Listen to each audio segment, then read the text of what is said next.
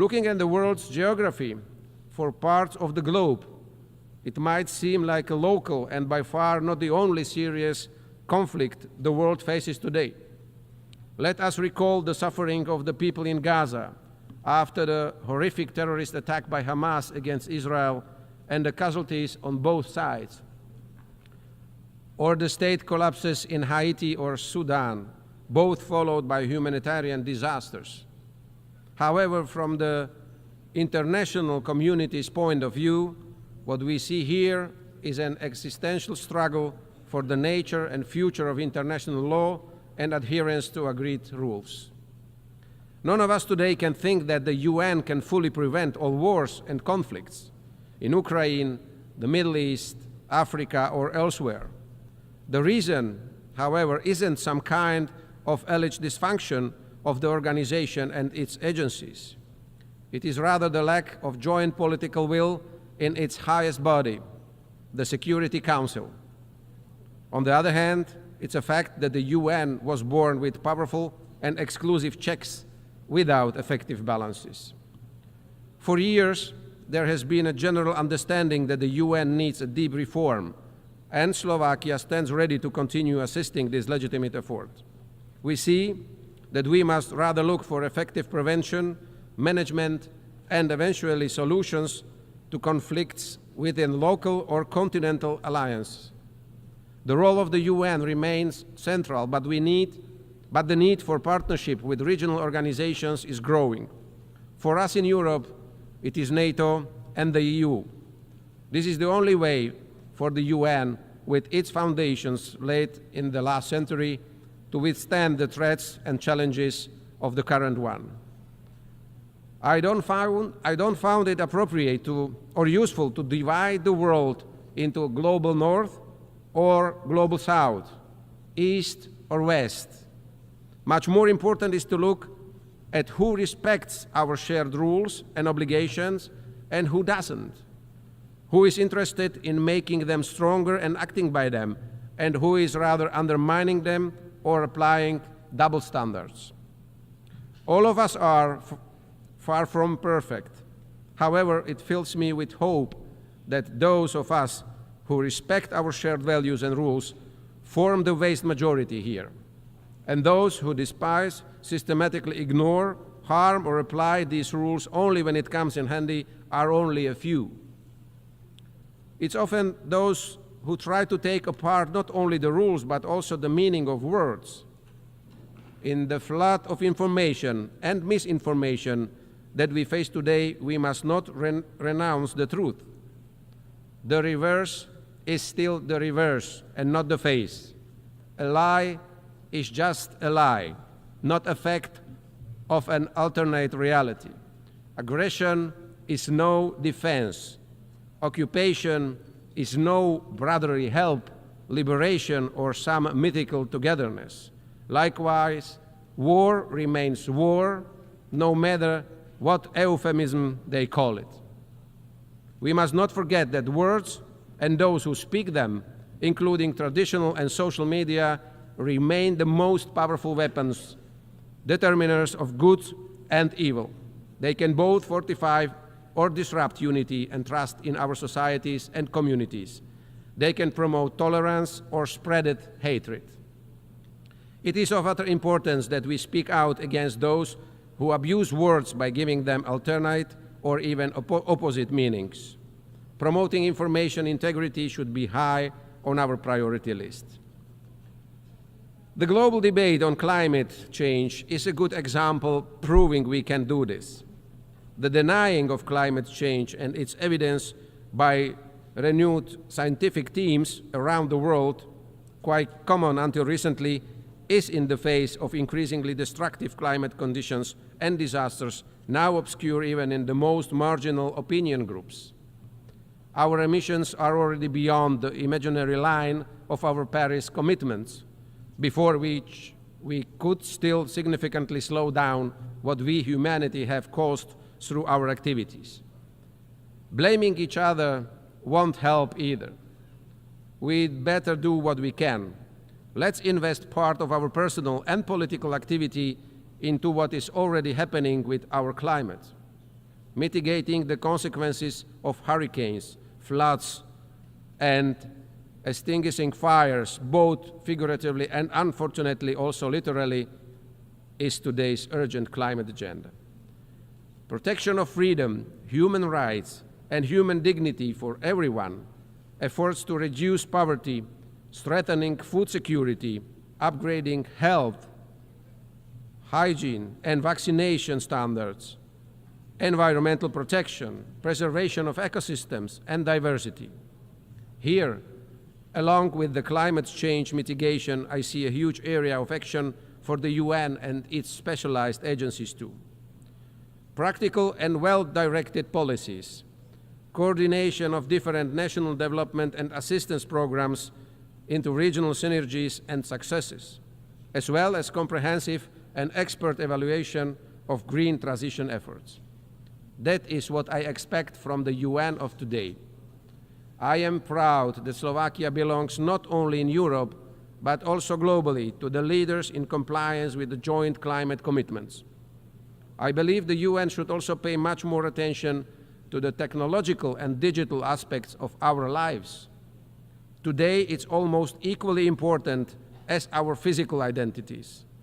What I have in mind is no global regulation. That is a task for regional actors. I rather think of the widest possible involvement of new technologies into everything that the UN has been working on. My point is that the whole world should more evenly benefit from technological progress. It should become one of the main engines of social progress and a way to level differences and promote gender equality. All of this is also a part of the basic mission of the UN. Another pressing problem in front of many countries and the entire international community is migration. It is a phenomenon that divides us rather than unites us, an agenda on which elections are won or lost today. However, we should never forget that the most of our ancestors across Europe were refugees too, when they fled before war, poverty, or persecution during Nazism or communism. There is no magic formula for addressing illegal migration. It is, however, clear that many aspects of migration need clear rules, transparent procedures, and effective policies, measures which will help the source, transit, as well as target countries. And it is also legitimate to appropriately address all security risks that in particular the illegal migration brings. But what we need in the first place is a calm, pragmatic, and realistic dialogue leading to the cooperation of all concerned parties, which not only deals with the consequences, but above all with the causes of illegal migration as well as those who aid and profit from it. Excellencies, ladies and gentlemen, Slovakia has a long-term been an active member of the UN. In the spirit of all these issues, priorities, and challenges that I mentioned today, Slovakia is preparing as a candidate for a non-permanent seat in the UN Security Council in 2028 and 2029. Our diplomats and experts are sitting in executive boards of several specialized UN agencies. The roots of Czechoslovak and today's Slovak diplomacy are closely linked with international cooperation. Names like Milan Rastislav Štefánik, Štefan Osusky, Ivan Krno, or Jan Papanek are well known in the diplomatic community, and some of them left a strong footprint here in the UN corridors too. The last one, Jan Papanek, was Czechoslovakia's delegate at the San Francisco conference and was one of the 14 people who formulated the final text of the charter that gave birth to this organization. All these prominent Slovak diplomats had one thing in common. They all were true and convinced multilateralists. And it is to multilateralism that we, to a large extent, owe our modern statehood and identity. It's therefore up to us, the leaders of this world, to stress in communication to our citizens that the building blocks and rules of the international community, which we have been lying together for almost 8 decades since 1945, have no sustainable alternative. It is our task to say and repeat that we must not bring them down, but on the contrary, fix and bolster them. Multilateralism, just like the world around us, is complex and has many diverse and often opposing layers. It requires a lot of patience, and it often brings frustration and bitterness. However, it's also the most precious generational wealth that we can rely to our posterity. It's up to us in what condition and how well or ill prepared for the future we will jointly pass it on. Thank you very much. On behalf of the Assembly, I wish to thank the President of the Slovak Republic. The Assembly will hear an address by His Excellency Nangolo Mbumba, President of the Republic of Namibia. I request protocol to escort His Excellency and invite him to address the Assembly.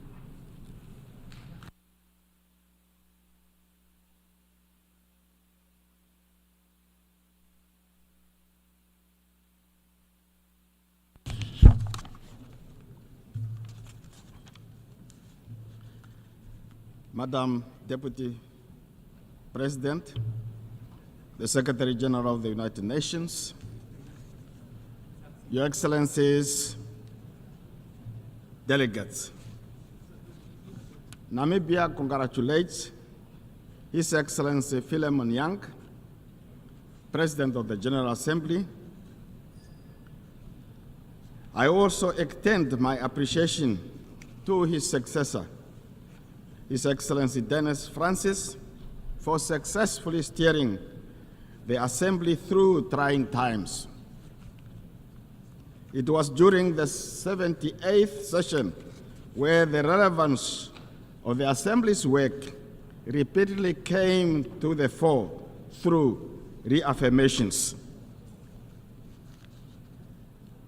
The theme for this general debate, leaving no one behind, acting together for the advancement of peace, sustainable development, and human dignity for present and future generations, aligns perfectly well with our shared aspiration for effective international cooperation.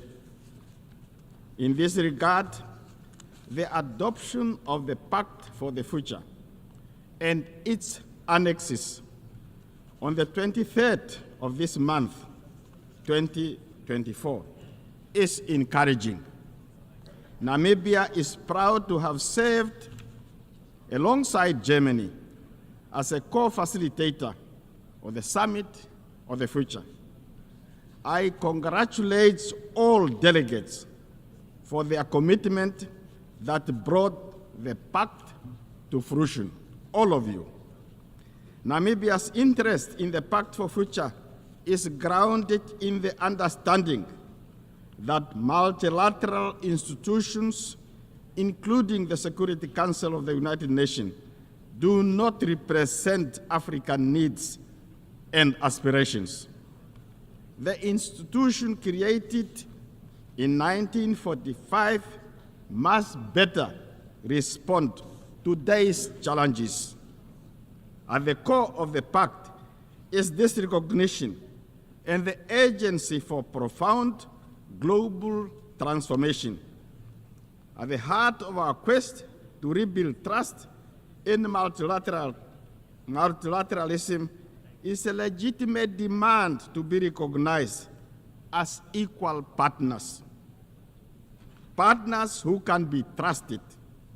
Partners in the fight against war, against poverty, against global injustices and inequalities.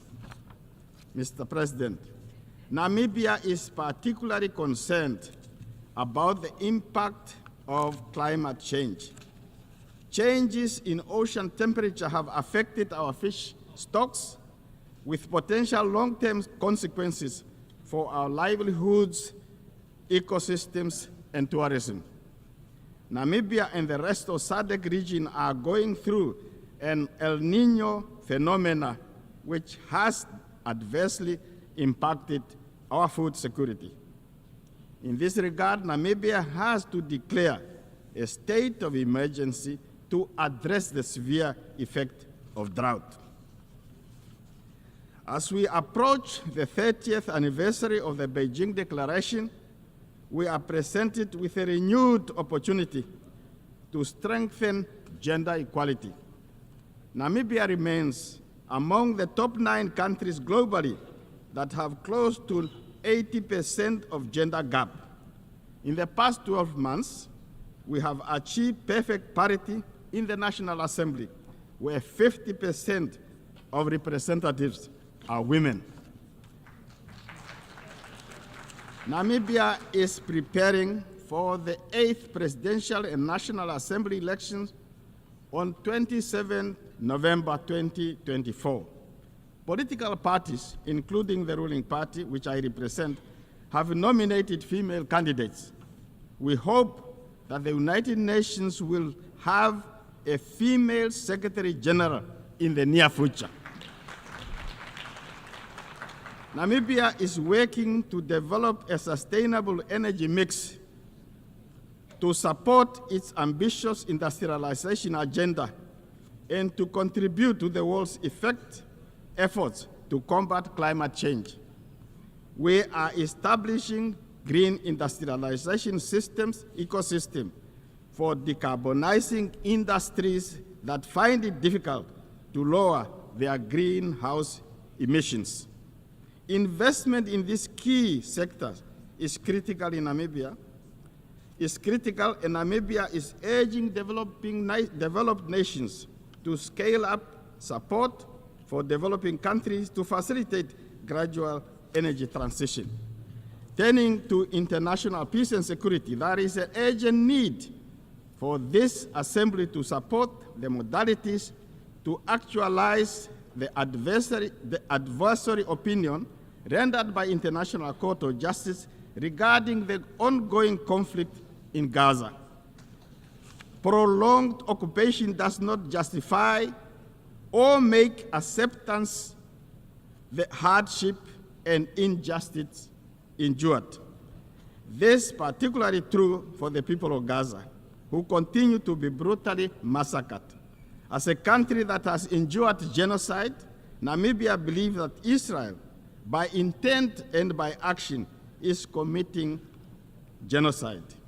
Namibia continues to call for a ceasefire and humanitarian assistance to flow unhindered into Gaza. On economic matter, economic hardship continue to affect the sister Republic of Cuba in stark contrast to the ideals of inclusivity and the goals of leaving no one behind. Namibia calls for the end of economic, financial, and commercial blockade against Cuba and calls for removal of Cuba from states that are accused of sponsoring terrorism. Namibia also reiterates its call for the immediate and unconditional lifting of illegal sanctions against our neighbor Zimbabwe, which hinders the country's capacity to achieve sustainable development goals. Further affronts to United Nations Charter, its purpose and principle is the continued disenfranchisement of the people of Western Sahara, who are denied the right to self-determination.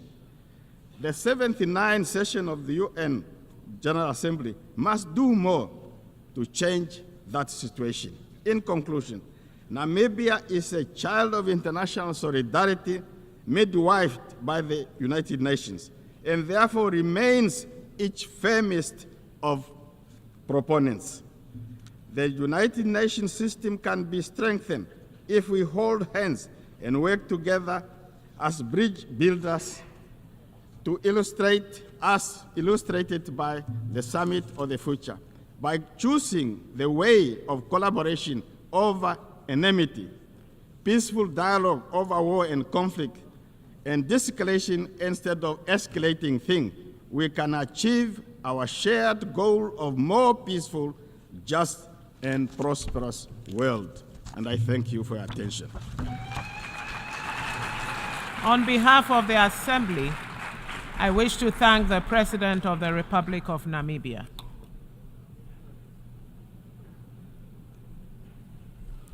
The Assembly will hear an address by His Excellency Mohamed Yunus Menfi, President of the Presidential Council of the State of Libya. I request protocol to escort His Excellency and invite him to address the Assembly.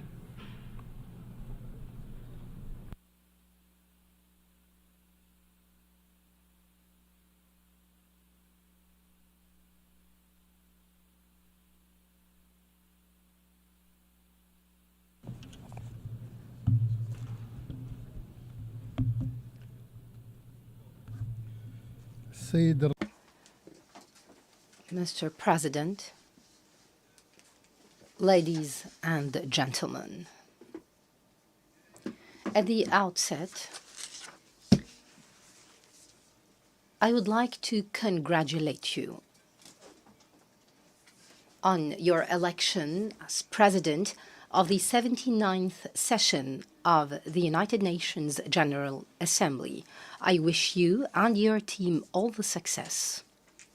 I would also like to express my thanks and appreciation to Mr. Dennis Francis for his excellent stewardship of the previous session. Thanks are also due to His Excellency the Secretary General Antonio Guterres for his continuous effort to promote international peace and security, as well as his good offices to achieve the noble objectives of the United Nations and his role in promoting human rights. Madam President, ladies and gentlemen, Libya has suffered for over more than a decade from successive transitional periods tainted with unjustified conflicts and wars among brothers. They were fueled by foreign interference aimed at weakening the state, deepening divisions, and controlling its natural resources, as well as its political and social decision. This necessitates a strong stance today to regain control. Challenges are huge and complex before us. However, we're still trying to reach consensual solutions to unite our words and ranks and gather all parties around one table to find a national solution. However, this institutional division that is a result of the systematic obstruction by some political parties and the subsequent conflict over privileges and prerogatives led to the escalation of this institutional and political crises. It further complicated the political landscape. This started with building parallel bodies, leading to the freezing and cancelling of our commitment to certain political agreements and resolutions of the Security Council, and the use of the resources of the state as a tool for political pressure, and the last of which was also attacking the Libyan prosecution and adjudication. And it is our duty to shoulder our responsibility to ensure the safety of our country and its strength.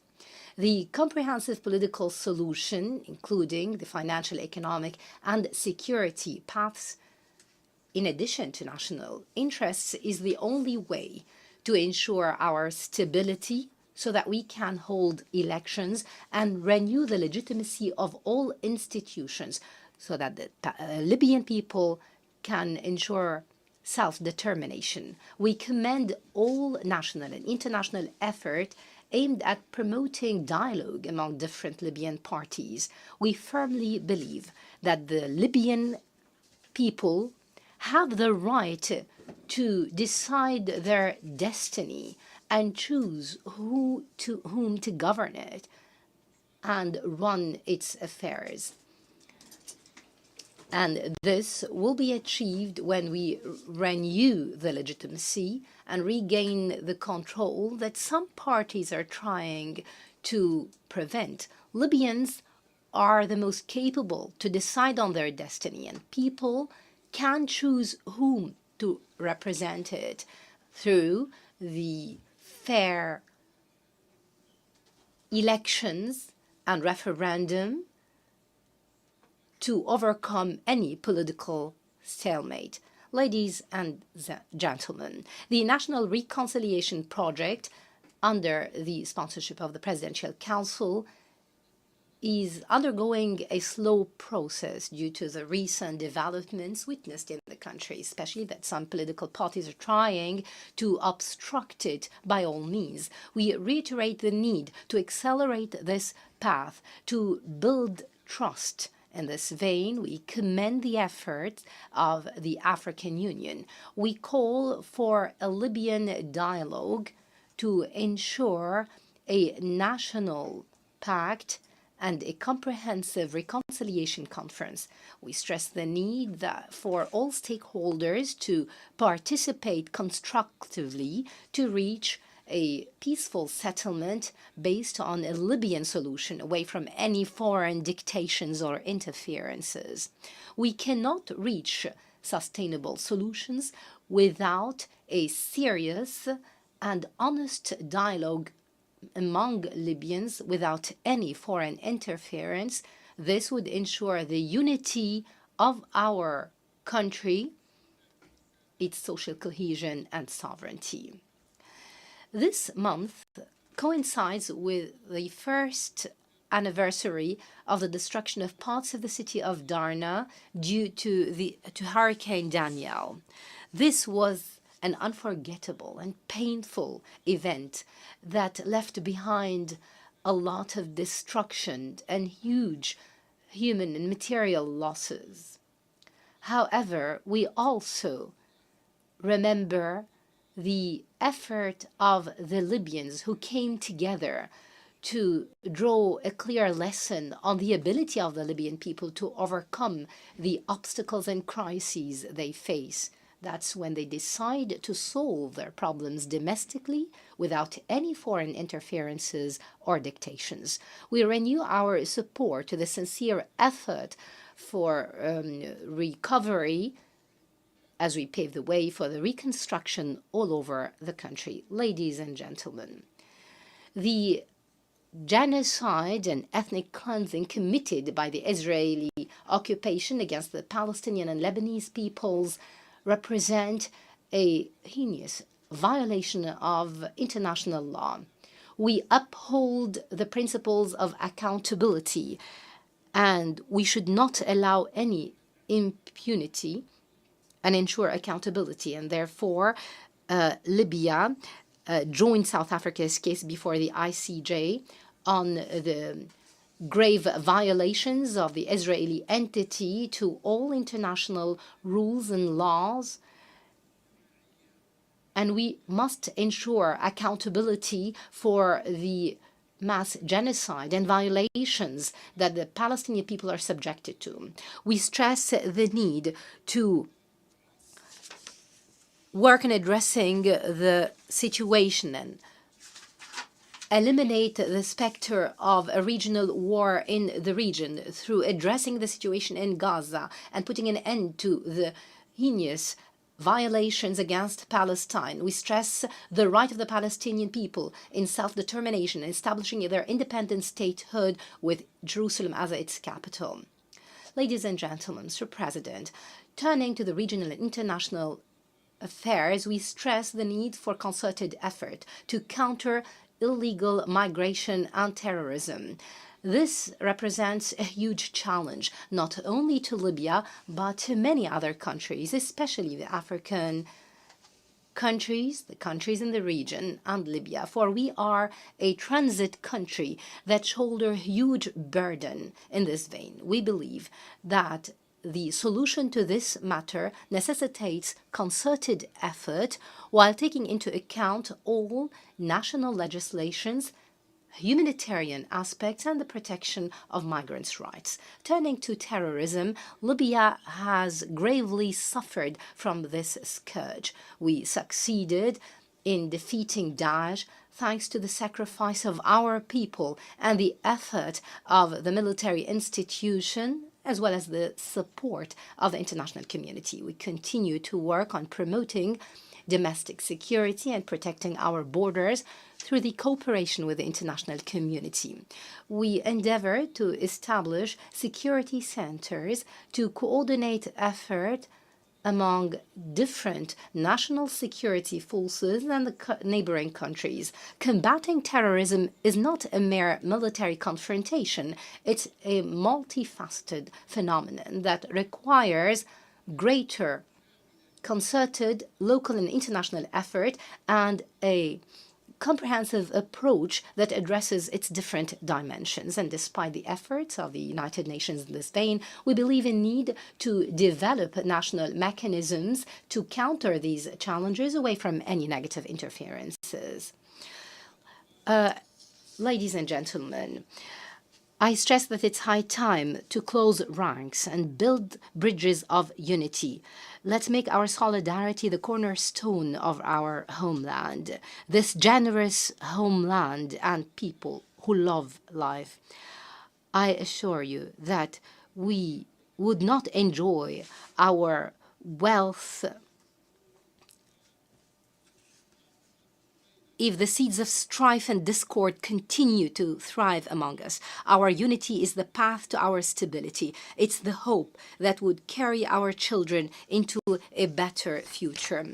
I urge you to uphold our national unity and take off the interference that aims at undermining our endeavors.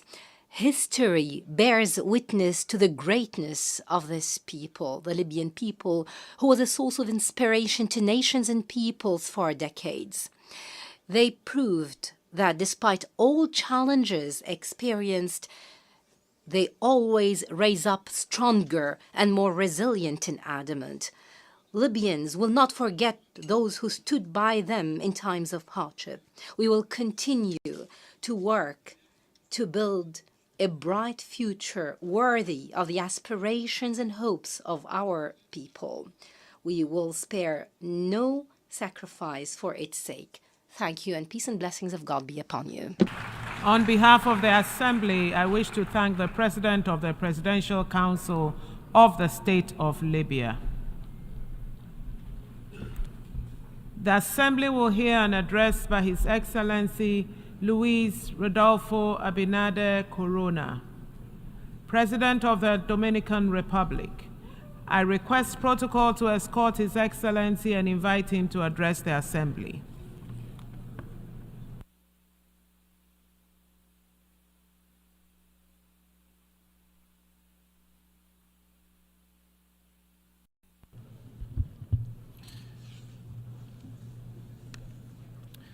Excelentísimo señor. Your Excellency, Mr. Philemon Yang, President of the 79th session of the UN General Assembly, Your Excellency, Mr. Antonio Guterres, United Nations Secretary General, heads of state and government, distinguished heads of delegation, ladies and gentlemen. I wish, on behalf of the Dominican people, to express my congratulations to Mr. Philemon Yang on his election as President of this Assembly. In turn, I would like to thank him for his work and thank the Secretary General for the successful organization of this 79th session and in particular for the recently closed Summit of the Future. This ambitious effort stressed the need to bolster international financing to ensure that we can attain the Sustainable Development Goals, the SDGs. It demonstrates the sincere determination to work for a present and future of peace, civic well-being, respect for human rights, and democratic values. I'd like to emphasize that in the Dominican Republic, we have made considerable headway in the SDGs in poverty reduction, food security, energy sustainability, public safety, and climate action, just to cite a few examples. By way of example, monetary poverty shrank from 25.8% in 2019 to 23% in 2023. This despite the pandemic and the effects of the war. And in the first half of this year, it fell to 18.9%, which is the lowest level in our history. Over the 4 years of our administration, we have more than doubled spending on social protection. Our agricultural policy has been key to guaranteeing food security and maintaining profitability for Dominican farmers. Despite being an island with limited amounts of arable land, we have managed to boost our food self-sufficiency from 88.5% in 2019 to 90.6% in 2023. Indeed, we've established self-sufficiency in this sector to a large extent. Turning to the generation, transmission and distribution of affordable and clean energy, we've made significant strides and important improvements in electric regulations. We are beginning to build 2,000 new megawatts in thermal generation, and we've signed contracts for 1,600 megawatts of renewable energy, with 600 megawatts already in operation and 1,300 in construction. By the end of 2027, for the first time, we will have a surplus generation capacity of over 15%. This will guarantee greater stability, sustainability, and prices for our energy supply. Public safety has also seen a considerable improvement. In 2022, the murder rate in our country stood at 13.2 for every 100,000 inhabitants. In 2023, it fell to 11.5, and in 2024, so far, it stands at 9.9.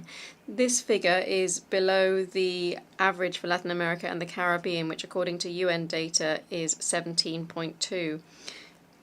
We stand steadfast in our commitment to tackle the triple planetary crisis: climate change, biodiversity loss, and pollution.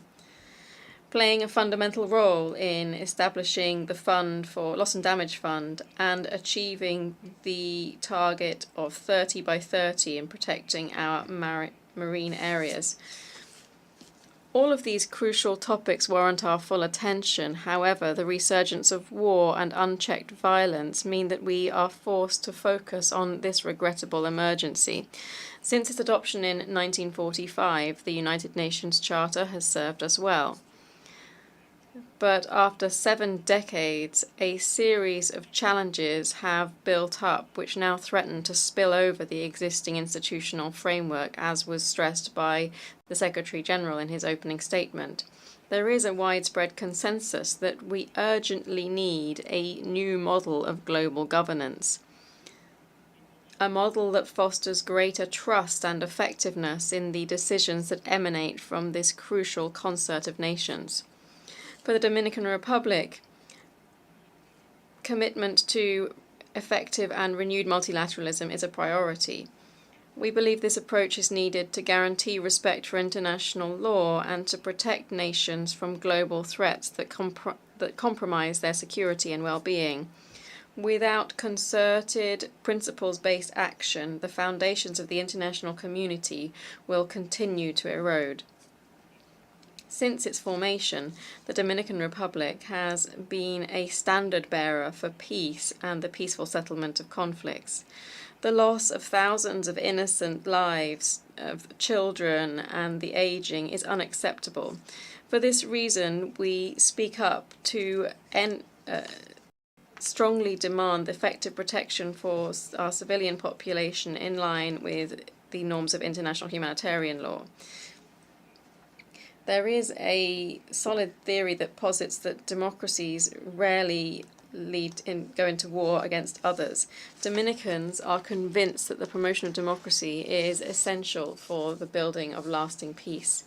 Democracy cannot be reduced to a system of mechanic procedures. Democracy has to be a living reality which positively transforms our citizens' lives. President, We stand at a crucial juncture for democracy in Latin America and the Caribbean. Over the last few decades, we have borne witness to considerable deterioration in the quality of and support for democratic systems. In line with according to the Latino Barometer poll, support for democracy has fallen significantly from between 2010 and 2023, and at the same time authoritarianism increased. Many factors have impacted this decline, including the effects of frequent economic global crises, which have become cyclical since the end of the 1990s. Another factor is also that citizens are not seeing the tangible benefits of democracy and are very concerned by personalism and corruption, which undermine trust in democratic institutions. In light of this, a clear propensity to remain in power stands out, which in the case of Latin America has taken the form of indefinite re-election, which over the last 30 years has eroded democracy. One example of this is the crisis in Venezuela, which combines a concentration of power, persecution of the opposition, and censure of the media. Without due transparency of the electoral process and without necessary documentation, the crisis will further worsen. We continue to insist on the publication of all electoral records and their verification by impartial institutions in respect for the results of the popular will in Venezuela. Without the publication of these documents, a legitimate winner will not be able to be declared. Transfers of power are essential to guaranteeing responsible and genuinely participatory politics. Democracy is based on a founding principle. The loser has to accept their defeat and exercise true, faithful, constructive opposition. Another democratic principle establishes that the winner must not bully nor crush their adversary. Democracy cannot be exercised solely by and for the winners. The majority has to be treated with respect, and the minority has to be included, including equal rights and ensuring that they are treated with equity and justice. On the 19th of May, the Dominican people re-elected me at the first round for a second and final presidential mandate, which led to a qualified majority in both chambers of the Congress. I'm looking ahead to strengthening Dominican democracy, and to this end, I presented a constitutional reform to the Dominican Congress, which will comprehensively limit presidential re-elections to 2 consecutive terms and no more. This reform aims to leave a legacy of greater political and social stability to future generations, and aims to establish a general principle that is clear and robust. That power is always transitory and must be there to serve the people. Mr. President, every democracy needs to make a commitment to defending human rights.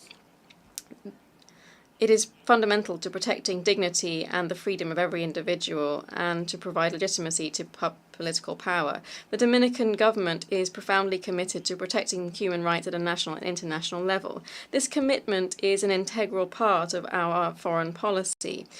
This establishes the promotion and defense of human rights as one of its main pillars. Here there can be no horse trading nor factions, just principles.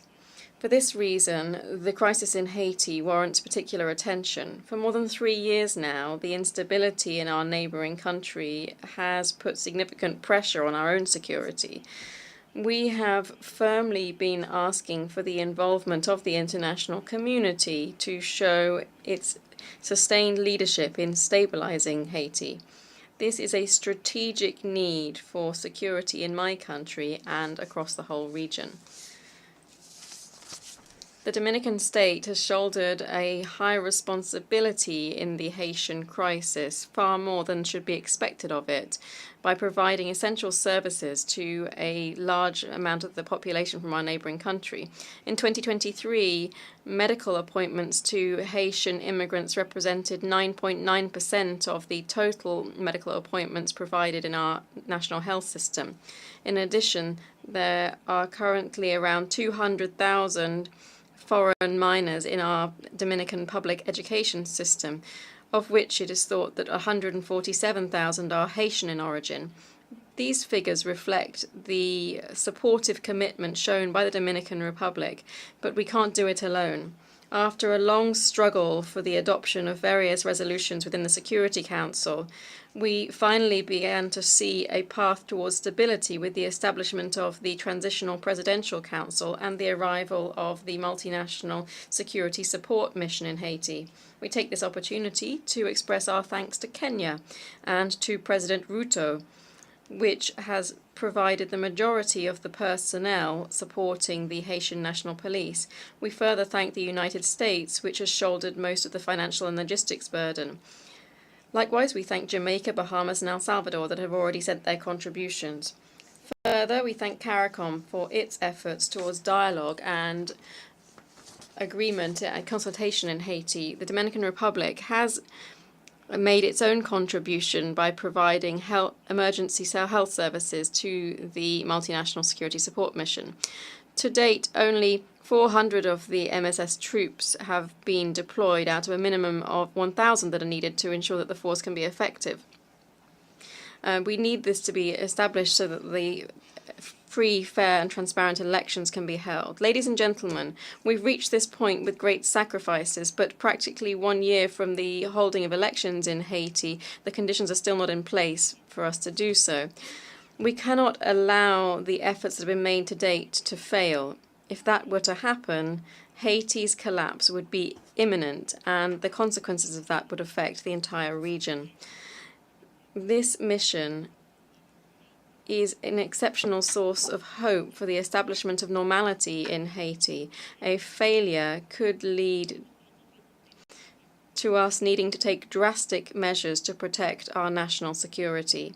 It's unacceptable that at this stage of the game, some of the countries that have had an impact on the Haitian situation or that have committed to resolving it have not fully kept their promises. While my country's national security is implicated, I will not let up in my demands for stability in Haiti. President, the Dominican Republic and the government that I preside will continue cooperating with the international community in a supportive, committed manner to meet the Sustainable Development Goals. The global landscape means that we need to act as a cohesive community with, like a true concert of nations with one common goal and an aligned vision for the future. We'll be judged by history, not only in terms of the speeches that we give in these illustrious halls, but also, more importantly, for the actions that we undertake in practice. We cannot fail our peoples. We cannot fail humanity. We cannot fail the future. Thank you very much.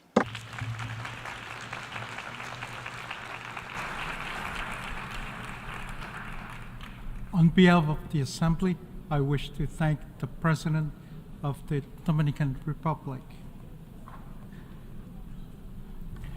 The Assembly will hear an address by His Excellency Klaus Werner Ioannis, President of Romania. I request protocol to escort His Excellency and invite him to address the Assembly.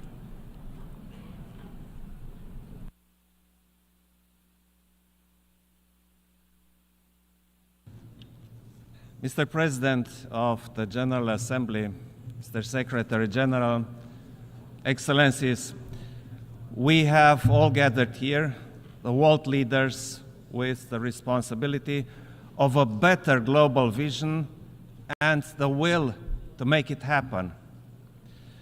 There is no better and more representative framework than our 79-year-old United Nations, anchored in the UN Charter and the international law. However insecure the world is today, the answer to our problems will always be more cooperation and more solidarity. Romania will always uphold the international world order with the United Nations at its core. If we want to find the solutions, we need to have a more responsible look at our world, to understand its challenges. Let us remember what brought us here together in the first place: peace as a state of spirit, as a purpose, as a tool. Regrettably, we see around the globe that insecurity, violence, conflicts, and even war have taken a firm grip on our world. Our main challenge is finding the much-needed solutions to restore and safeguard peace. Otherwise, the international order and the international law are ours to lose. When diplomacy is the most difficult tool to use, it is precisely then when we need to use it most. Look at the dire global consequences of the Russian war against Ukraine. It has unleashed the greatest security crisis in Europe in recent history, in breach of the international law and with implications going well beyond Europe. In this context, Romania has extended a strong, multidimensional support for Ukraine and its people, and we are committed to maintain it for as long as it is needed.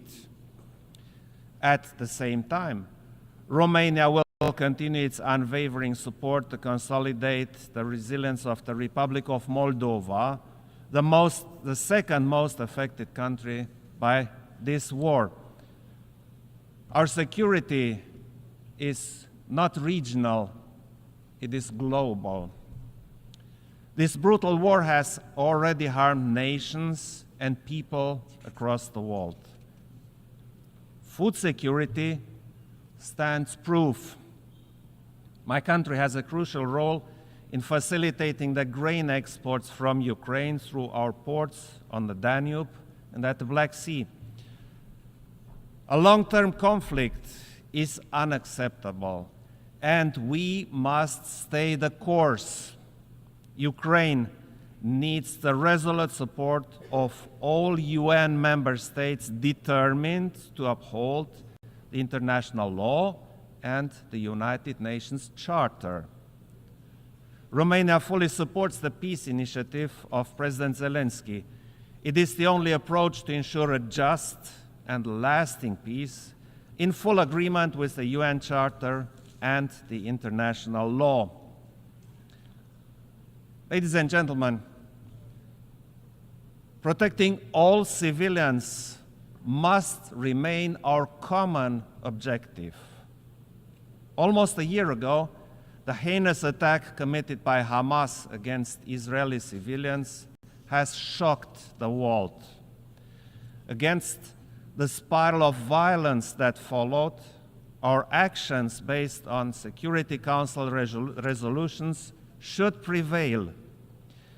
The end of hostilities, a safe release of all hostages, and facilitation of the safe shipment of the humanitarian aid for the civilians in Gaza are imperatives no one can deny. Furthermore, we support all efforts to resume the political process based on the two-state solution, coexisting in peace and security within safe and recognized borders. More broadly, around the world, there are alarming calls to stop blatant violations of human rights under many forms and rooted in different causes.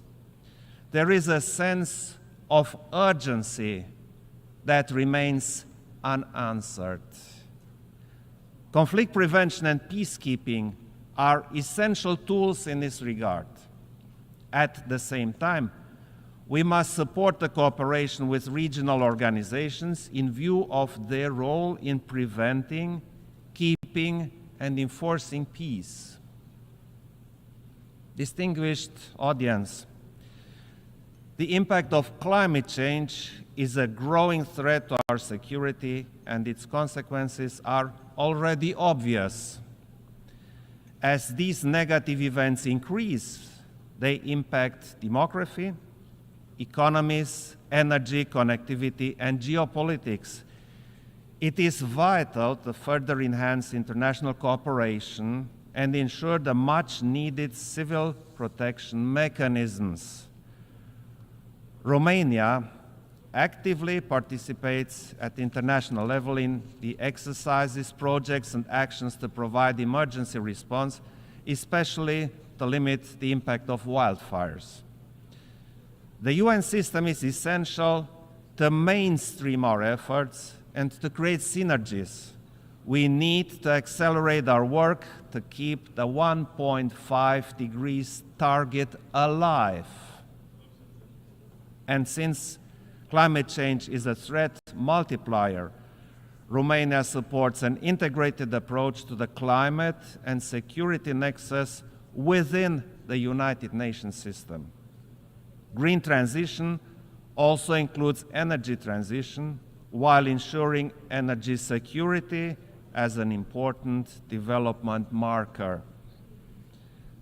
Ladies and gentlemen, we live in an era when we could fully enjoy the opportunities offered by information, innovation, and connections.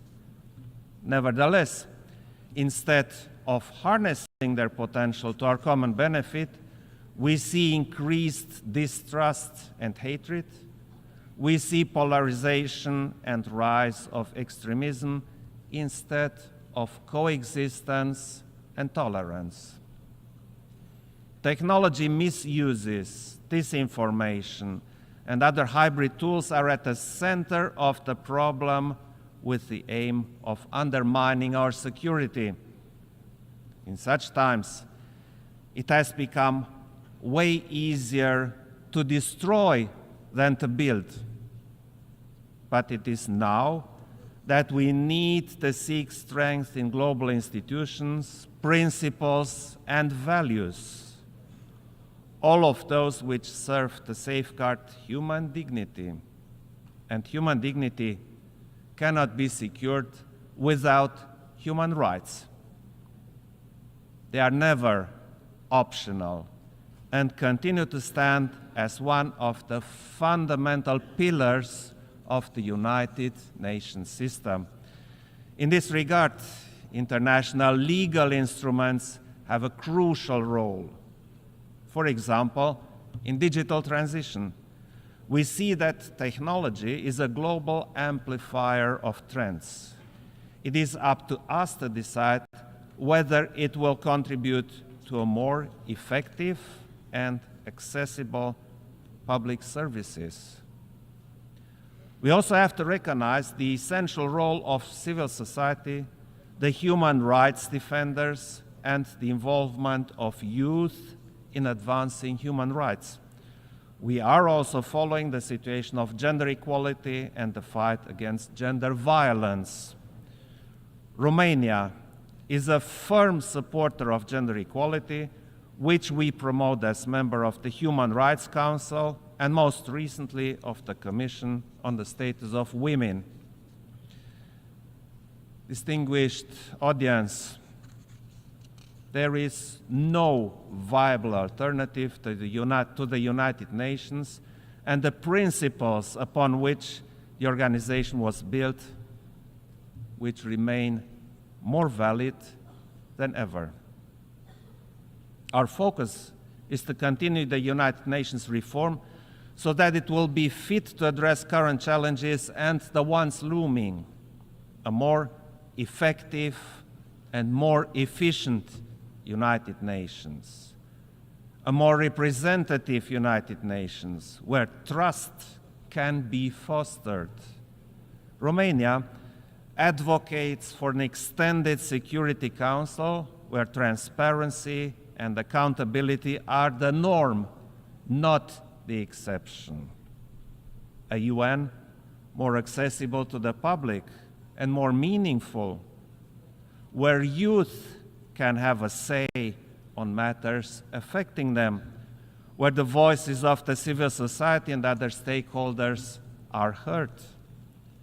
This is why a pact for the future was so urgently required to give fresh shape and purpose to our vision for the next generations. Finally, The United Nations has a continuous aspiration for a better world, from those who dreamed of peace and tolerance to those who will never stop fighting for it.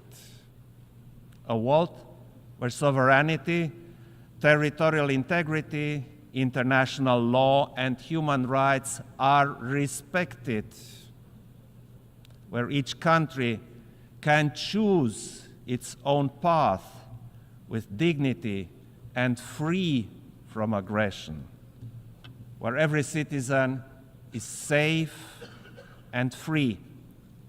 This is our credo, and this is our call for action.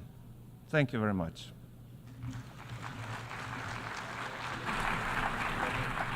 On behalf of the Assembly, I wish to thank the President of Romania. The Assembly will hear an address by His Excellency Felix Antoine Tshisekedi Chilombo, President of the Democratic Republic of the Congo. I request protocol to escort His Excellency and invite him to address the Assembly.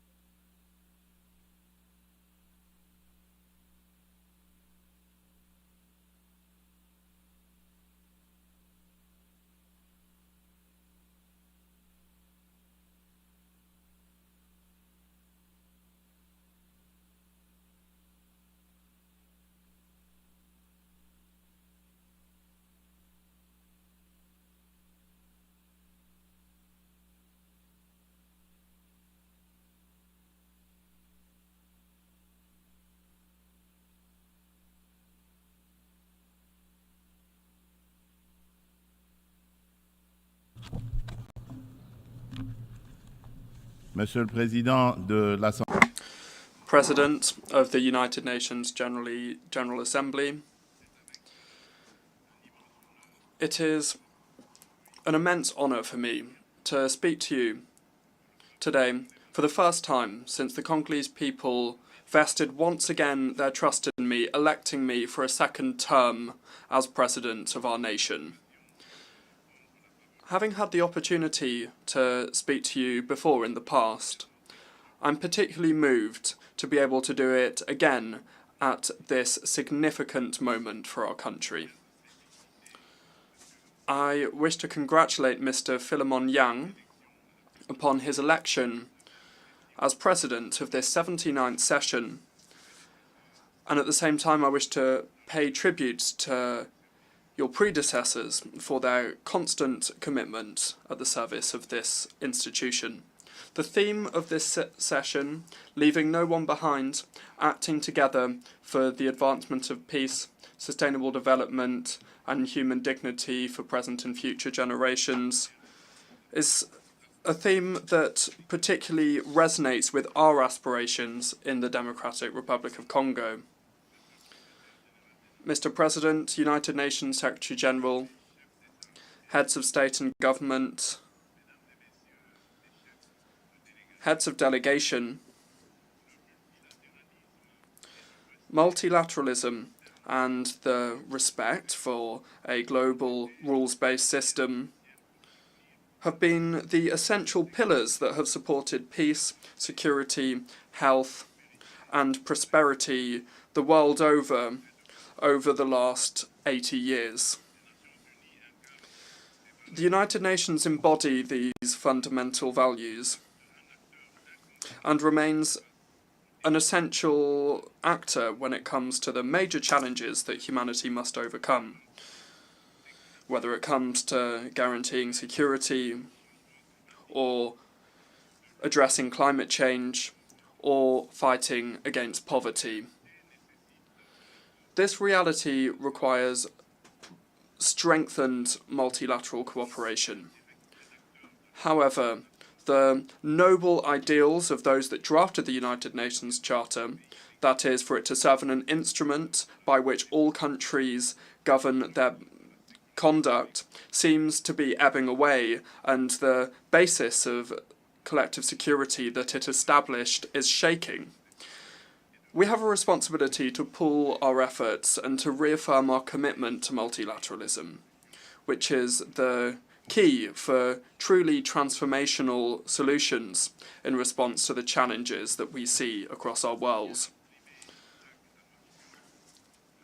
As Dag Hammarskjöld, former United Nations Secretary General, whose sacrifice for peace in the Democratic Republic of Congo, which recalls how grave our mission is, so eloquently said, and I quote, "The goal of the UN is not to take us to heaven, but rather to prevent us from going to hell."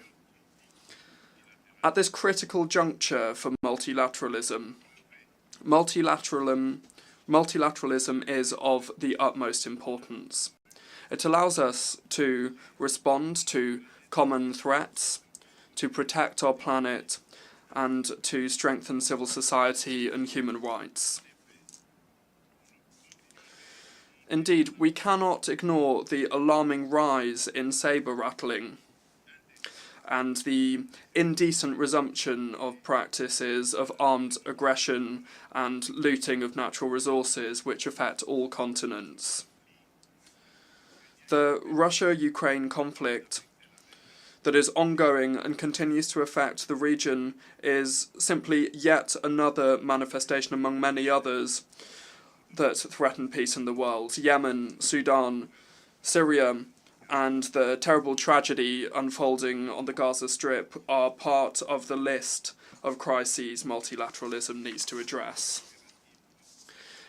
It is essential to act together to progress towards peace, sustainable development, and human dignity, thereby ensuring a better future for future generations. Let us not leave anybody by the wayside. This is the clear and relevant message that's inspired the theme selected to guide the work of this 79th session of this august assembly. Mr. President, the Pact for the Future and its annexes, that is the Global Digital Compact and the Declaration on Future Generations that we adopted during the recent Summit of the Future, highlight the importance of active collaboration to achieve a common vision of a peaceful and prosperous future. These documents represent an essential commitment to put an end to conflicts, to tackle extreme poverty and hunger, and to address challenges such as displacement of populations, illegal immigration, food insecurity, pandemics, and the risks associated with new technology. At the same time, the Global Digital Compact is an essential pillar, part of our quest for a prosperous future, and is at the heart of the fourth industrial revolution, where digital technologies have become essential. This digital transition is an unprecedented opportunity to achieve the Sustainable Development Goals by 2030, in particular for the least developed countries. It seeks to reduce the digital gap and to onboard unconnected populations with digital services with a high social impact. However, in order to address this major challenge inherent to the digital revolution, global reforms are required, involving a reassessment of the international financial architecture and involving adequate financing. For this reason, the Democratic Republic of Congo aspires to attract investment to develop connectivity in Africa and calls for cooperation from multilateral partners and telecommunications operators, with knowledge transfer being key.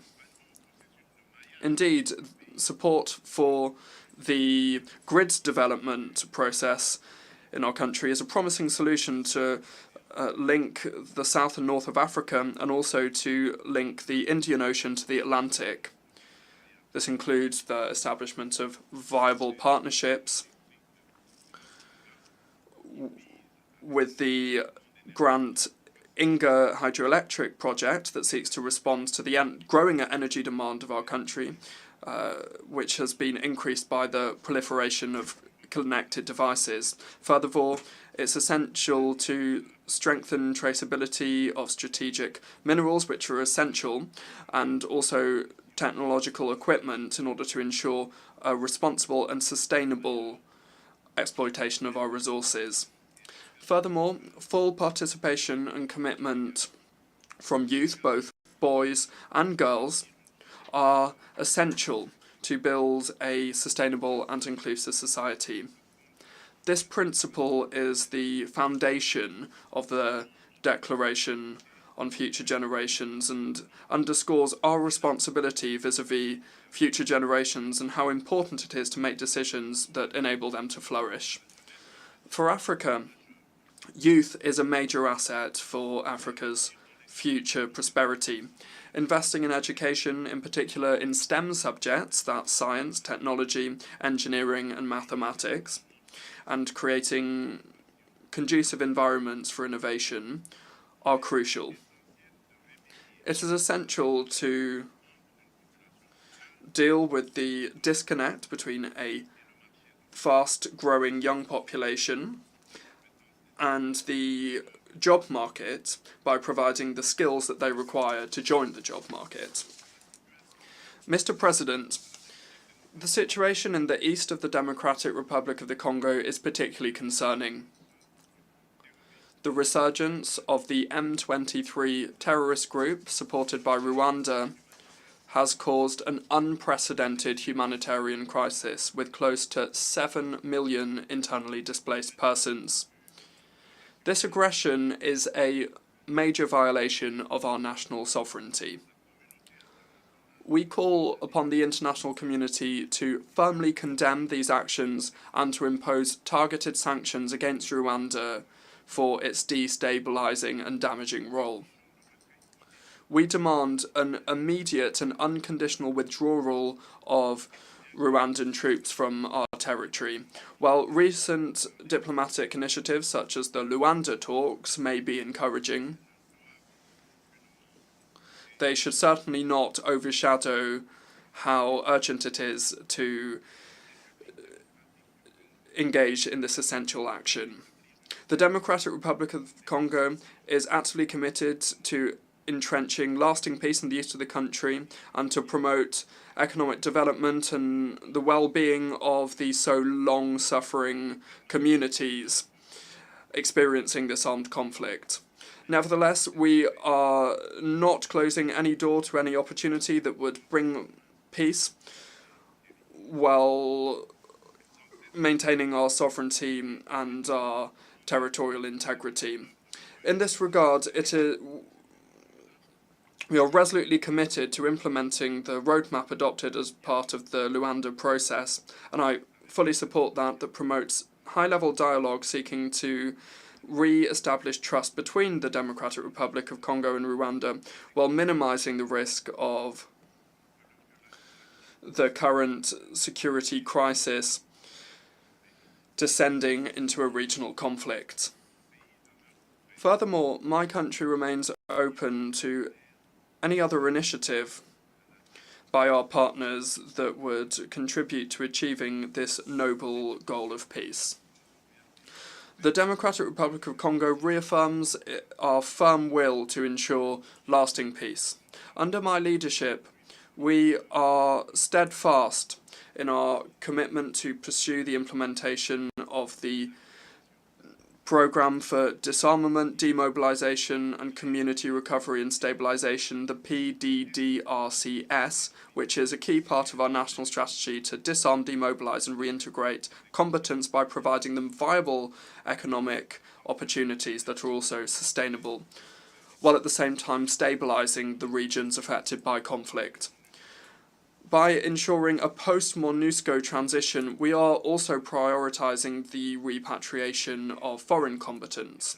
The PDDRCS is a crucial tool for peace in the Democratic Republic of Congo, and I invite our partners and our friends to support it.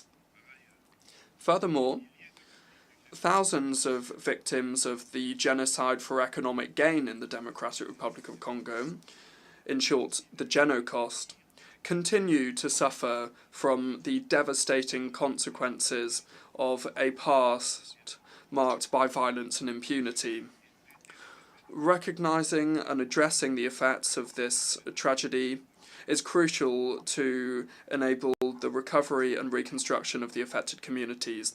Beyond immediate humanitarian aid, a long-term approach focused on justice, reconciliation and sustainable development is essential to allow the victims to recover and to return to a decent life. Therefore, the government of the Democratic Republic of Congo decided to make the 2nd of August National Day, the Genocost Day, which is dedicated to the victims of the odious crimes perpetrated by rebels supported by multinational corporations and states in the region. This is a national day of coming together, and it allows us to confront our painful past so that we can move forwards. It's essential to strengthen the historic conscience of our country and to affirm the determination of our nation to prevent such barbarous acts from repeating. President, terrorism is a serious threat to international peace and security, and it affects all the regions of the world. Having raged in Asia, in Western Europe and in North America, this scourge now seems to be entrenching itself in Africa. As a member of the Global Coalition Against the Islamic State, the DRC urges the United Nations to ramp up its efforts to implement the recommendations of this organisation, in particular when it comes to the Akaba process. Terrorism, which is raging in the east of our country, is closely linked to the looting and illegal exploitation of our natural resources. These criminal activities are nourishing insecurity and financing armed groups, exacerbating conflicts in the Great Lakes region. It is therefore essential for the United Nations to envisage severe sanctions against those responsible for these economic crimes in order to break this vicious circle and to foster peace, sustainable development, and human dignity for future generations. President, according to the most recent voluntary national review report for the SDGs, the Democratic Republic of the Congo has made significant progress towards several of the SDG targets, thanks to major reforms and interventions. Since 2019, the government has had in place ambitious reforms to ensure free basic education, which has allowed more than 4 million children to attend school. Moreover, several measures have been taken to strengthen social protection, to introduce universal health coverage, and to promote gender equality, as well as fostering and supporting the development of infrastructure and rapid industrialization via, inter alia, the creation of special economic zones. Despite this progress, the Global Report on the Sustainable Development Goals underscores that at the current tempo, the Democratic Republic of the Congo will not be able to achieve the SDGs by 2030 due to persisting inequality and vulnerability, which are exacerbated by armed conflict.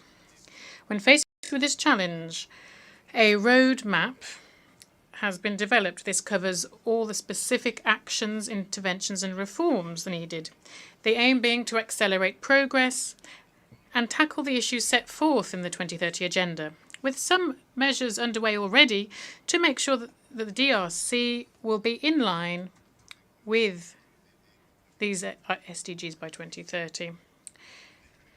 For this to work, the Democratic Republic of the Congo needs an annual investment of around $32 billion. It is therefore indispensable to strengthen partnerships for sustainable investment and to promote peace in order to support stable socio-economic development. To add to the list of global responses to climate challenges and the promotion of renewable energy, the Democratic Republic of the Congo, having already reaffirmed its commitment to ambitious climate action, wishes to underscore the crucial importance of financial and technical support, increased support, so its efforts can also therefore increase to achieve the goals set out in the Paris Agreement. Rich as we are in biodiversity and natural resources, the Democratic Republic of the Congo has taken on the role as a key player in the fight against climate change. Initiatives that are already underway to reduce greenhouse gas emissions cover 4 strategic sectors. These are agriculture, forestry, energy, and waste management. Structural reforms are also in place at the moment to reverse deforestation and to improve access to clean energy. This is the proof of the determination of our government to preserve natural resources and to support a green transition. Now, in terms of showcasing our tropical forests, Bali in November 2022 saw a watershed moment. This was the adoption of the Joint Declaration on Cooperation on Tropical Forests and Climate Action. This declaration was signed by Brazil, Indonesia, and the Democratic Republic of the Congo. This significant step forward demonstrates the collective political will that there is to use forests as a tool for sustainable development. The Trilateral Cooperation Alliance for Tropical Forests, which was created in Bali, will provide a framework to address biodiversity-related challenges and will also propose solutions for carbon credit markets, all the while ensuring full respect for the rights of indigenous peoples. Moreover, within the framework of environmental and global warming-related issues, it is also important to underscore the holding of the second summit of the biggest tropical forest basins in the world. These are the Amazon, the Congo, and the Borneo Mekong. This was held from the 26th to the 28th of October 2023 in Brazzaville in the Republic of the Congo. This African initiative, which was spearheaded by President Denis Sassou Nguesso, aims to implement, as part of the UN Decade for the Restoration of Ecosystems, create the first global coalition dedicated to the restoration of 350 million hectares of land and water ecosystems. These forests are a crucial bulwark against climate change. When faced with these problems that have been clearly identified, and we have solutions within reach, it is therefore crucial to act in a concrete fashion. The Amazonian, Congolese, and Borneo Mekong basins are home to more than 80% of the tropical forests and play a crucial role in the fight against climate change. And they also provide vital ecosystem services.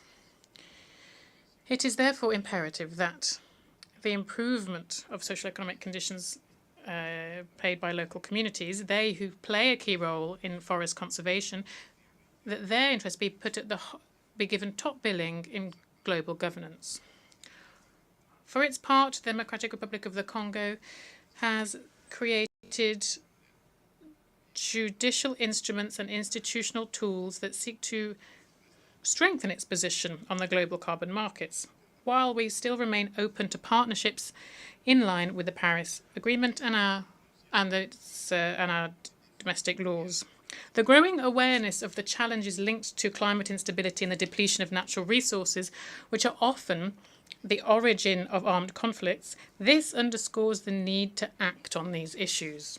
It is therefore crucial to recognise the link between climate change, environmental degradation and security in order to foster proactive action to mitigate these risks through sustainable practices.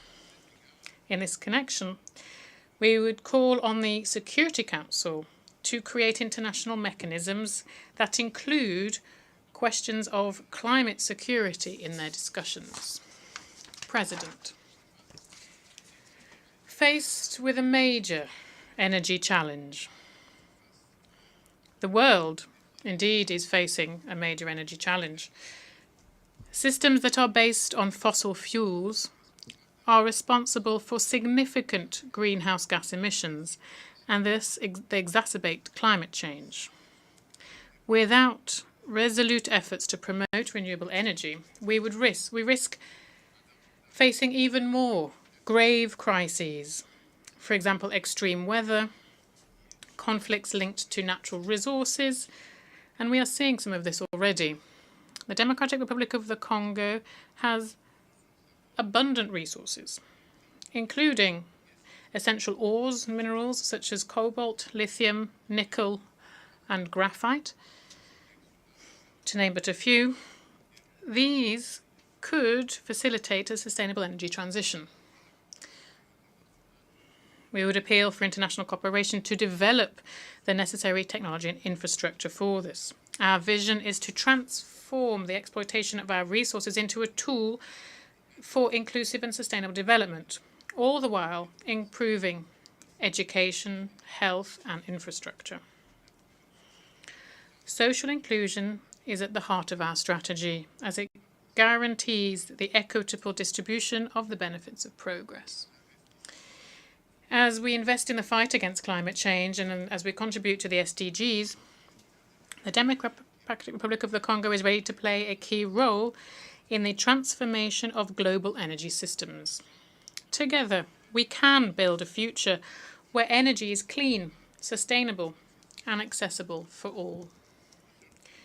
President, I would also like to touch on the crucial question of gender equality. Although equal participation of men and women in political life is something that is internationally recognized, in practice there is still a chasm between legal equality and the reality in how power is held. Women's concerns deserve to be integrated in the major decisions that affect our society. In the Democratic Republic of the Congo, we are determined to change mentalities, to overcome the social barriers that are hampering women from prospering. It is also crucial to involve men in this process so we can transform social trends and we can showcase their role in women's success. On a national level, the Congolese constitution enshrines parity. Thus, the government has also created a strategy to fight gender-based violence, a strategy that is focused on prevention, protection, and also reparation for victims. This strategy is reflected in our National Fund for Reparation of Victims of Conflict-Related Sexual Violence and Crimes Against Peace and Security, which goes by FONAREV. The current legislation seeks to guarantee this level of protection.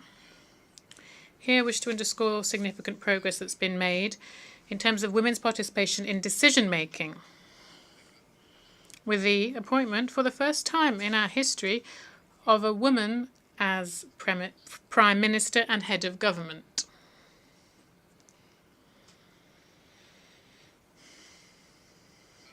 We're also seeing increased presence of women in governmental bodies, as well as in the judicial system and the parliament, as illustrated by the appointment of women as the first President of the Council of State and the head of the Central Bank of the Congo.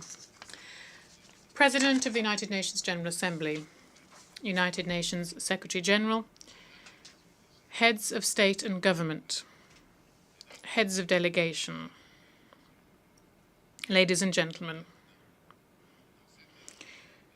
As we leverage this momentum, it is crucial that the international community, under the aegis of the United Nations, continue to support the processes underway and reinvent themselves when faced with the challenges of the current world.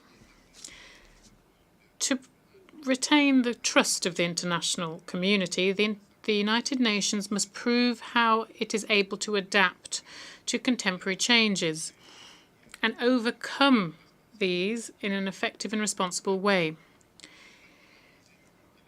It is crucial to breathe new life into multilateralism through targeted reforms of the United Nations Charter on key issues such as the Security Council, the veto, Chapter 7, and the use of force.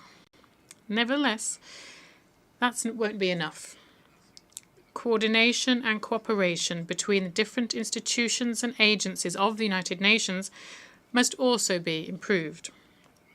Numerous global issues are often dealt with redundantly in different fora, sometimes taking contradictory angles, while other problems remain completely sidelined.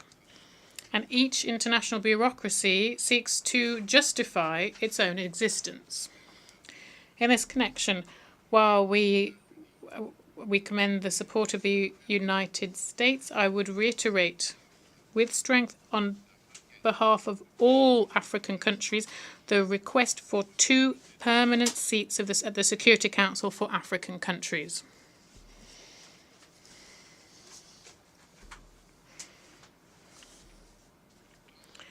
As the main decision-making body within the United Nations, this organ must include African representatives amongst its permanent members, with all of the associated prerogatives, particularly the veto. This is to guarantee fair geographic representation.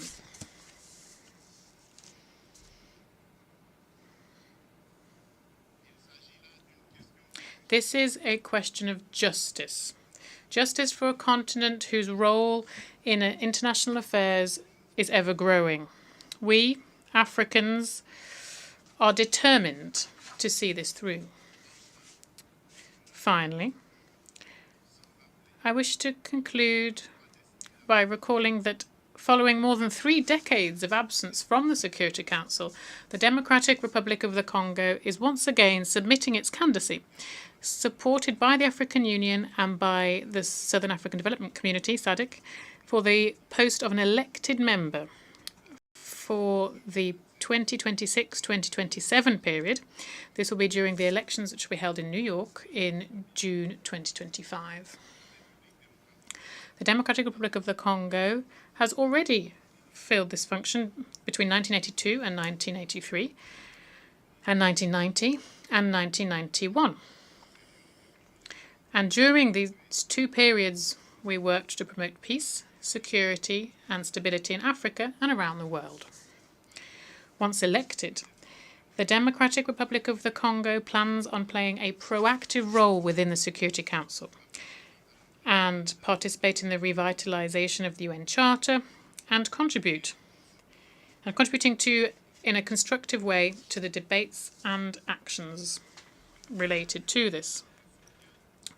My country, therefore, requests the support of all member states as we come up to these elections.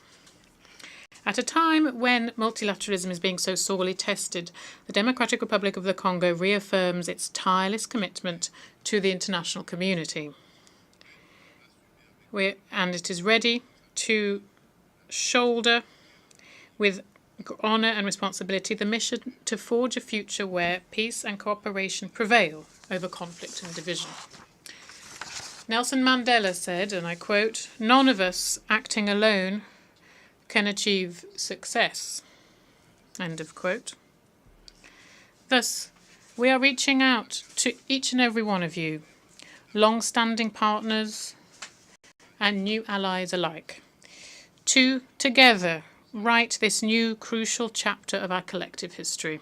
Together, let's make our world a place where every nation, big or small, can prosper in dignity and security.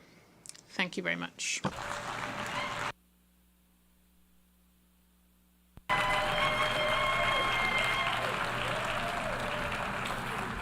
On behalf of the Assembly, I wish to thank the President of the Democratic Republic of the Congo.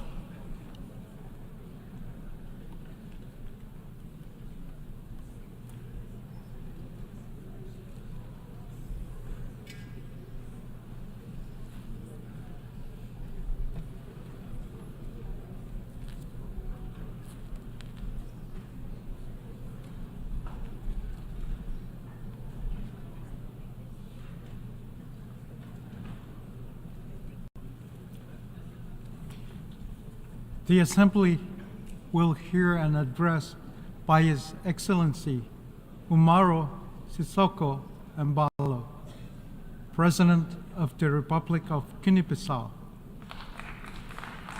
I request protocol to escort His Excellency and invite him to address the Assembly.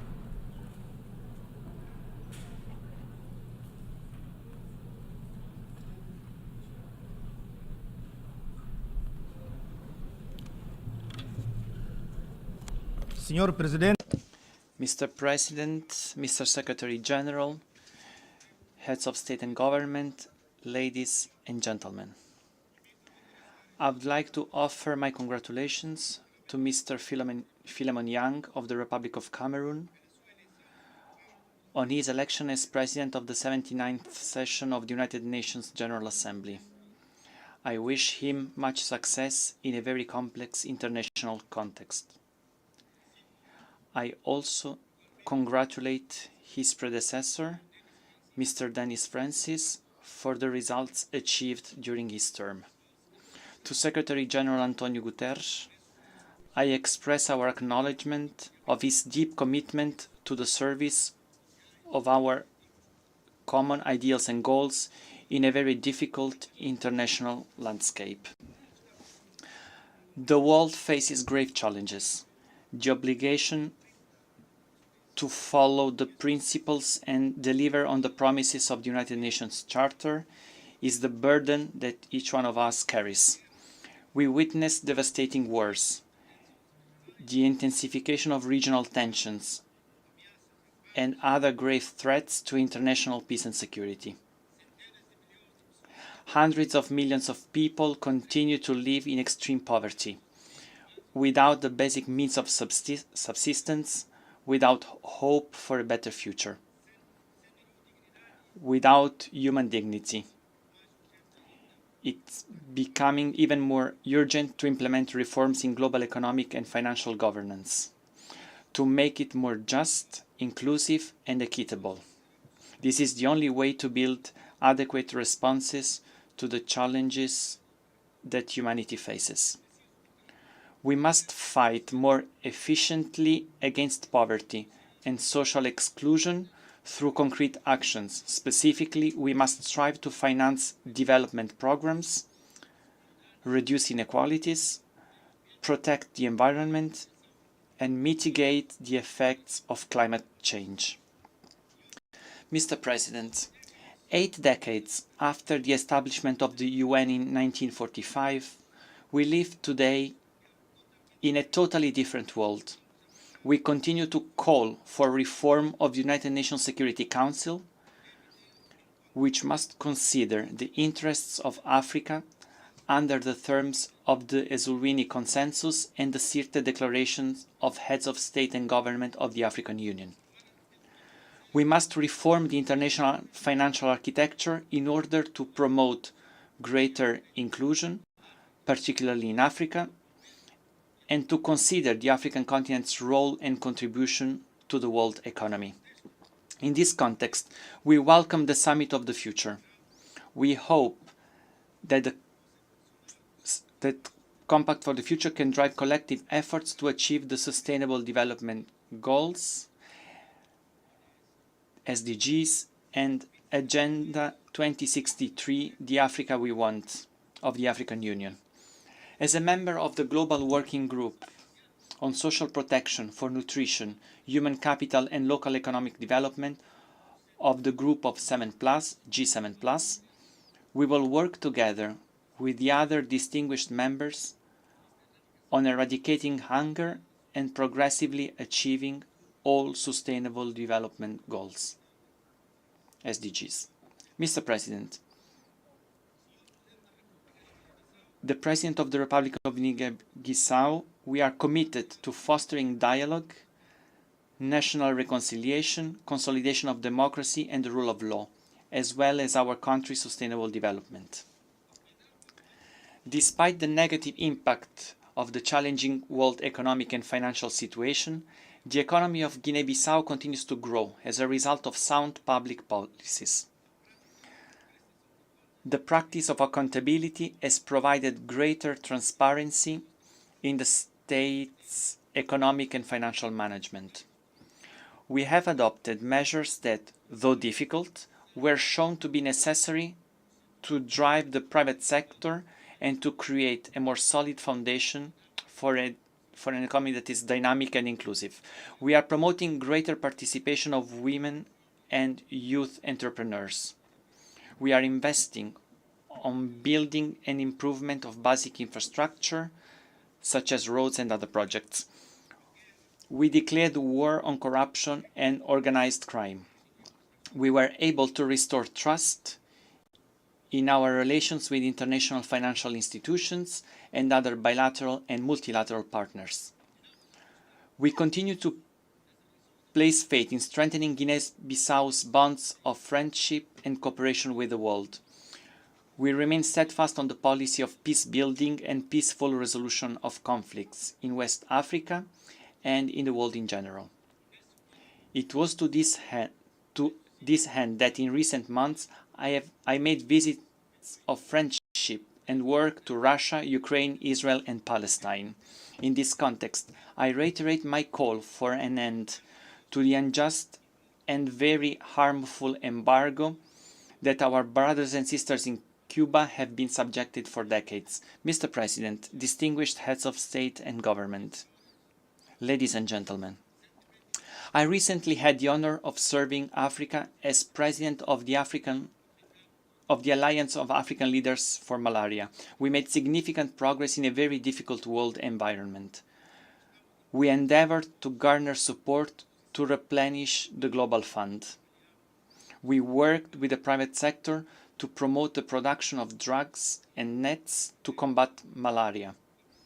We encouraged the transfer of technologies to African companies. We launched End Malaria Councils and funds and supported youth movements against malaria. Despite all the progress achieved, challenges persist. In the next 3 years, ALMA will run a $1.5 billion deficit. Global warming and rains associated with climate change are expanding. The geographic reach of mosquitoes, thus exposing more than 170 million people to the threat of malaria in the African continent. I take this opportunity to congratulate the Executive Secretariat of ALMA for their remarkable service. I also thank all of ALMA's partners for their crucial support in the fight against malaria during my term in office. Mr. President, ladies and gentlemen, in closing, I would like, on behalf of the population of Republic of Guinea-Bissau and my own, I would like to reaffirm our determination to continue to contribute to strengthening the friendship among countries and peoples, to promote international cooperation, multilateralism, the peaceful resolution of conflicts, the end of wars and suffering of innocent populations, to world peace in the world. I thank you. On behalf of the Assembly, I wish to thank the President of the Republic of Guinea-Bissau.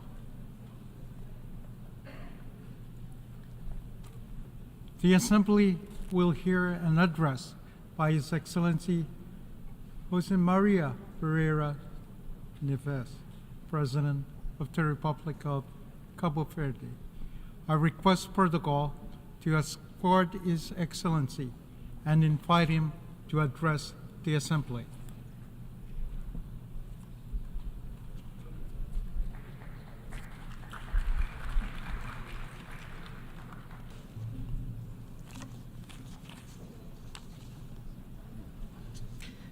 Excelências, Excellencies, numerous armed conflicts continue to ravage various regions of the world with devastating impacts on the populations, particularly in the Middle East, where the potential for escalation and risk of spreading are all too evident.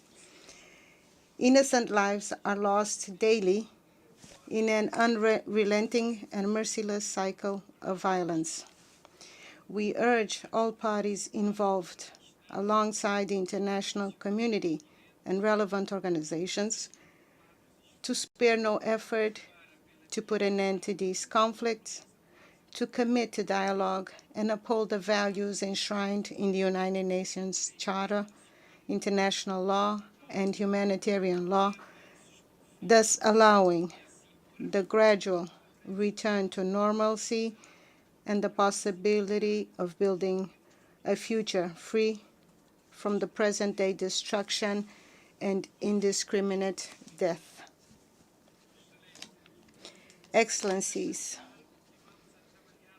at the national level, we remain committed to achieving the Sustainable Development Goals, the 2030 Agenda, and the African Union Agenda 2063. We are also focused on implementing policies toward ensuring universal access to quality education and healthcare, and on fully integrating the youth into all spheres of social, economic, and political life, ensuring that future generations are equipped with the tools they need to tackle global challenges.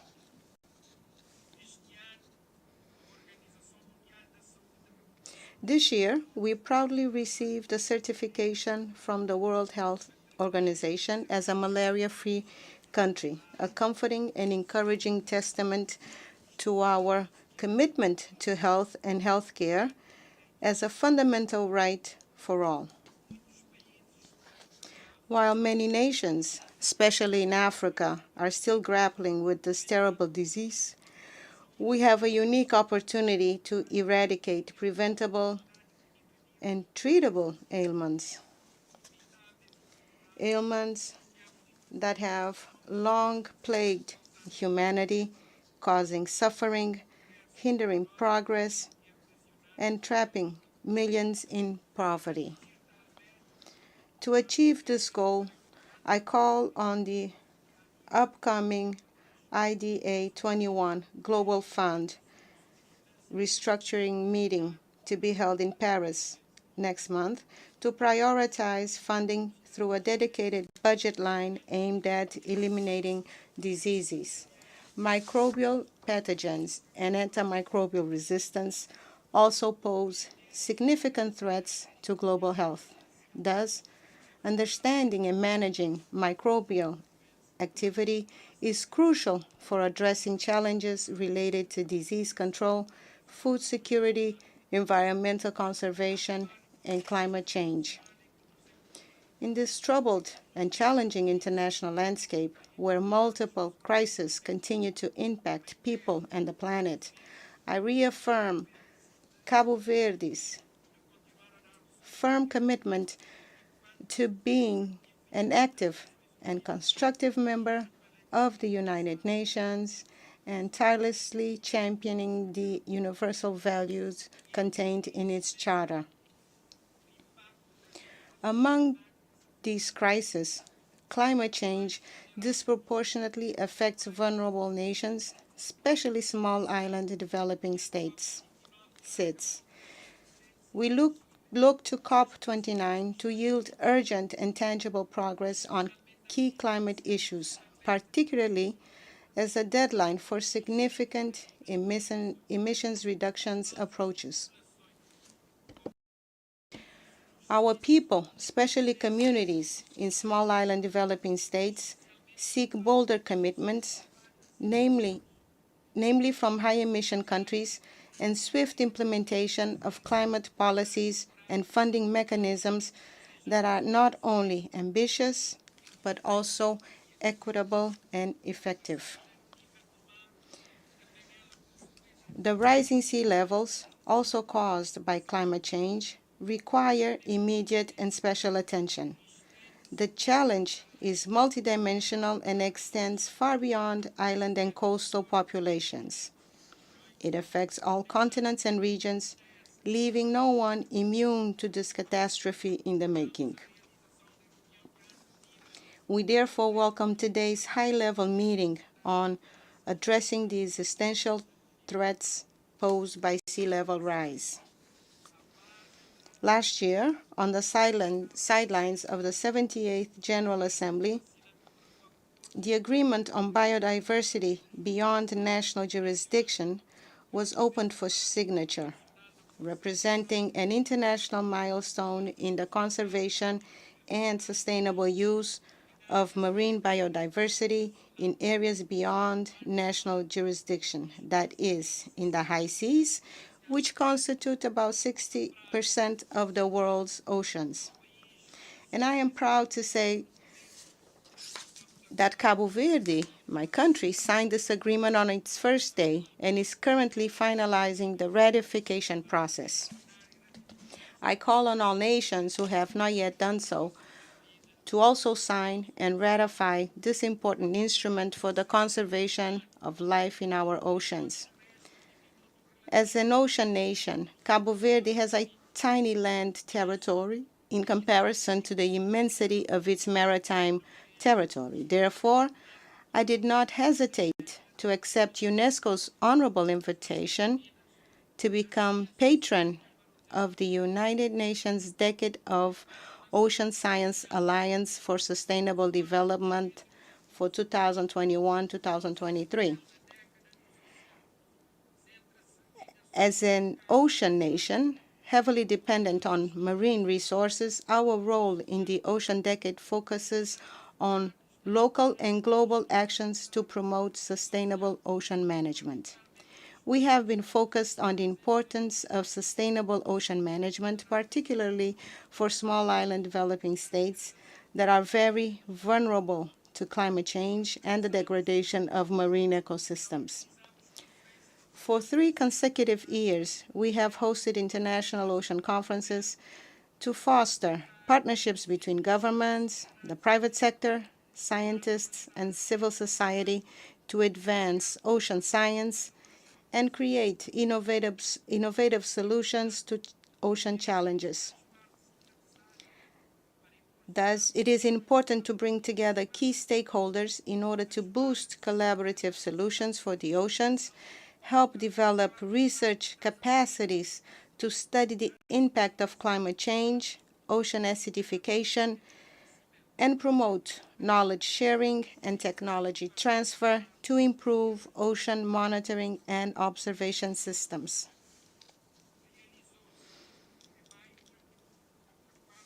The 4th United Nations Conference on Small Island Developing States, SIDS, was successfully held last month of May.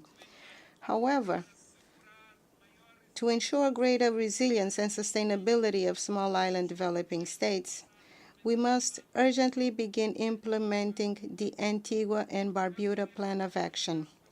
Cabo Verde remains committed to playing an active role within the SIDS community, and in the first quarter of 2025, we will host a high-level meeting for the Atlantic, Indian, and South China Sea regions aimed at establishing a coordination mechanism for the subregion. At the SIDS-4 conference, we also expressed our readiness to host the 5th United Nations Conference on SIDS in 2034. As a small island developing state, we face substantial challenges that affect our macroeconomic systems. Even if we dedicated our entire state budget to sustainable development and climate action, it would still fall short of the necessary funding targets. In most small island developing states, this situation is exacerbated by a significant lack of capacity to navigate new financial tools. While reforms to the global financial architecture evolve slowly, there is an urgent need to accelerate development processes. We must swiftly and significantly scale up technical assistance and capacity building efforts in financing sustainable development to ensure that the global South is not left behind. We here welcome the recent approval of the Multidimensional Vulnerability Index, MVI, which is crucial, particularly for SIDS and other vulnerable groups, as it provides a comprehensive and differentiated way of assessing our development needs and challenges, thus enabling a broader and more accurate understanding of how various factors influence the development of countries. In my capacity as the African Union champion for natural and cultural heritage, and in line with the policies of the government of Cabo Verde, I have been tirelessly advocating for the protection, promotion, and sustainable management of Africa's rich natural and cultural heritage, which is highly vulnerable to climate change. It is essential that we continue to raise awareness on the need to safeguard our ecosystems, historical landmarks, traditional knowledge, and intangible cultural practices. It is thus urgent for us to promote African identity through the promotion of African languages, traditional arts, and all the plurality of cultural expressions, reinforcing the continent's diverse cultural history and its contributions to global culture and human heritage is vital. The restitution of cultural assets, such as artifacts, works of art, and sacred objects, which are an integral part of the cultural identity, history, and traditions of the communities from which they originate, is of vital importance not only for Africa, but for many other regions of the world. Their removal has disrupted cultural continuity, and their return would allow preserving their cultural and spiritual integrity as they are returned to their original environments, thus allowing local communities to reconnect with their heritage, fostering cultural pride, and preserving their identities for future generations. I am pleased to announce that in 2025, we will host a high-level meeting in Cabo Verde focused on Atlantic Creoleness, or the Atlantic dimension of Creole, bringing together scholars of Creole languages, artists, writers, filmmakers, men and women of culture, and world leaders. They will represent the plurality of geographical spaces, of affirmation of Atlantic dimension of Creole, a construction of which Africans and their descendants were an integral part of. This meeting in 2025 aims to enhance initiatives like the Slave Route Project and the Decade of People of African Descent, as well as the United Nations Conference on Racism held in Durban in 2001. Our intention is to debate and praise Creole, the dimension of Creole, as a complex and very rich reality, the result of human relationships woven between peoples of the various peri-Atlantic continents during the ocean navigations that began in the 15th century. From these encounters, new forms of culture and organization of society emerged and lasted over time, representing a particularly fruitful moment of social and cultural innovation. These will be, therefore, intense days of academic and scientific reflection, but also of artistic demonstration, cultural exchange, and reconnection, from the performing arts to Creole cuisine, to handicrafts, to music. There will also be, of course, days of strategic political debate among decision makers on the dialogue between peoples and cultures and on the peace and the future of humanity. Thank you for your attention. On behalf of the Assembly, I wish to thank the President of the Republic of Capo Verde.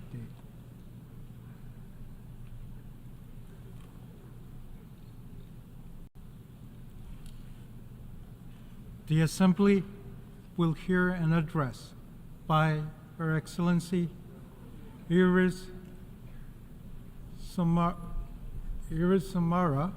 Castro Sarmiento, President of the Republic of Honduras.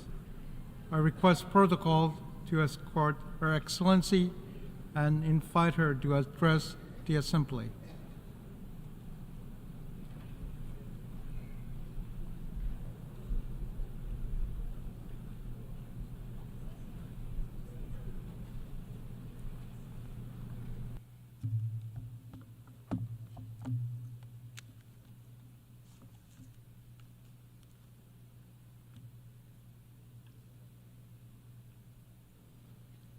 Señor Presidente,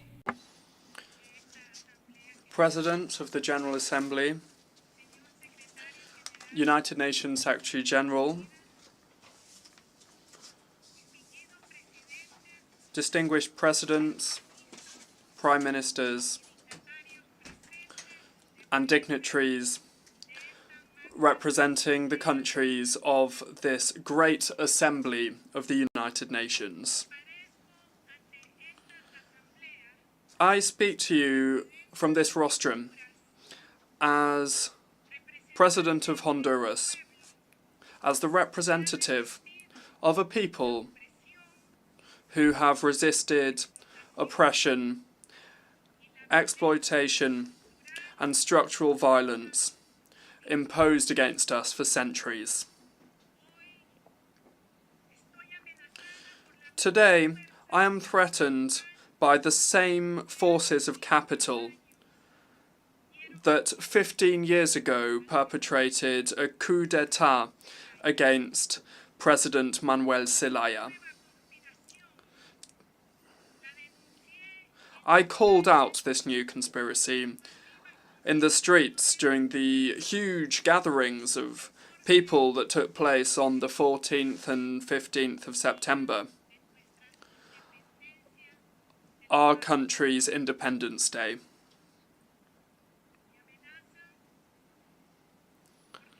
I'm being threatened because I have brought in structural changes to the economic model, and because I have called out the unfair taxation regime that perpetuates inequalities, that gives to the most powerful and that exploits the poorest.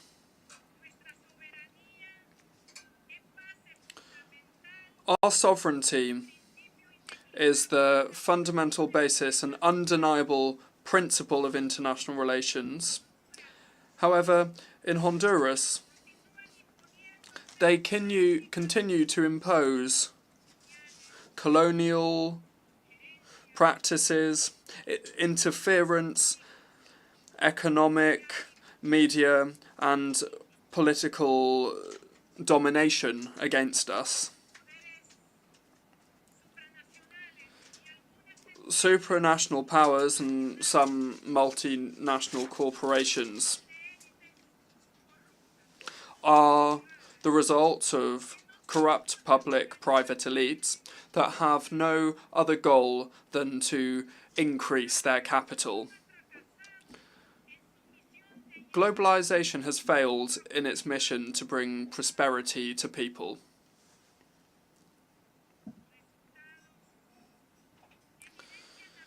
Its results lay bare the concentration of wealth in the most rich countries and among the elites, whilst at the same time the working class is cast aside and forced to migrate in order to survive. At this assembly, the majority of leaders from Latin America and the Caribbean have called out global capitalism as the main factor responsible for the destruction of natural resources and as the oppressor of the conditions of life of humanity. Accumulation of economic gain prevails above human interest, and the role of international financial bodies with their loans with conditions attached to them and fiscal and financial income are things that only aggravate the situation of poverty and dependency of our countries.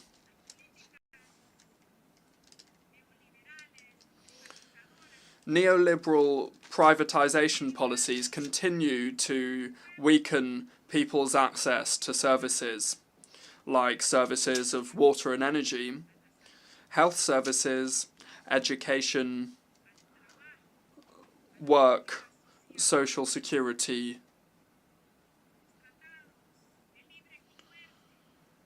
Free trade agreements imposed against our peoples undermine our sovereignty and remove the ability of our producers to compete on an equal footing,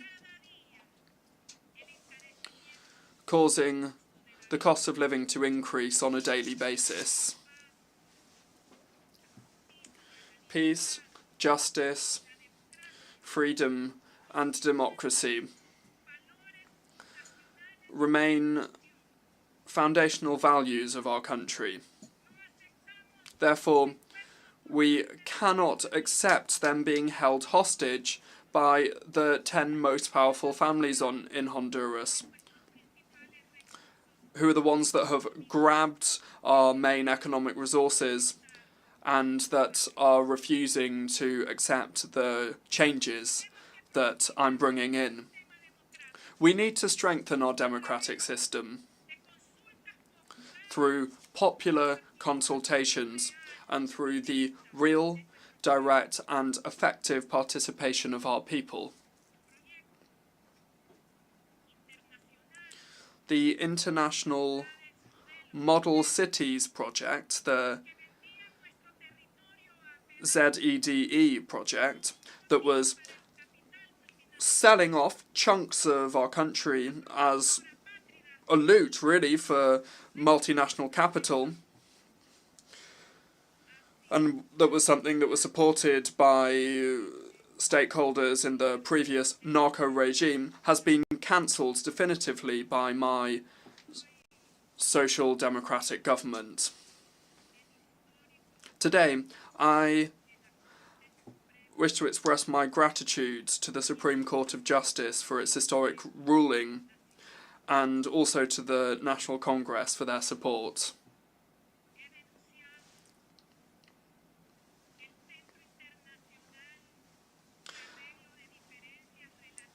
I have called out the International Centre for Settlement of Investment Disputes, the ICSID, because it is an unfair system of arbitration where private interests prevail above the interests of nation states. Over the last 2 years and 8 months, I have brought in a structural reform to return to a single treasury account for our country, cancelling a scheme of corruption that was built around the setting up of trusts that were used to loot the resources of the state.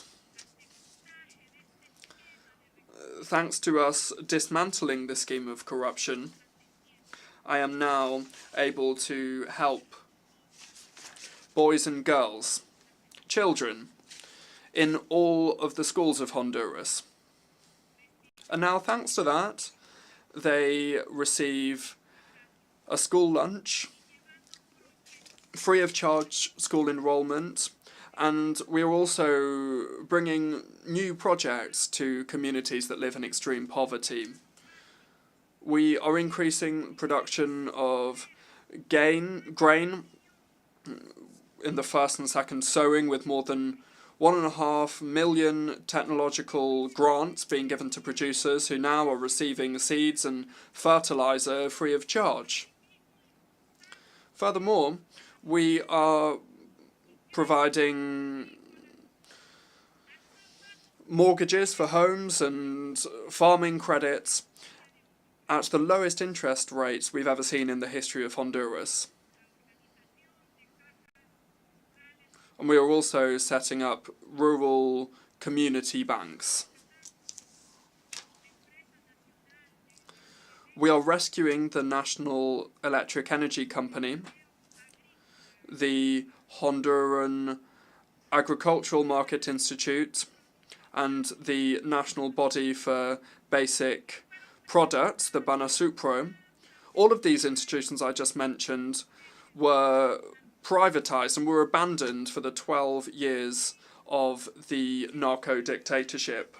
Today, we are benefiting more than 800,000 families who now receive free energy, and we are subsidizing the cost of fuel in order to benefit all of the consumers of Honduras with the lowest prices in Central America.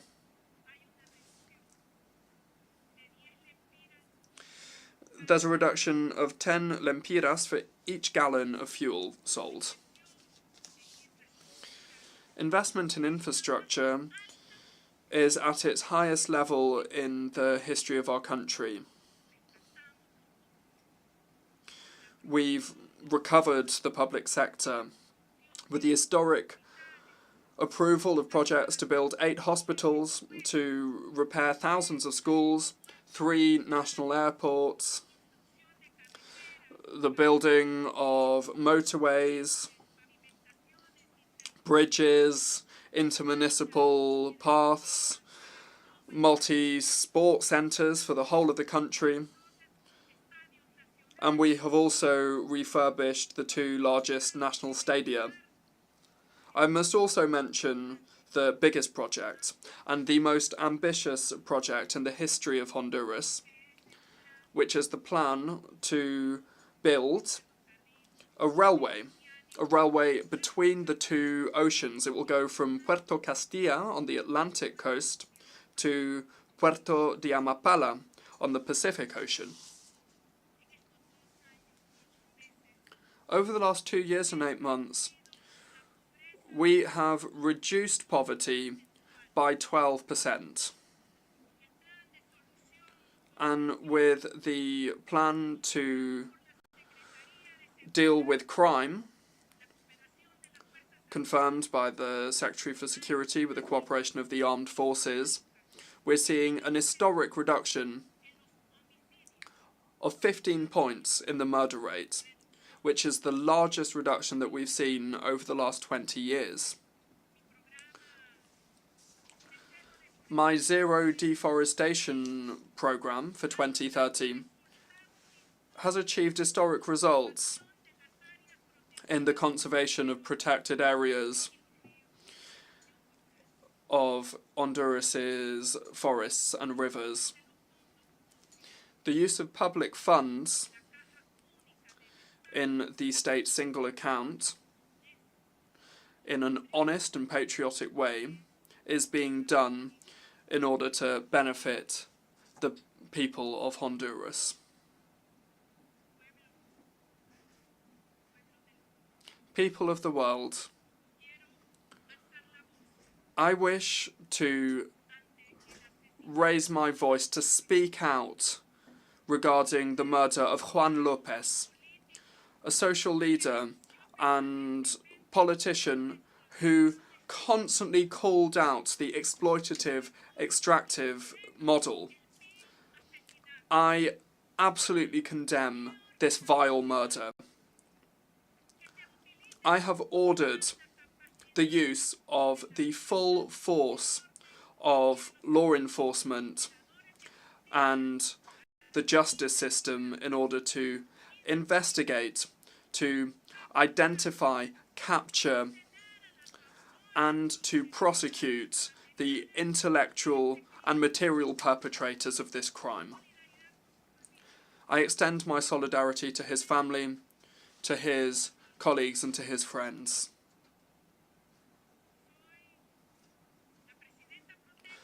I am the pro tempore President of the Community of Latin American and Caribbean States, CELAC, with 33 different countries there. As President of Honduras, my first action was to call out and condemn the genocide against the Palestinian people. Already, more than 40,000 innocent people have been murdered by bombing, and in response to that, some countries have remained silent. I also must raise my voice and call for an end to this genocide. Lebanon must not become another Gaza Strip. We demand an immediate ceasefire in Lebanon. The Haitian people are calling for our cooperation and solidarity as an organisation of countries in the Latin America and the Caribbean. Haiti is the first motherland to have been freed from colonialism, and it deserves our full attention. And so, in the next few days, I will convene the presidents that make up CELAC to show our commitment to Haiti. This General Assembly, for more than 30 years, with an overwhelming majority, has rejected the inhumane embargo imposed against the people of Cuba. This terrible embargo begun in 1960, and since 1992, this General Assembly has sent out more than 30 resolutions calling for the United States to put an end to this cruel embargo. I also call for an end to the unfair blockade imposed against the kindred peoples of Nicaragua and Venezuela. We also call for Cuba to be removed from the list of terrorist countries.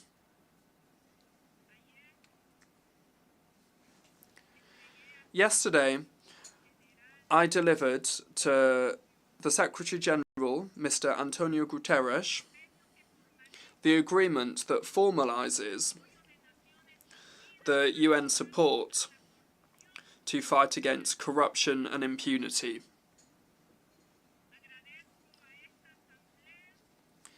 I thank this Assembly who approved our request to create this mechanism in order to combat public and private corruption.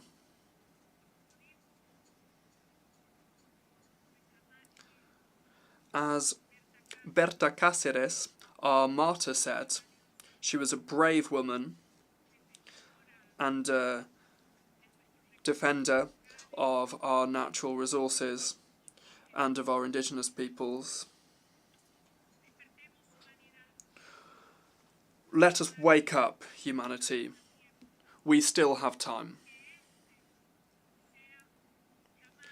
May this be the appeal and the motto of our generation. Thank you very much.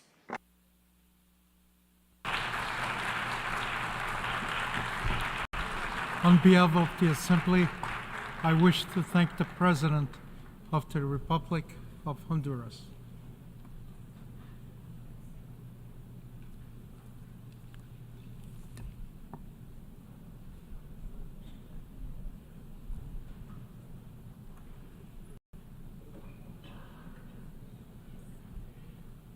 The Assembly will hear an address by His Excellency Joseph Numa Boakai, Sr., President of the Republic of Liberia.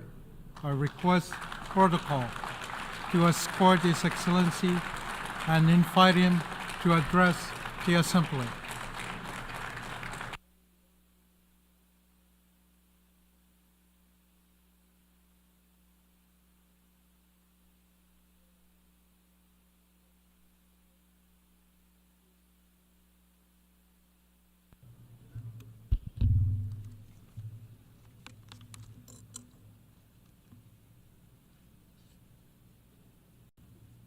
His Excellency Philemon Yagan, President of the 79th session of the United Nations General Assembly, His Excellency Mr. Antonio Guterres, Secretary General of the United Nations, Excellencies, Heads of State and Government, Ambassadors, Heads of Delegations, and esteemed delegates, distinguished ladies and gentlemen.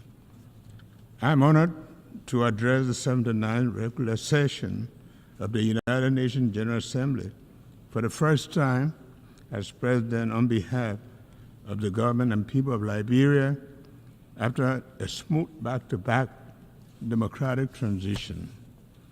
Liberia congratulates His Excellency Philemon Yagan on his election as President of the 79th session of the United Nations General Assembly. You can be assured of Liberia's support as you steer the affairs of the General Assembly. I extol His Excellency Dennis Francis for his astute leadership during his presidency of the 78th session of the General Assembly and commend his determination to inspire and rekindle hope globally.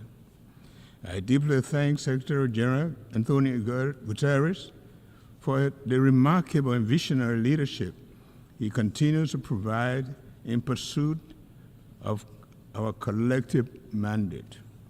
Mr. President, Excellencies, distinguished ladies and gentlemen, in the summer of 1945, Liberia joined other nations in San Francisco as one of the original signatories to the United Nations Charter.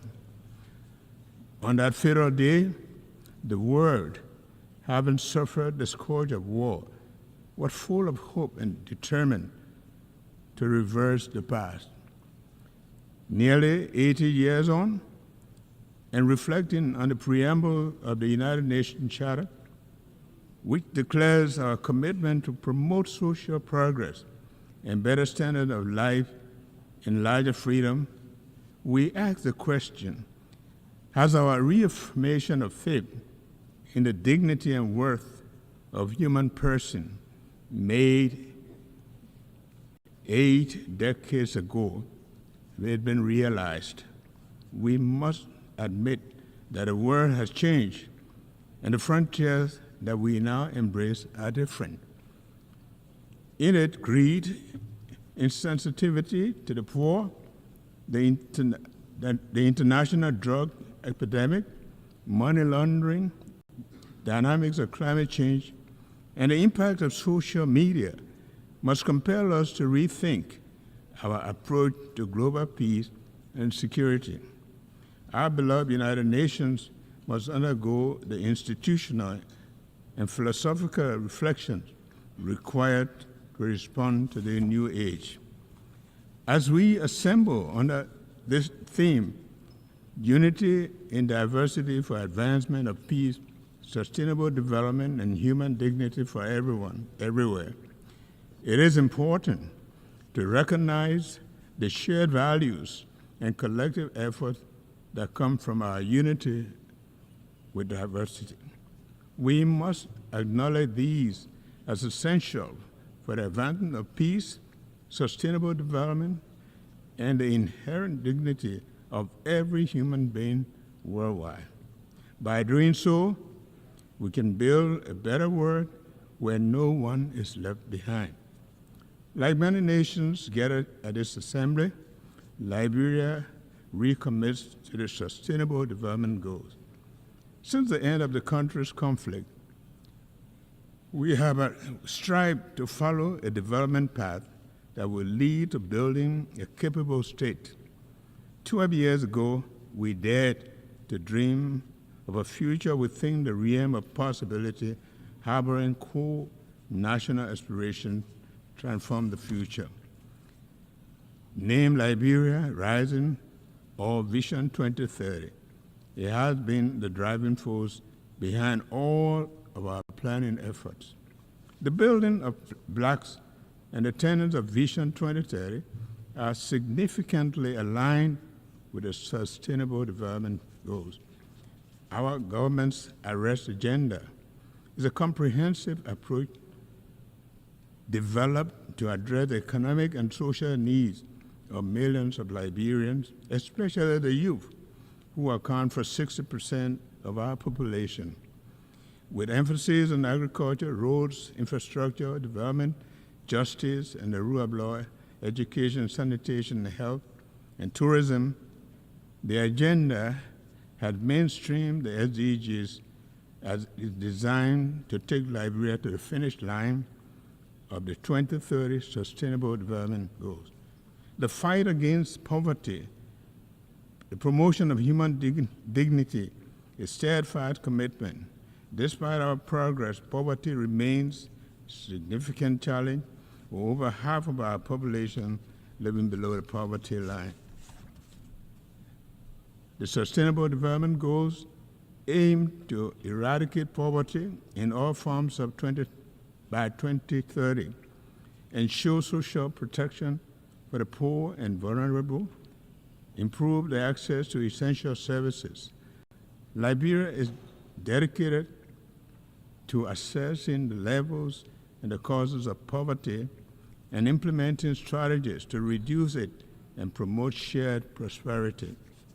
My government also acknowledges pressing need to address maternal and newborn mortality by implementing robust monitoring and evaluation of health services in the country to accelerate the reduction of maternal and newborn mortality. We are particularly blessed and pleased with the United Nations HC Joint Mission to Liberia this year, which concluded a commitment to combat the high burden of increasing newborn deaths. We welcome the United Nations General Assembly's decision to declare July 25th as the International Day of Women and Girls of African Descent this year. This significant milestone acknowledges that women and girls of African descent have unique opportunities, but they also have challenges that the global fight against slavery and racism is necessary to achieve gender equality. Liberia credits its credentials by producing the first woman president of the United Nations General Assembly, Angie Brooks Randall, and first female president of Africa, President Ellen Johnson Sirleaf. Liberia has witnessed and continues to witness the immense contribution of women and girls of African descent in politics, culture, and every area of societal development. Excellencies, distinguished ladies and gentlemen, Liberia has enjoyed uninterrupted peace for almost 2 decades, following the 14 years of civil conflict. During this time, we have held 4 democratic elections, with last year's election marking the 4th since the return to democratic order in 2006. In January this year, Liberia achieved a historic milestone by peacefully transitioning from one democratic government to the other. This progress is significant because before the 2018 transition, the last democratic transition occurred in 1944, about 74 years earlier. We are gradually fostering and solidifying our democratic culture, ensuring that democracy is here to stay in Liberia. Now it is time for our people to reap the democratic dividends. The rule of law is fundamental for peace, justice, strong institution, and dignity for a human person. Liberia is taking significant strides towards openness, transparency, and accountability by empowering and supporting transparent institutions. Our government is committed to implementing audit recommendations by the General Audit Commission to restore public and donors' confidence in the governance system and improve regional and international cooperation. In addition, the country has taken a major step in confronting its conflict past to ensure accountability and justice for crimes and other human rights violations committed during the war and promote healing and national reconciliation. A significant development in our transitional justice process was the signing on May 2, 2024, of the Executive Order 131 to create the Office of Establishment of War and Economic Crime Court for Liberia, a key recommendation from the Truth and Reconciliation process in Liberia. Our actions align with the International Covenant on Civil and Political Rights, joint follow-up on impunity and past human rights violations. As we embark on the process and acknowledge the enormity of the task, my government seeks the support of the United Nations, partners, stakeholders in the pursuit of justice for victims, peace, and reconciliation. Liberia is facing a drug crisis that is affecting our youth and jeopardizing the country's future. This epidemic, driven by international criminal enterprises and their networks, poses a severe threat. In response, we have not only declared the drug epidemic a health emergency and a national security threat, but we have also been taking steps to address this issue by establishing a dedicated national body to tackle drug abuse in Liberia. I urge international community to join Liberia in addressing this escalating drug crisis. Excellencies, distinguished ladies and gentlemen, the world is facing numerous crises, including global threats such as disease, security, and climate change, as well as food and resource shortages. Our vulnerabilities are evident, and we need to use a collective knowledge to find solutions that will preserve the planet for future generations. Climate change is undeniably real, and its threat to our environment and the way of life is becoming increasingly apparent.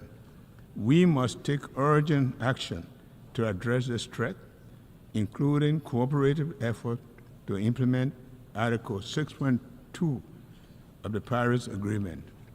Liberia, as the most forested country in West Africa, with over half of the land covered by forests, plays a vital role in biodiversity and environmental sustainability. As a result, our country is taking important steps to lead conversation on climate action. My government has called on our legislators and stakeholders to begin looking at the Paris Agreement, particularly under Article 6, to help advance actions towards establishing Liberia's nationally determined contribution to combat climate change. While we take these actions, we are mindful of the need to build capacity and invest in critical areas of our economy, such as using alternative financing for investment in the blue and green economy and technological transfer to support these climate actions. Excellencies, distinguished ladies and gentlemen, the goal we set for ourselves and the future are better served on the foundation of peace and security. Having enjoyed peace for over 2 decades following a long-running conflict, we aim to promote peace and stability at home, in the region, and globally. The threat of conflict to our shared world underscores the importance of collaborative efforts to foster regional and global stability and peace. Therefore, we support all the UN's effort to address peace and security issues worldwide. Liberia is concerned about escalating security challenges in the West African region. including terrorism and economic and political instability.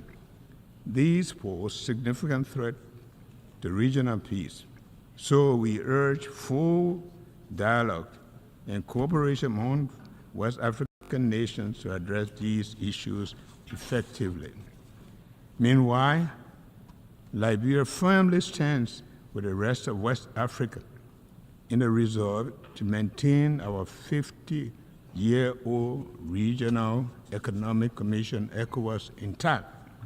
We oppose efforts to disintegrate our union and will not accept the region being used for proxy conflicts.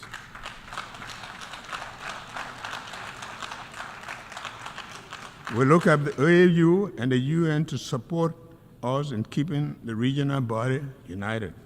Similarly, at a global level, we call for an immediate ceasefire in the Middle East to provide civilians an essential humanitarian relief. We urge both Israel and the Palestinians to engage in negotiations towards lasting peace, including a two-state solution. Additionally, we see the ongoing conflict in the Ukraine as a threat to global peace and security. Therefore, there is an urgent need for a peaceful resolution that also respects Ukraine's territorial integrity. Mr. President, Excellencies, distinguished ladies and gentlemen, this year's Assembly is a pivotal moment for Liberia's bid to ascend to the African non-permanent seat of the Nations Security Council 2026. We have proudly announced our candidacy. We look forward to the support of the member states to vote Liberia overwhelmingly to the seat of the Security Council. We can work with Council members to promote peace, justice, and security. Liberia is dedicated to promoting sustainable growth and ensuring human dignity for all. Liberia is prepared to work together with the United Nations and global allies and international community to accomplish the sustainable development goals, establish a fair, peaceful, and sustainable world. The commitment to unity is deeply ingrained in Liberia's history as a founding member of the United Nations and a post-war international institution, as well as regional and sub-regional organizations. It also affirms our strong belief in multilateralism and international rules and based world built on shared values and principles are crucial to the future. The future of a more peaceful, prosperous, sustainable world must be all-encompassing, fair, and dignified for everyone worldwide. One United Nations, one world. Thank you, and thank you very much.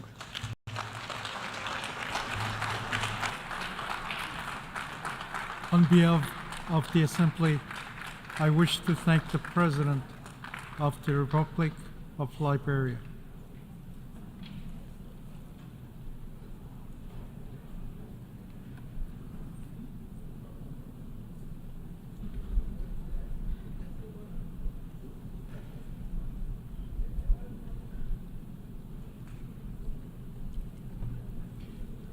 The Assembly will hear an address by His Excellency Mokwitsi Eric Keabetswe Masisi, President of the Republic of Botswana. I request protocol to escort His Excellency and invite him to address the Assembly.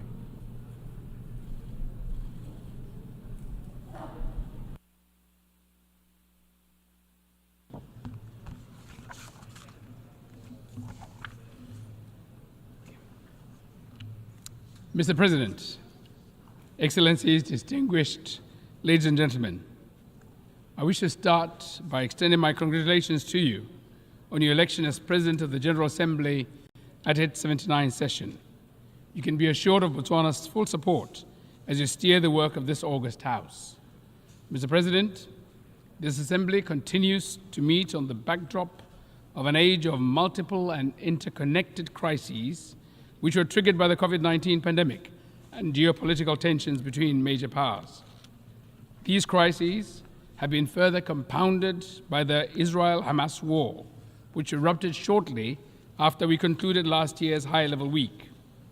The attacks on innocent civilians on both sides are unacceptable and thus stand condemned.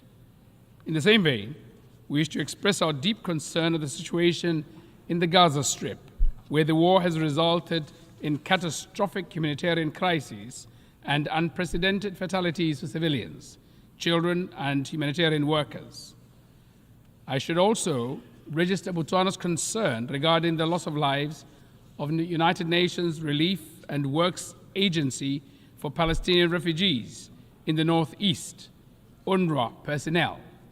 I take this opportunity to pay tribute to UNRWA personnel and all humanitarian workers and their commitment to deliver aid, save lives, and alleviate suffering in Gaza and elsewhere. We owe them a debt of gratitude, and they deserve our full protection. Botswana also abhors attacks on UNRWA installations and condemns disinformation and misinformation campaigns against this life-saving General Assembly mandated agency.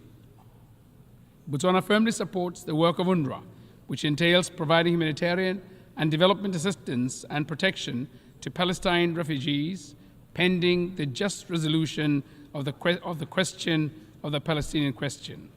In this regard, Botswana is proud to be among the countries that joined the Statement of Shared Commitments on UNRWA, which reaffirms support for the agency, its mandate, its staff, and highlights its indispensable role during this difficult time. Mr. President, we wish to reiterate the centrality of the two-state solution in resolving the Israeli-Palestinian conflict and the attainment of a just, comprehensive, and lasting peace. We therefore urge parties to commit to a political process that will pave the way for the realization of the two-state solution in which Palestine and Israel live side by side in peace and security based on the pre-1967 borders. Mr. President, the war in Ukraine also rages on, with no indication of an end in sight. We continue to underscore the need to respect the sovereignty and territorial integrity of Ukraine in line with the United Nations Charter and international law. We also call on parties to give diplomacy and dialogue a chance and to seek a peaceful resolution. In Africa, the guns still have not gone silent. We continue to grapple with armed conflict, terrorism, and potentially explosive geopolitical tensions. We commend the African Union, sub-regional bodies, as well as the UN for their efforts in addressing these challenges.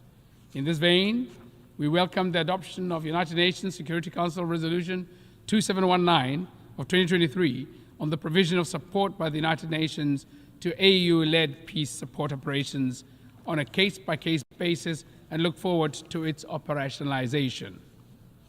Mr. President, I must add that this time of escalated armed conflicts, violent crime, and humanitarian crisis requires intensified efforts and more vigilance to protect human rights, advance humanitarian action, and promote the accountability in line with the UN Charter, international law, international humanitarian law, as well as relevant principles such as the responsibility to protect, or R2P.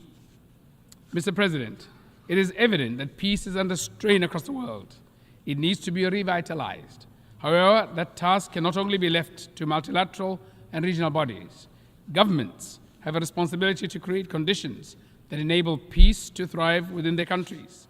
Key steps that governments should take include, among others, building effective institutions, committing to good governance, protection of human rights, and upholding democratic values.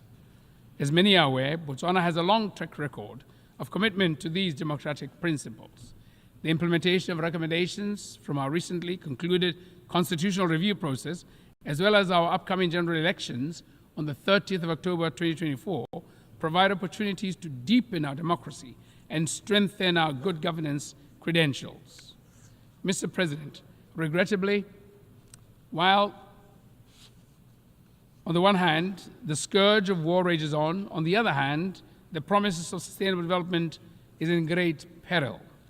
It is deeply concerning that with only 6 years before the 2030 deadline, sustainable development goals are way off track. We learned from the latest Sustainable Development Goals report that only 17% of the goals are on track, while the rest range from moderate progress to stagnation and even regression. There's a lot of work to do. We must take inspiration from and build on the success achieved in the reduction in global child mortality, prevention of HIV infections, attaining girls' parity with boys in education, increased access to energy and the internet, while also scaling up action and investments in areas which are lagging far behind, particularly poverty eradication. The levels of extreme poverty remain disturbingly high, but we cannot attain sustainable development without eradicating poverty in all its forms and manifestations. Poverty eradication is the sine qua non of sustainable development. A comprehensive approach will be required to move the needle in the fight against poverty. We therefore endorse the call for comprehensive social protection systems and inclusive economic policies. Pro-poor policies should also be complemented and reinforced by policies which spur inclusive economic growth and create sustainable employment. Policy interventions that aim to leave no one behind ought to be matched by adequate SDG financing. In this vein, my delegation reiterates the call for predictable, sustainable, and sufficient development finance to developing countries from all funding sources. In addition to livelihood issues, progress should also be accelerated in addressing other forms of inequality within countries, especially gender inequality. Meaningful action is needed to empower women and girls in areas where they are left behind and to combat harmful cultural practices and gender-based violence. Mr. President, extreme weather events and related natural disasters continue to remind us of the severity of climate crisis and the urgency of mitigation and adaptation. In our sub-region, Southern Africa, the El Niño phenomena induced drought and floods, which resulted in devastating consequences on livelihoods and a humanitarian situation that affected over 61 million people. I take this opportunity to reiterate the Southern Africa Development Community's SADC regional humanitarian appeal of at least $5.5 billion aimed at augmenting domestic resources of the affected member states, including efforts to resource mobilization from national, regional, and international partners in response to the impacts of El Niño-induced drought and floods. I cannot overemphasize the need for adequate climate finance for effective climate action. We continue to remind developed countries of their annual $100 billion commitment in climate finance for developing countries until 2025 and call for a more ambitious goal thereafter. Mr. President, efforts at attaining sustainable development ought to be redoubled in countries in special situations, in particular small island developing states, SIDS, least developing countries, LDCs, and landlocked developing countries, LLDCs, which are disproportionately affected by development challenges. Botswana, as an LDC and current chair of the group of LLDCs at the UN, is deeply concerned by enormity of challenges faced by LLDCs in their effort to implement the 2030 Agenda and its SDGs. With no direct territorial access to the sea, LLDCs struggle with international trade, connectivity, and economic development. Our countries are cut off from the global marketplace and without the means to develop adequate transport and logistics infrastructure, and inevitably face significant challenges in achieving the Sustainable Development Goals. The forthcoming third United Nations Conference on Landlocked Developing Countries, LLDCs 3, from 10th to 13th December in 2024 in Gaborone, Botswana, under the theme Driving Progress Through Partnerships, will provide an opportunity to effectively address these challenges in an ambitious, action-oriented, and forward-looking program of action. I therefore invite transit countries, development partners, and other stakeholders to join us in the beautiful and vibrant Gaborone as we shape the future for our 32 member countries. Mr. President, as you rightly observe, it is only when we act together that we can effectively deliver meaningful progress for people, planet, prosperity, and peace while leaving no one behind. Without a doubt, the United Nations-led multilateral system remains an indispensable platform for the effective global action that this moment demands. It is therefore of paramount importance that the multilateral framework remains fit for purpose. The onus is on us as member states to ensure that our intergovernmental processes enable rather than stifle effective multinational action and international cooperation. We must not allow the current geopolitical tensions and great power rivalries to get in the way of progress. Our shared values, norms, and interests, as expressed in the UN Charter, the 2030 Agenda, and other relevant frameworks, should remain the North Star that guides our engagements. The spirit of consensus and solidarity ought to be at the front and center of our actions. Mr. President, allow me to conclude by reaffirming Botswana's commitment to working constructively on all agenda items before the General Assembly during this session. This session offers opportunities to turbocharge action for peace, sustainable development, and human rights for the benefit of present and future generations. Let us seize the moment. I thank you. Good afternoon.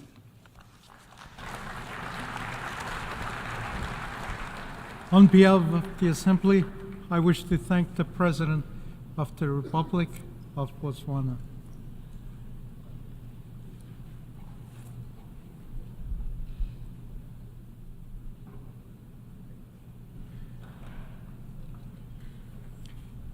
The Assembly will hear an address by His Excellency Emmanuel Macron, President of the French Republic. I request protocol to escort His Excellency and invite him to address the Assembly.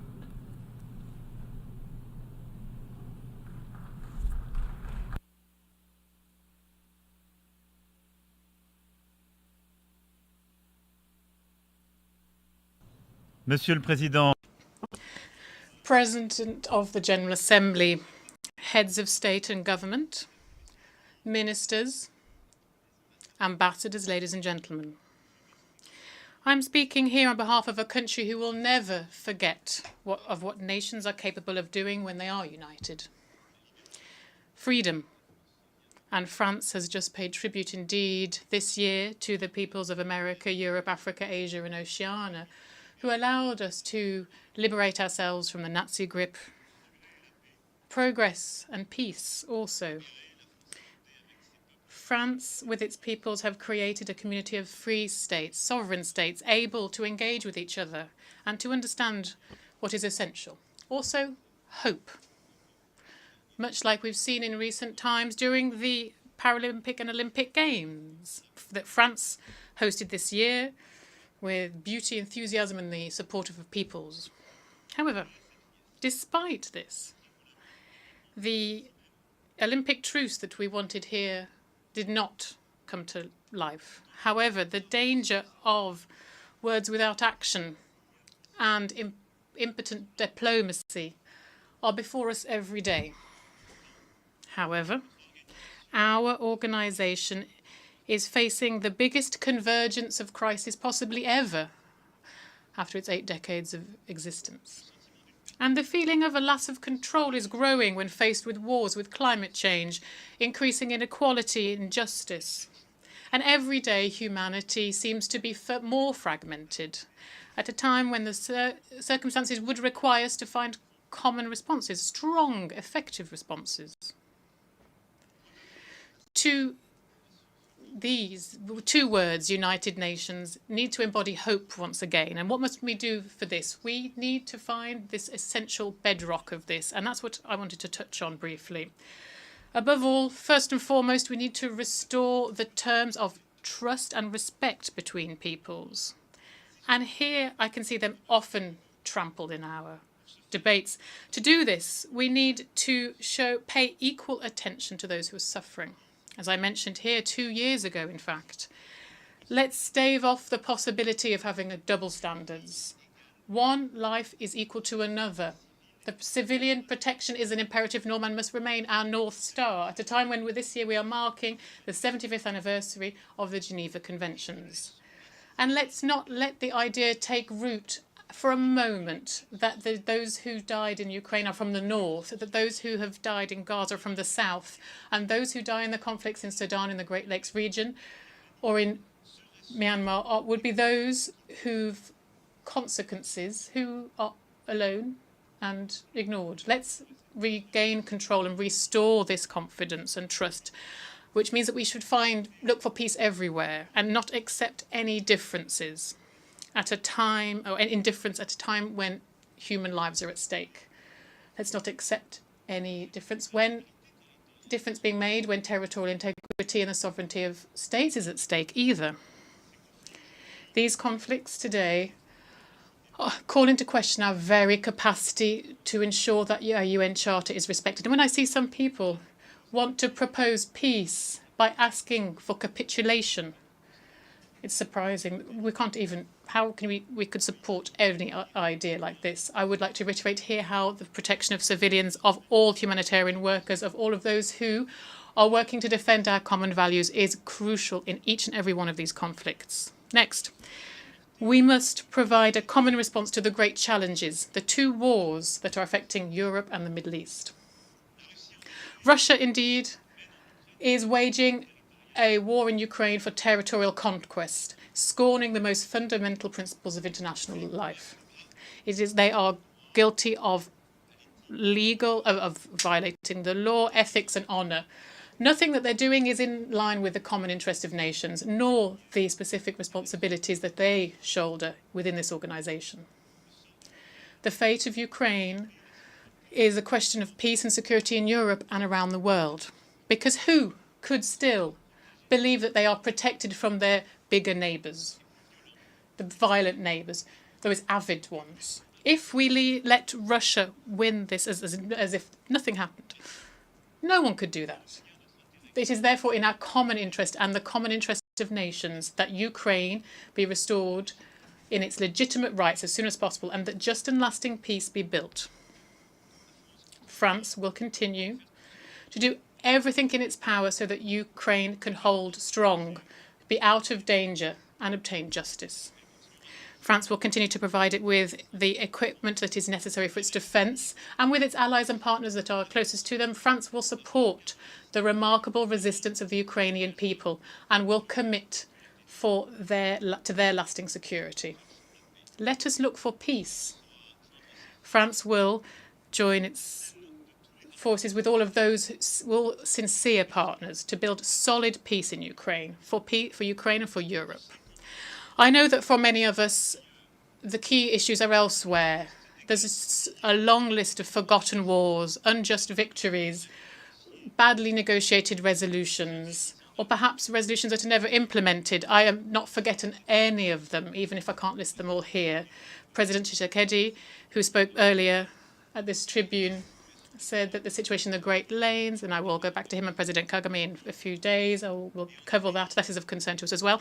And in Armenia, Prime Minister, which France stands strongly shoulder to shoulder with the pressure from Azerbaijan and territorial intentions, the international community must be there so that peace negotiations are successful and so that the internationally recognised borders are preserved.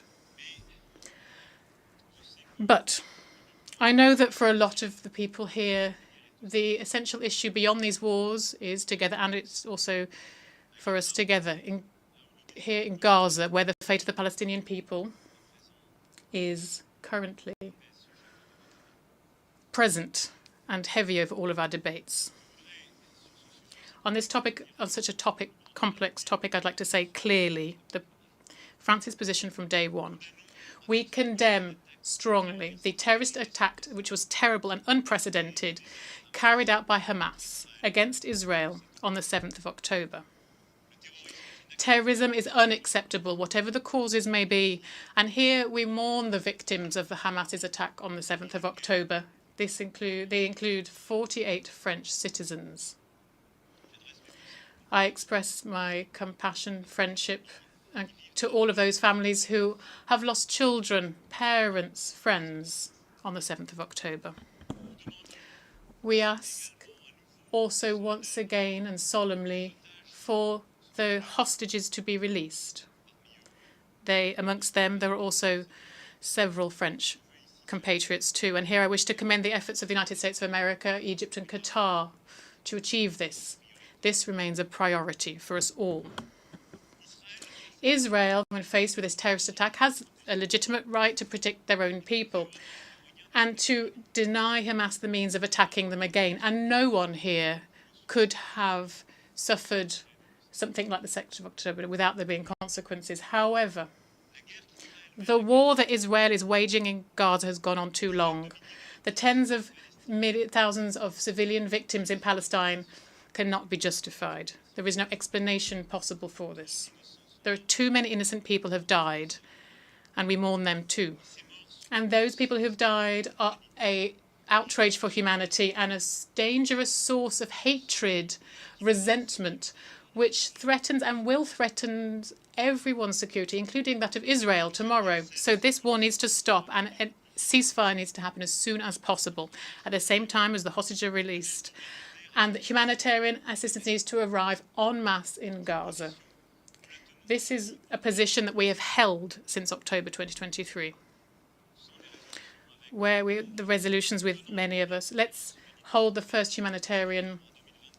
We held a humanitarian conference for Gaza in November 2023 in Gaza. It's now a question of political will, given the destruction of the military capacity of Hamas, and it is imperative that a new page is turned in Gaza for the guns to be silent, for humanitarian workers to return, and for civilians to finally be protected. France will participate in any initiatives that will save lives and would allow for everyone's safety to be protected. The deployment of an international mission must open the way for the implementation of the two-state solution. It is up to the Security Council to take a position on this. And also, without further ado, the necessary provisions need to be taken to preserve the link between Gaza and the West Bank, to restore Palestinian Authority and its functions, and also to ensure the reconstruction of the territory, and to once again make life possible, quite simply. France will ensure everything can be done so that Palestinian people can finally have a state side by side with Israel. The conditions for just and lasting peace are well known. We just need to open the way for this, and the path towards this must be as short as possible. France will therefore is committed to the two-state solution and will renew its action so finally it can benefit the people and meet their legitimate aspirations. A Palestinian state should be created, given all the necessary security guarantees for Israel. So we should build the reciprocal recognition and common security guarantees for all in the region. And we'll be working on this over the next weeks with Israelis and Palestinians, with all our regional and international partners as well. And at this time, at the moment, the main risk is that of an escalation. I extend my brotherly thoughts to Lebanon and the Lebanese people.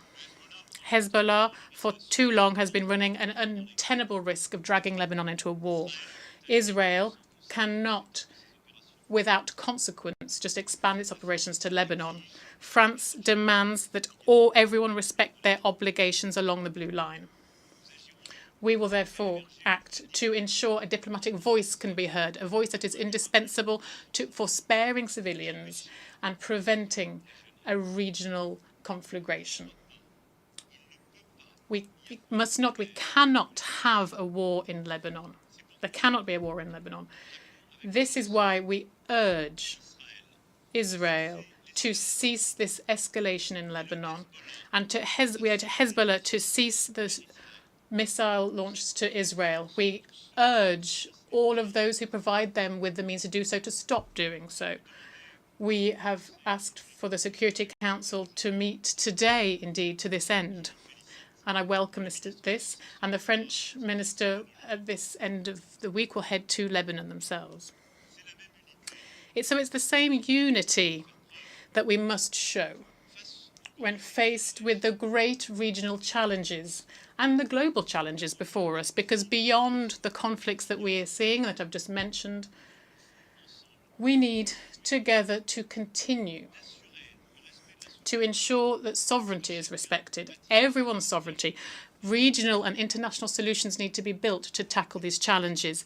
And this is the idea behind the relationship we wish to have with Africa, a new partnership. And that is for what for the last 2 years we've been doing, working to do. France has done a lot over recent years for the African continent.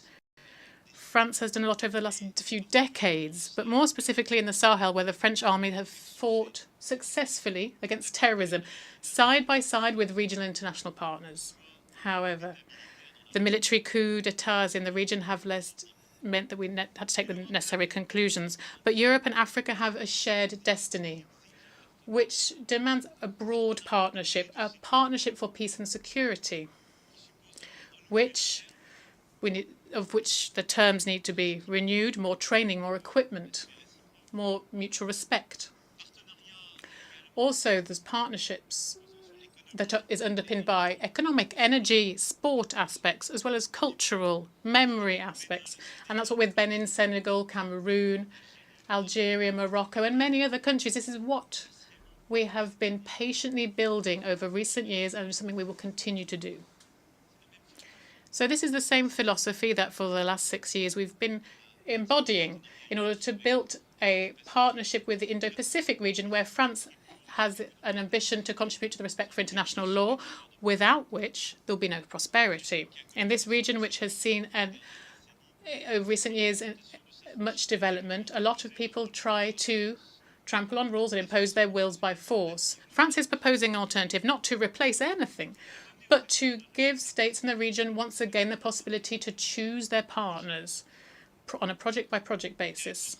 French territories in the Indo-Pacific have unique expertise in the fight against climate change, protection of biodiversity, the development of clean energy, or the fight against cross-border threats. And our vocation is this in the region, and it is to cooperate with all on the environment. As you've understood, this partner-based logic is one that seeks to build new balances, to refuse that the world be fragmented, where old rule books are thrown aside. We respect each other. We build the paths towards peace and stability. So beyond that, the challenge that we have is, of course, affected by the conflicts that I mentioned.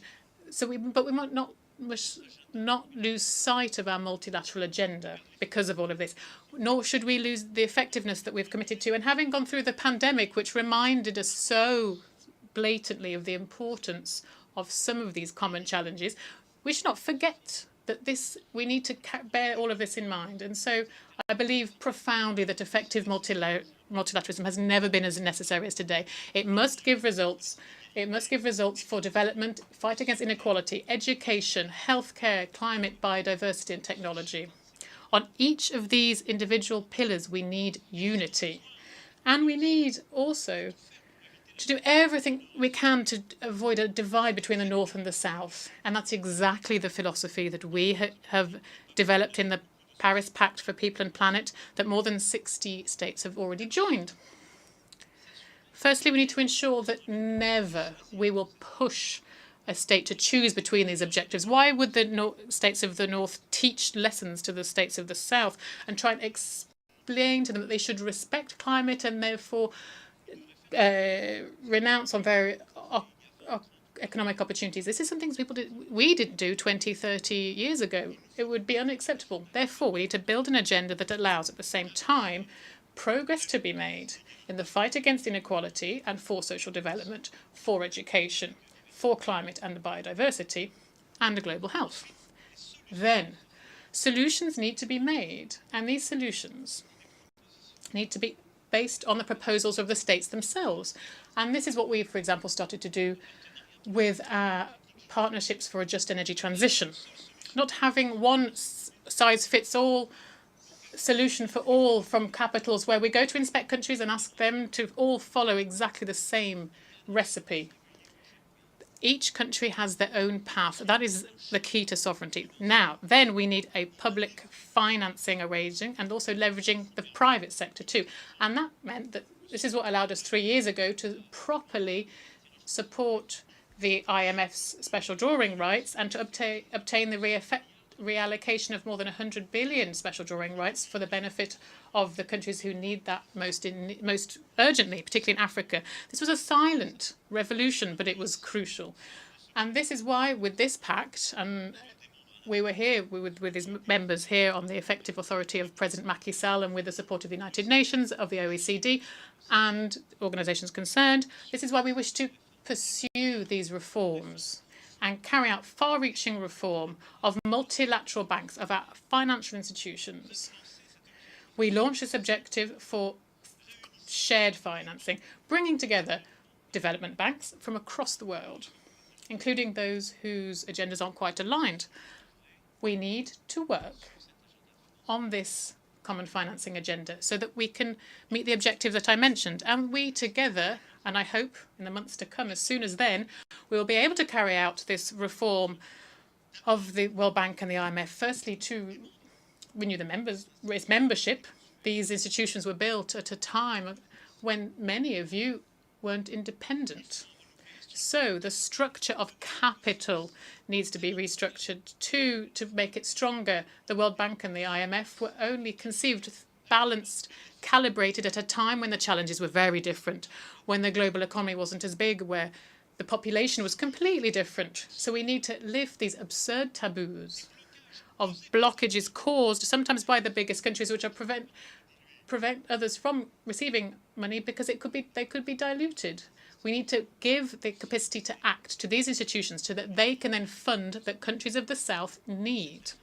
And this reform is of imperious necessity for our credibility as a whole. And I'm saying to all of the richest countries and those who are around us on the table, if you decide not to do that, well, you'll see in the next few years, you'll see an alternative order emerge.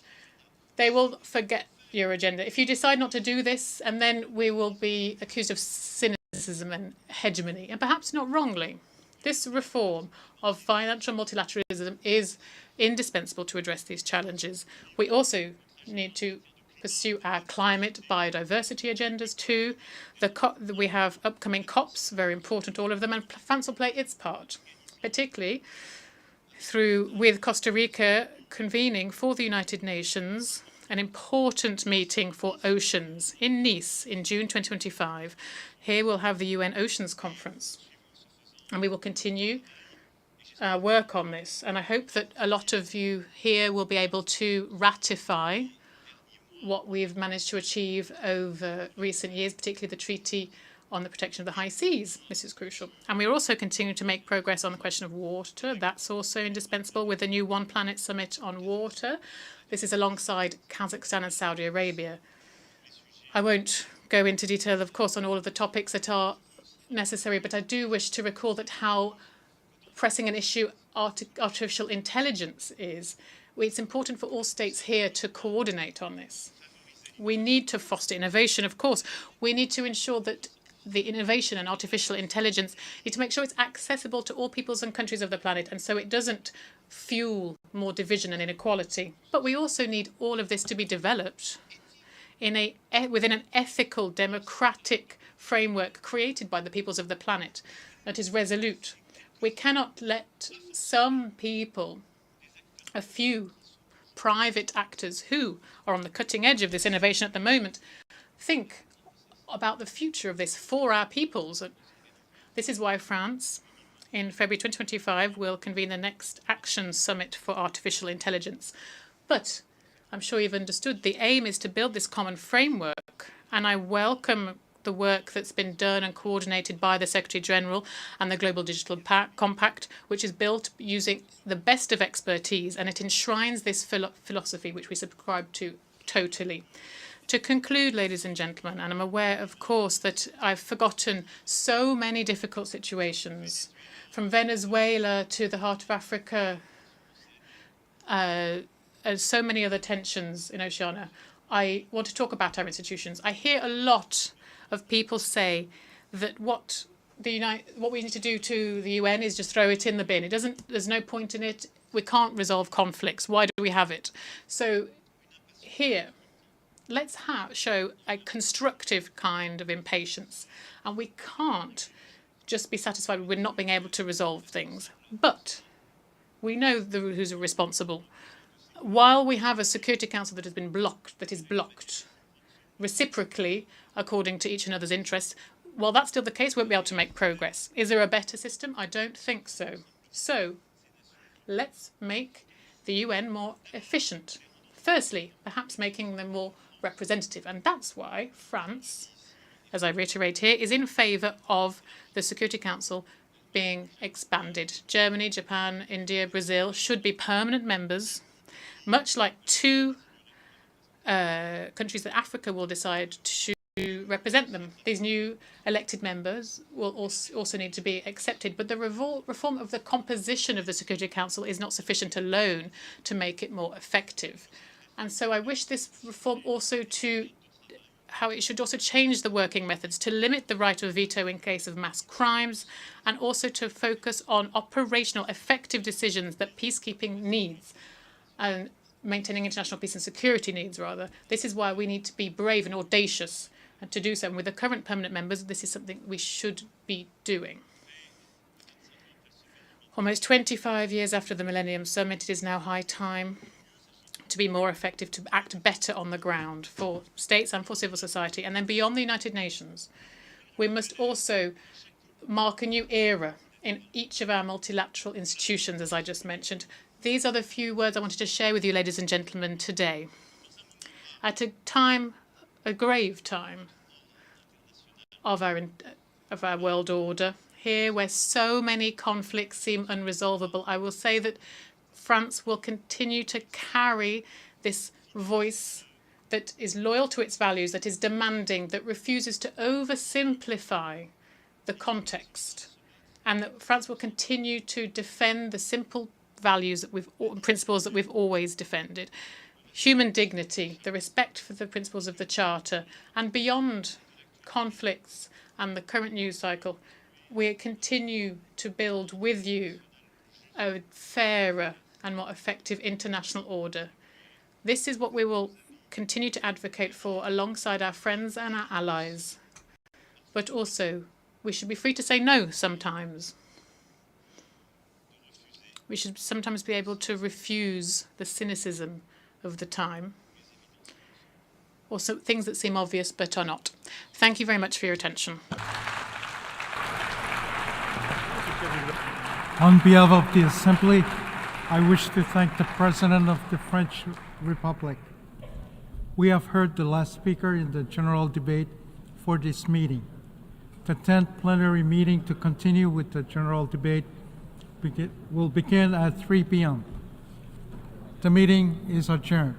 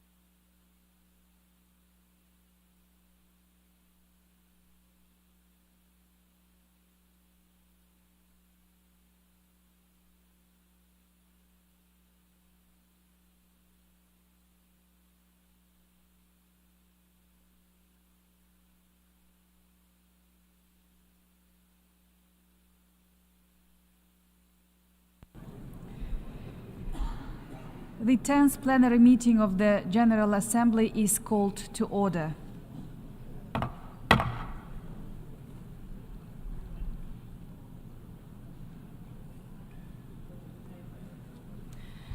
The Assembly will hear an address by His Excellency Denis Bechirovich, Chairman of the Presidency of Bosnia and Herzegovina. I request protocol to escort His Excellency and invite him to address the Assembly.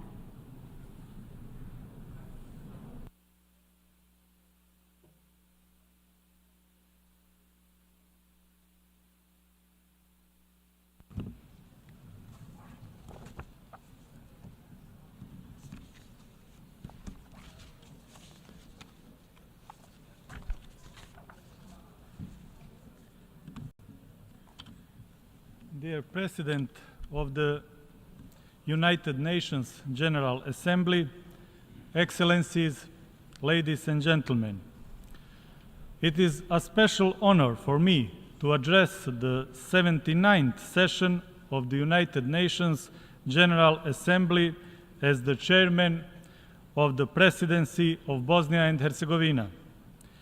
Allow me, Mr. President, to wish you every success in the complex and challenging times of today.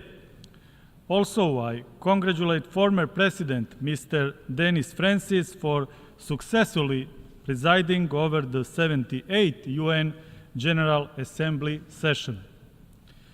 Esteemed President, it is a great honor to serve the invincible state of Bosnia and Herzegovina, one of the oldest countries of Europe. We are proud that Bosnia has been mentioned in historical sources for 1,075 years now. For centuries, my country has demonstrated resilience, courage, and strength of unity in diversity. Bosnia and Herzegovina was not created in Dayton in 1995, but rather the Dayton Peace Agreement confirmed the continuity of the state of Bosnia and Herzegovina. These are unquestionable historical and legal facts.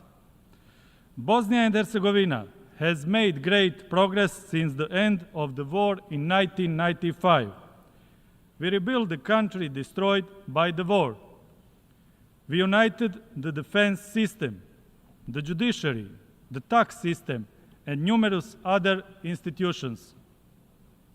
Today, Bosnia and Herzegovina is at the doorstep of European Union and NATO. Bosnia and Herzegovina is actively working to become a NATO and the EU member. These are our strategic foreign policy goals, which were unanimously defined by the state authorities of Bosnia and Herzegovina. Ladies and gentlemen, the entire world is facing numerous challenges and threats. Unfortunately, we live in a world of injustice, insecurity, and intolerance.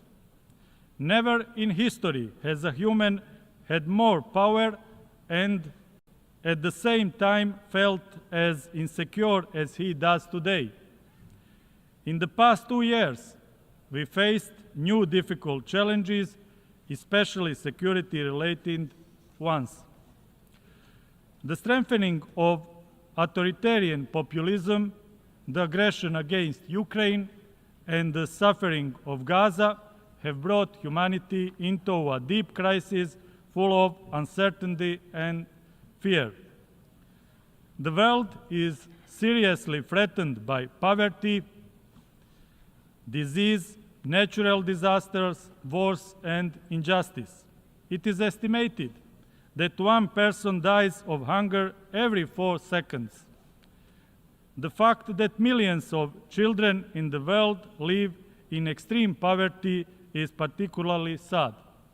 A reasonable question arises: why have we allowed an incomparably greater investments in weapons than in eradicating poverty?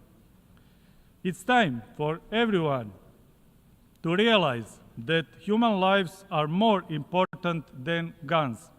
Otherwise, I fear that we are collectively headed for a global catastrophe.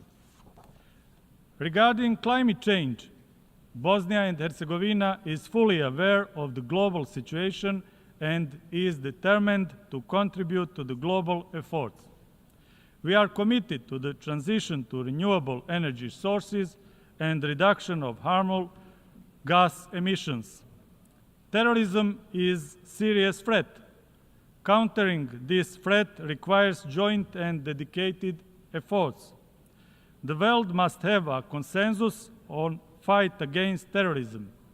Bosnia and Herzegovina continues to show a determined commitment to the fight against terrorism. Ladies and gentlemen, we cannot solve the problems of modern humanity without addressing the causes. The course of history is not something we can stop. However, we can influence its flow.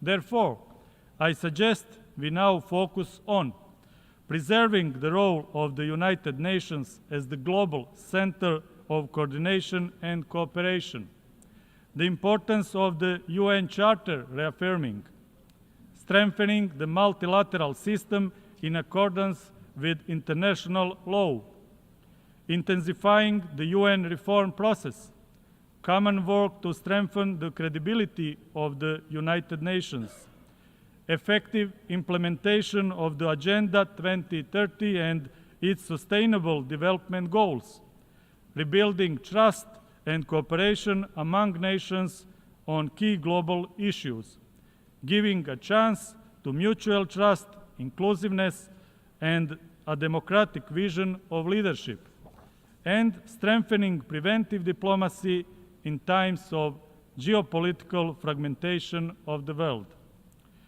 Together, we should open the space for creative global cooperation instead of geopolitics of rivalry and conflict in the 21st century.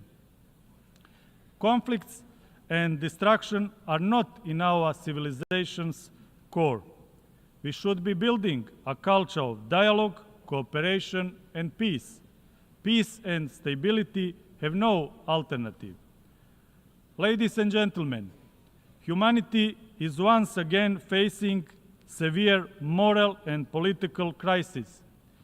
UN's response to Ukraine and Gaza was inadequate as it was during the aggression in Bosnia and Herzegovina from 1992 to 1995. The Russian aggression on Ukraine is a flagrant example of violation of the UN Charter and international law. That is why we reiterate our firm condemnation of Russian aggression and the support to the independence, sovereignty, and territorial integrity of Ukraine. The suffering and hardship of Palestinian children and civilians is terrifying. Gaza is a heavy defeat of collective humanity in the 21st century. All human lives are equally valuable. Civilized people must fight for the human rights of all, regardless of their racial, religious, ethnic, or other affiliation. Bosnia and Herzegovina is the only European country where genocide was committed after the Second World War. This was ruled by the highest courts of the United Nations. Judgments on genocide committed against Bosniaks have legal, historical, civilizational, and moral significance.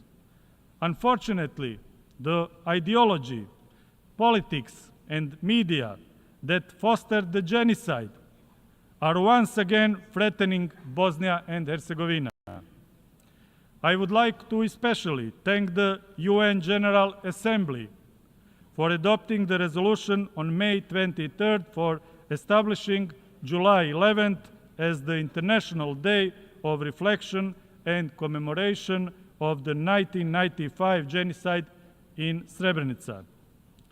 The adopted resolution is a highly moral and civilized act and is just as important for the UN as it is for Bosnia and Herzegovina. Let's preserve the truth about the genocides in Srebrenica and Rwanda for the sake of the past, present, and most importantly, the future. Despite all the injustices, Bosnia and Herzegovina remains firmly committed to the regional cooperation, as that is one of our main strategic foreign policy goals.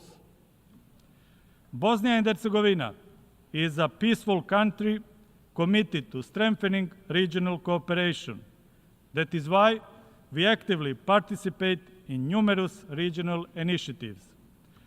For the peaceful future of the Western Balkans, it is crucial that all countries acknowledge there is to be no changes of states' borders. Those who try to do differently risk a dangerous destabilisation of the region with unforeseeable consequences. Ladies and gentlemen, here at the podium of the UN General Assembly, I want to publicly warn the global audience that once again the leadership of Republic of Serbia is threatening the sovereignty and territorial integrity of Bosnia and Herzegovina. The greater state aspirations of Serbia toward the territories of other countries in the region are the essential reason why Bosnia and Herzegovina and the Western Balkans are exposed to new dangers. One evidence of this is the destructive declaration by the so-called All-Serb Assembly adopted in Belgrade on June 8 this year. It is not just a declarative act, but a dangerous greater state program document that threatens the Dayton Peace Agreement and the state of Bosnia and Herzegovina. The content of this declaration directly contradicts the democratic and civilized well-established procedures, international and national law, the fundamental principles of the European Union, and the principles that are the foundation of relations between the UN members. This declaration is a threat to regional peace and to the independence, sovereignty, and territorial integrity of Bosnia and Herzegovina. Ladies and gentlemen, finally, as the chairman of the presidency of Bosnia and Herzegovina, I want to emphasize that I am proud of my heroic and dignified homeland, Bosnia and Herzegovina. My country achieved a civilizational and moral victory in the previous decades, despite genocide, the crimes against humanity, and activities of joint criminal enterprises. People in my country want peace and cooperation. We stand for humanity and solidarity. Bosnia and Herzegovina is a global story of hope, courage, and unity. We will protect Bosnia and Herzegovina and its unity in diversity. In this way, we also contribute to global unity. Thank you for your attention.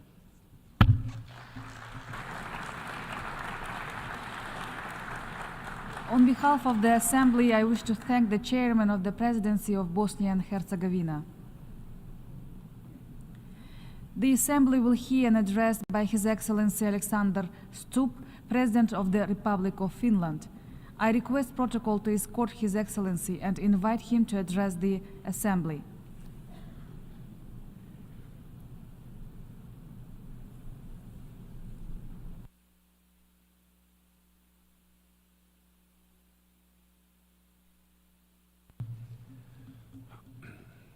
Madam President, Excellencies, ladies and gentlemen, the UN was founded 79 years ago.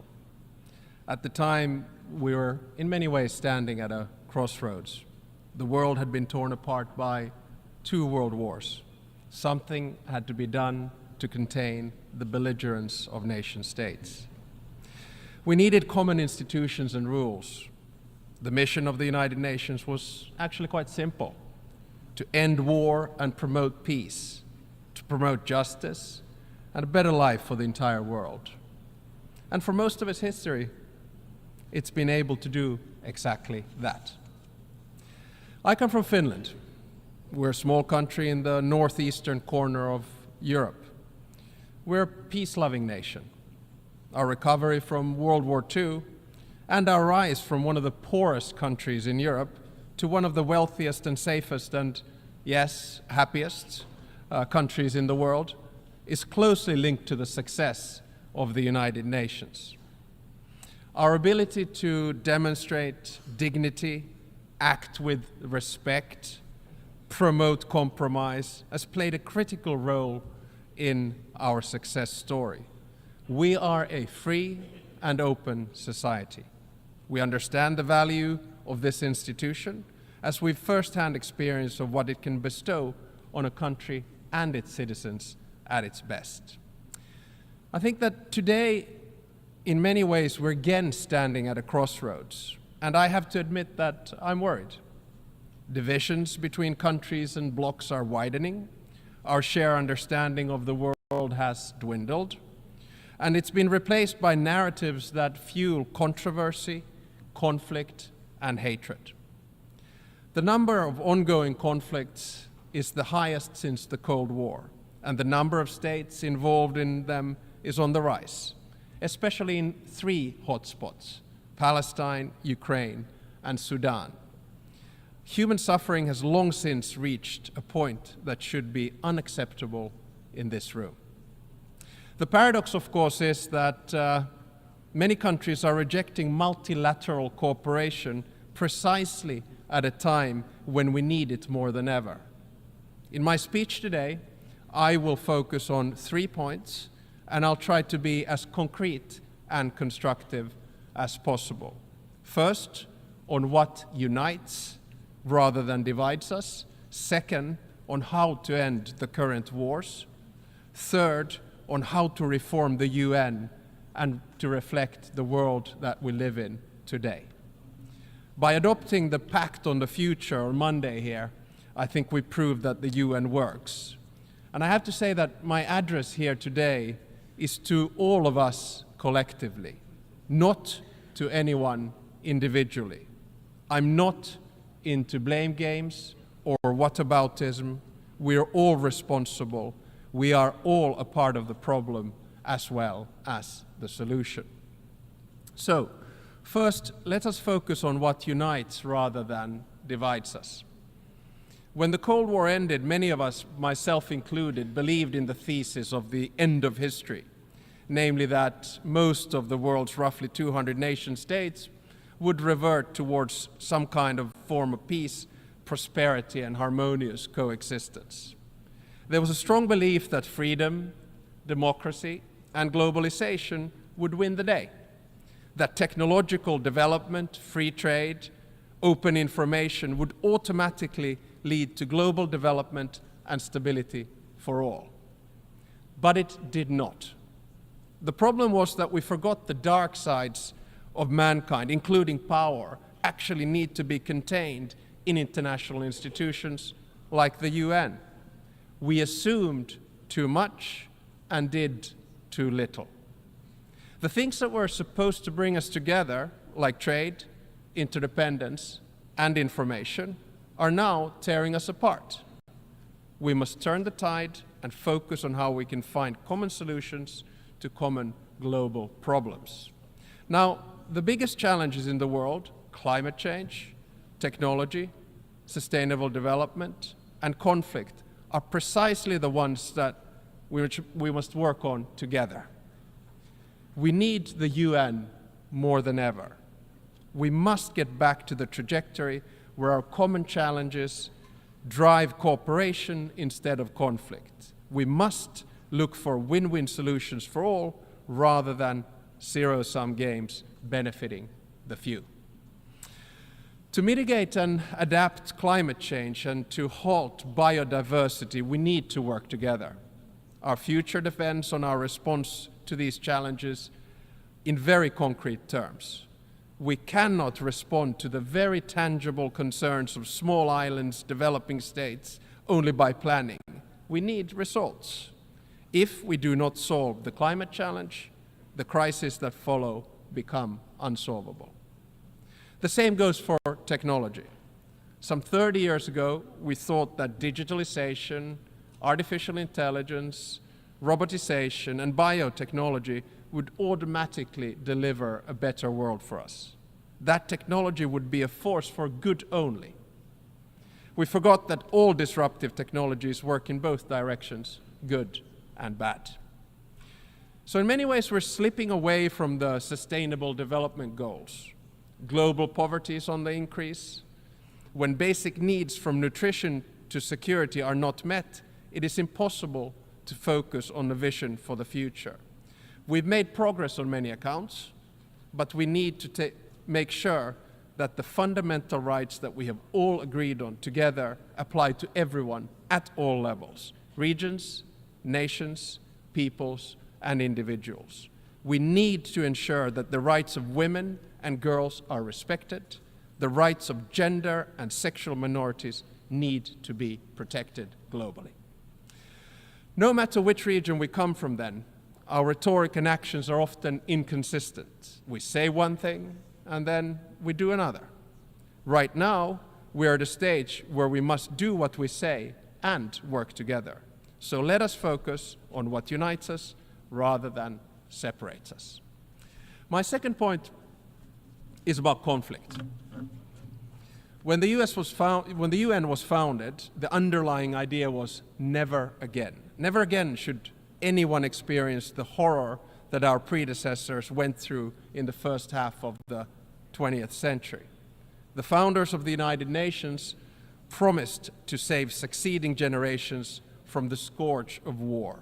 They, at least partially, succeeded. But are we, the new generation, succeeding? The simple answer is no. Only this year and last year, hundreds of thousands of people have been killed. More than 10,000 children in Gaza. Child abduction is being used as a weapon of war in Ukraine. Millions of people worldwide have been forced to leave their homes. Malnutrition and disease are on the increase. Current wars highlight a glaring contradiction. Critical decisions about war and peace are made by a tiny number of people, often driven by a cynical need to hold on to power. The global majority, who have the interest in peace, do not have enough power in the international system to keep them in check. This is true in Ukraine and Palestine, as well as Sudan. In Ukraine, a just peace, based on President Zelensky's 10-point peace plan, is clearly in the interest of the global community. The war continues because Russian leaders are not willing to end it. While Russia is doing its best to blame others for its own aggression, we systematically revert to the principles of international law and the UN Charter. Neither Russia nor any other country has a historical right to anyone else's region or people. The core of the UN Charter is respect for sovereignty and territorial integrity. Finland condemns, in the strongest possible terms, the Russian aggression in Ukraine. Finland equally condemns the attempts to manipulate the global information space to destroy the principles that have sustained world peace for decades. I call on President Putin to end this war and end it now. In Palestine, we must ask ourselves whose interests are driving the war. Peace meets the interests of the global majority and the Palestinians and the Israelis. A ceasefire, a two-state solution, and regional security arrangements would ensure stability as well as economic and societal development across the region. International law holds the key to a solution that would keep both Palestinians and Israelis safe. After the most recent tragedies, there's no other direction but forward, and we must find a solution. There are no more excuses. This war needs to end, and it needs to end now. In Sudan, regardless of which of the groups who are fighting will finally win the war, the victims of that war will be the civilians and the transition to civilian rule built by them. The civilian rule behind which the entire international community has promised to stand, and the civilians for whom we promise to seek a better future. In Sudan, we have failed to apply the principle of African solutions to African problems. Instead, Sudan is becoming an arena for regional and international rivalry. Our shared goal is to build a Sudan that would be an equal partner for all of us in security, trade, and in the multilateral fora. And it is moving further and further away from it. No one benefits from this development in the long term. I call, therefore, upon the UN to take the center stage in conflict resolution and prevention once again. Peace mediation cannot be transactional. It has to be centered in the United Nations. International law, the UN Charter, and the territorial integrity and sovereignty of states must prevail. My third and final point is that we need the UN more than ever, and without far-reaching reform, I'm afraid it will be sidelined. It all begins with agency, with a feeling that we all have a say. Whether it's about climate change, technology, sustainable development, or conflict, the same challenge remains. The current international institutions do not reflect global realities. The majority of the world is not properly represented in the global institutions, and their interests are not met. This must change. Ending wars would benefit most of us, if not all of us, but currently we do not have the mechanisms to drive the interests of the global majority. Many countries do not feel they have a say in global institutions, and as a result, the institutions are losing their legitimacy. Shortcomings in multilateral institutions encourage many to seek solutions outside traditional international institutions. Alliances, whether based on interest or values or both, are creating a transactional world of disorder where size and power benefits a minority rather than the majority. The cold truth is that we cannot postpone reform any longer, and in many ways history is on our shoulders, just as it was with those who founded the United Nations in 1945. If our goal is to focus on what unites us rather than divides us, we need far-reaching reform of the UN Security Council. So let me try that reform then and see what you think. Finland, three-point proposal today is very concrete. Some might say overly optimistic, but I do feel we have to begin somewhere. So here we go. First proposal, all major continents need to be represented in the UN Security Council at all times. It is unacceptable that there is no permanent representation from Latin America and Africa, and that China alone represents Asia in the Security Council. We therefore propose that the number of permanent members be increased by 5. More concretely, 2 from Asia, 2 from Africa, and 1 from Latin America.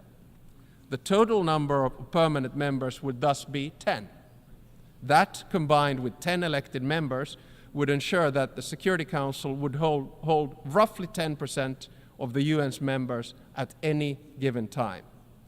My part of the world, Europe, should think hard about how best to divide its existing 2 seats.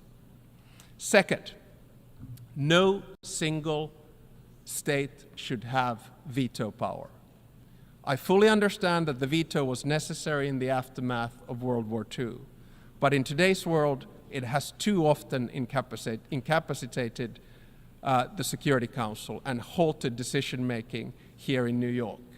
The UN agencies are not subject to national vetoes and are working effectively precisely because no single member can prevent them from doing so. My third and final proposal is that if a permanent or elected member of the Security Council violates the UN Charter, its voting rights should be suspended. This decision should ultimately be taken by the General Assembly, and there should be no room for double standards in the United Nations. So, ladies and gentlemen, despite all of our challenges, I want to end on an optimistic note. My optimism stems from an innate belief that when humans are faced with a binary choice, we often end up doing the right thing. Our choice today is simple. We can continue towards a multipolar world of disorder, or we can start getting serious about solving our common problems through multilateral institutions and a reformed United Nations. As my mentor and great friend of the UN, the late President Martti Ahtisaari, said in his acceptance speech for the Nobel Peace Prize in 2008, and I quote, "Peace is a question of will. All conflicts can be settled, and there are no excuses for allowing them to be eternal." End of quote. Let us keep Martti's words in mind and start working towards peace. Thank you very much.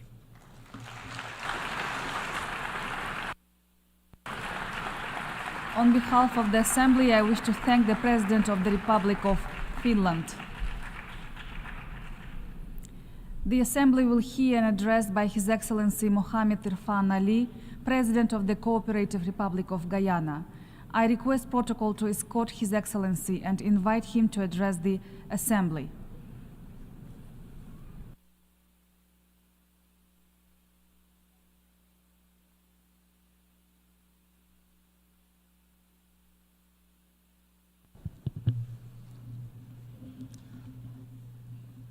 Madam President, Excellencies, if it is, we all agree on ending and preventing wars.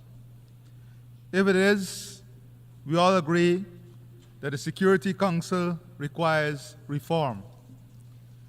If it is, we all agree that the international financial system is unfair and unjust to the developing world. And if it is, we all believe in climate, food, and energy security, then what is stopping us from acting? We will all be doomed in the court of conscience for knowing what is right while ignoring what is wrong. Madam President, of the myriad of challenges confronting our world, climate change threatens our very existence, adversely affecting development across all countries. Rising sea levels and temperatures, severe natural disasters, and shifting and extreme weather patterns disrupt agriculture and food security, threaten water supply, and displace communities. These impacts are particularly devastating for small island developing states. Each year, we make the annual pilgrimage to COP, filled with hope for tangible outcomes. And each year, we are regaled and renewed unkept promises are the order of the day. This cycle of hope, followed by disappointment, cannot continue if the Sustainable Development Goals are to be met.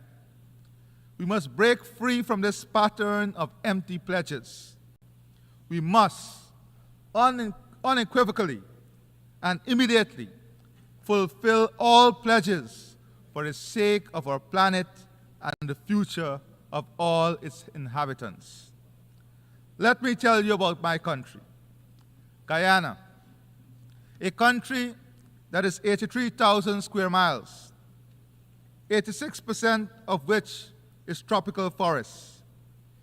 Guyana has the second highest percentage forest cover on Earth and one of the lowest deforestation rate. Our forest stores 19.5 gigatons of carbon and sequesters more than 153 million tons annually. According to WWF, Guyana is one of the world's most important countries for biodiversity density. It straddles two of the richest biodiversity zones, the Guyana Shield and the Amazon.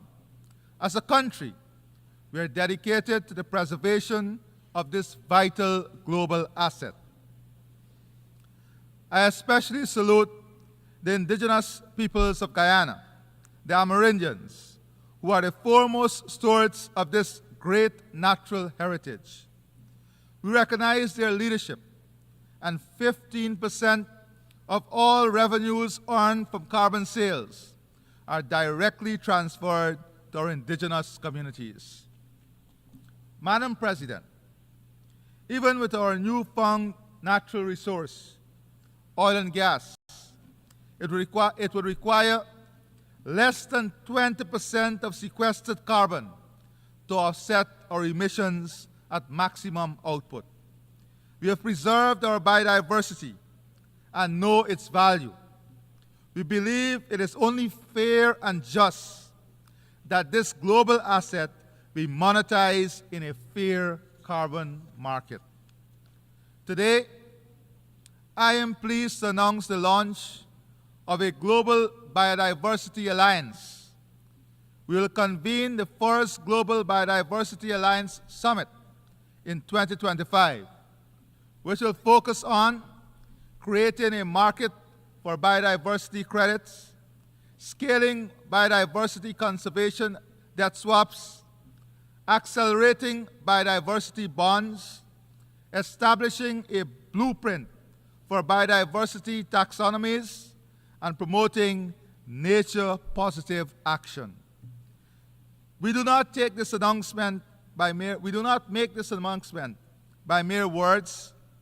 Guyana is also committed to doubling its protected areas by December 2025 and achieving the global biodiversity target of 30% by 2030. These are real solutions that Guyana is putting forward to address the global problem of biodiversity loss. We do not lecture, we lead by example without arrogance. Madam President, according to the UN Food Security and Nutrition Report, in 2023, an estimated 28.9% of the global population, 2.3 billion people, were moderately or severely food insecure. The primary causes were conflict and insecurity, extreme weather events, including those related to El Nino and climate change and economic shocks. To effectively address food insecurity, we must take more concerted action to address its root causes, reducing conflict, mitigating climate change, and enhancing food production and trade in food commodities. By prioritizing peace and climate action, we can create environments where food systems, crops, and livelihoods are not threatened by conflict and weather extremes. In turn, enhancing food production and ensuring fair and efficient trade in food commodities can reduce food insecurity. So too can the full involvement of women and youth.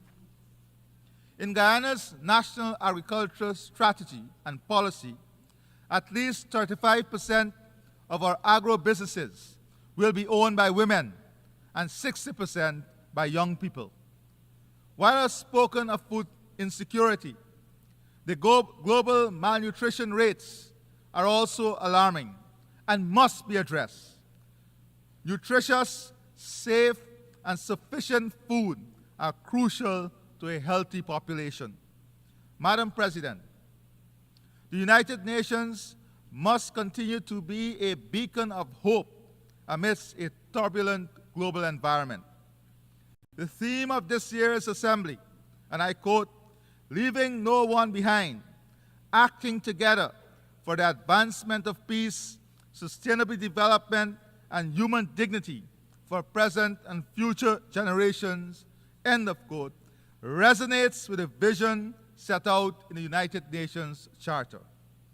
This vision demands decisive action and enlightened multilateralism. Today, we find ourselves in a world where the quest for peace is met with a defiant echo of conflict, where the promise of sustainable development is eclipsed by the dangerous specter of climate change and food insecurity, and where the dignity of millions of people is trampled upon with impunity. In Ukraine, the sovereignty and territorial integrity of a nation are being violated. Yet, decisive action by the United Nations Security Council remains fettered by the veto. Justice demands that we defend the territorial integrity of all states, large, small, powerful, and weak. Equally concerning is the conflict in Sudan, which rages on with devastating consequences for the people of that country, including famine and mass displacement. This conflict will continue to undermine efforts to achieve lasting peace and sustainable development. This assembly must also condemn the continued oppression and persecution by the Taliban of women and girls in Afghanistan, who face not just lack of access to education and restrictions on their movements, but now even their voices cannot be heard in public. Closer to my home, CARICOM has been actively supporting a Haitian-led process for the restoration of democracy, peace, and stability in Haiti. We welcome the deployment of the UN-authorized multinational security support mission led by Kenya as a crucial step towards stabilizing the security situation. We call on the international community to urgently scale up financing for the MSS and secure its renewed authorization so that the mission can succeed. We must also address the dire humanitarian situation where almost half of Haiti's population suffer from acute hunger, mass displacement, and women and girls are enduring brutal violence, including sexual violence. Guyana is leading CARICOM's effort in mobilizing humanitarian effort and support for Haiti. Excellencies, I'll be reaching out to you for your support.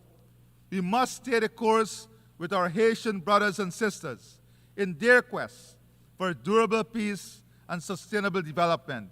The people of Haiti deserve nothing less. Madam President, peace, stability, and safety are no more imperiled than in Gaza. Guyana reiterates its strong condemnation of the October 7 attacks by Hamas on Israel. However, the collective punishment of an entire population, including the indiscriminate slaughter of civilians, most of whom are women and children, has long gone beyond the realm of self-defense. As the world watches on helplessly, Israel continues to flout its international obligations, including the orders of the ICJ and successive Security Council resolutions. Instead, the right of self-defense is being used as a weapon of mass extermination, stoking legitimate fears of genocide. No state, large or small, should feel comfortable and safe when such atrocities are allowed to continue with impunity. The war in Gaza must end now. We reiterate our demand for an immediate ceasefire and the release of all hostages and Palestinians illegally detained. Madam President, for more than 75 years, the Palestinian people have been denied their right of self-determination. We must advance the two-state solution, as this remains the only viable option for a future where Palestinians and Israelis live in peace and security. Turning to our brothers and sisters in Cuba, their right to development continues to be stymied by the economic embargo. Guyana renews its call for revocation of the embargo and the removal of Cuba from the list of state sponsors of terrorism. Madam President, the United Nations has a special responsibility for the security of small states. Small states look to multilateralism and the rule of international law to protect them from foreign aggression. Guyana is a small state that has had to contend with aggression from the Bolivarian Republic of Venezuela for all 58 years of our nationhood. International law and its strict application have been our armor and our shield in our determination to protect ourselves from this aggression. We remind this August Assembly that the border between Guyana and Venezuela was fully, finally, and perfectly settled in an 1899 award by an international tribunal. Venezuela was fully represented in that tribunal, whose award it proclaimed in its own Congress and welcomed for more than 6 decades. Before reopening the issue on the eve of Guyana's independence, claiming 2/3 of our territory. This controversy, initiated by Venezuela, was submitted by Guyana to the International Court of Justice in accordance with a decision of the United Nations Secretary General and consistent with our position to settle this matter by legal and peaceful means. In 2023, in light of intensified acts of aggression by Venezuela, the ICJ issued provisional measures stating that, and I quote, pending a final decision in the case, the Bolivarian Republic of Venezuela shall refrain from taking any action which would modify the situation that currently prevails in the territory in dispute, whereby the Cooperative Republic of Guyana administers and exercises control over the area, end of quote. After years of refusing to participate in the proceedings of the ICJ and stating that it does not recognize the jurisdiction of the court, the Venezuelan government has now submitted a counter memorial to Guyana's submission. We welcome Venezuela's decision to participate in the court's proceedings and express the hope that Venezuela will accept the decision of the court, as Guyana has long pledged to do. I reaffirm Guyana's unwavering commitment to a peaceful resolution of this long-standing controversy in full conformity with international law and the principles set forth in the United Nations Charter. Madam President, peace, development, and human rights are pillars of the United Nations. We all aspire for a form of multilateralism that is equitable, inclusive, and ensures that no one is left behind. Women's participation in leadership in private and public sectors are integral to this. There is a growing movement in the developing world calling for the democratization of global political and economic relations. The disproportionate concentration of power favors a few powerful nations, whilst marginalizing the voices and concern of the broader international community. Developing countries are justly demanding more inclusive and representative decision-making processes in institutions and organs such as the UN Security Council, the World Bank, and the IMF. The World Trade Organization must also be reformed to ensure fairer trade for developing countries. These reforms must go beyond fair representation and ensure that the policies and practices of these institutions align with the developmental needs and aspirations of all countries. In the emerging global order, we must ensure the United Nations remains at the forefront of global governance. If multilateralism is to trump unilateralism, the UN's role as the world's foremost multilateral organization is pivotal. With the necessary resources and resolve, the UN can ensure a future of peace, sustainable development, and human dignity. The future we seek, a future where no one is left behind, demands courageous action. The UN must fulfill its role as a custodian of greater global peace, the foremost promoter of sustainable development, and an unflinching protector of human rights, human dignity, and international law. And since the UN is all of us, this body of nations, this is a collective responsibility for us all. Let us not be found wanting. Let us act together for the advancement of peace, for the achievement of sustainable development, and the preservation of human dignity, now and for generations to come. I thank you.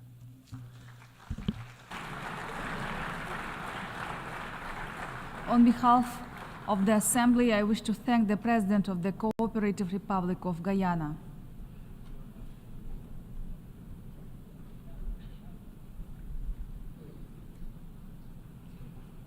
The Assembly will hear an address by His Excellency José Raúl Molina Quintero, President of the Republic of Panama. I request protocol to escort His Excellency and invite him to address the Assembly.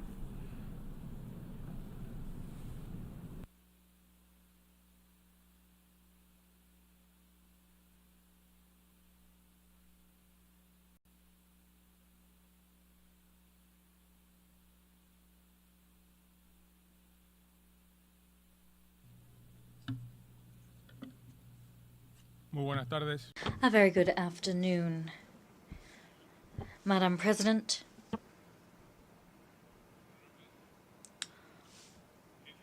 honorable heads of delegation,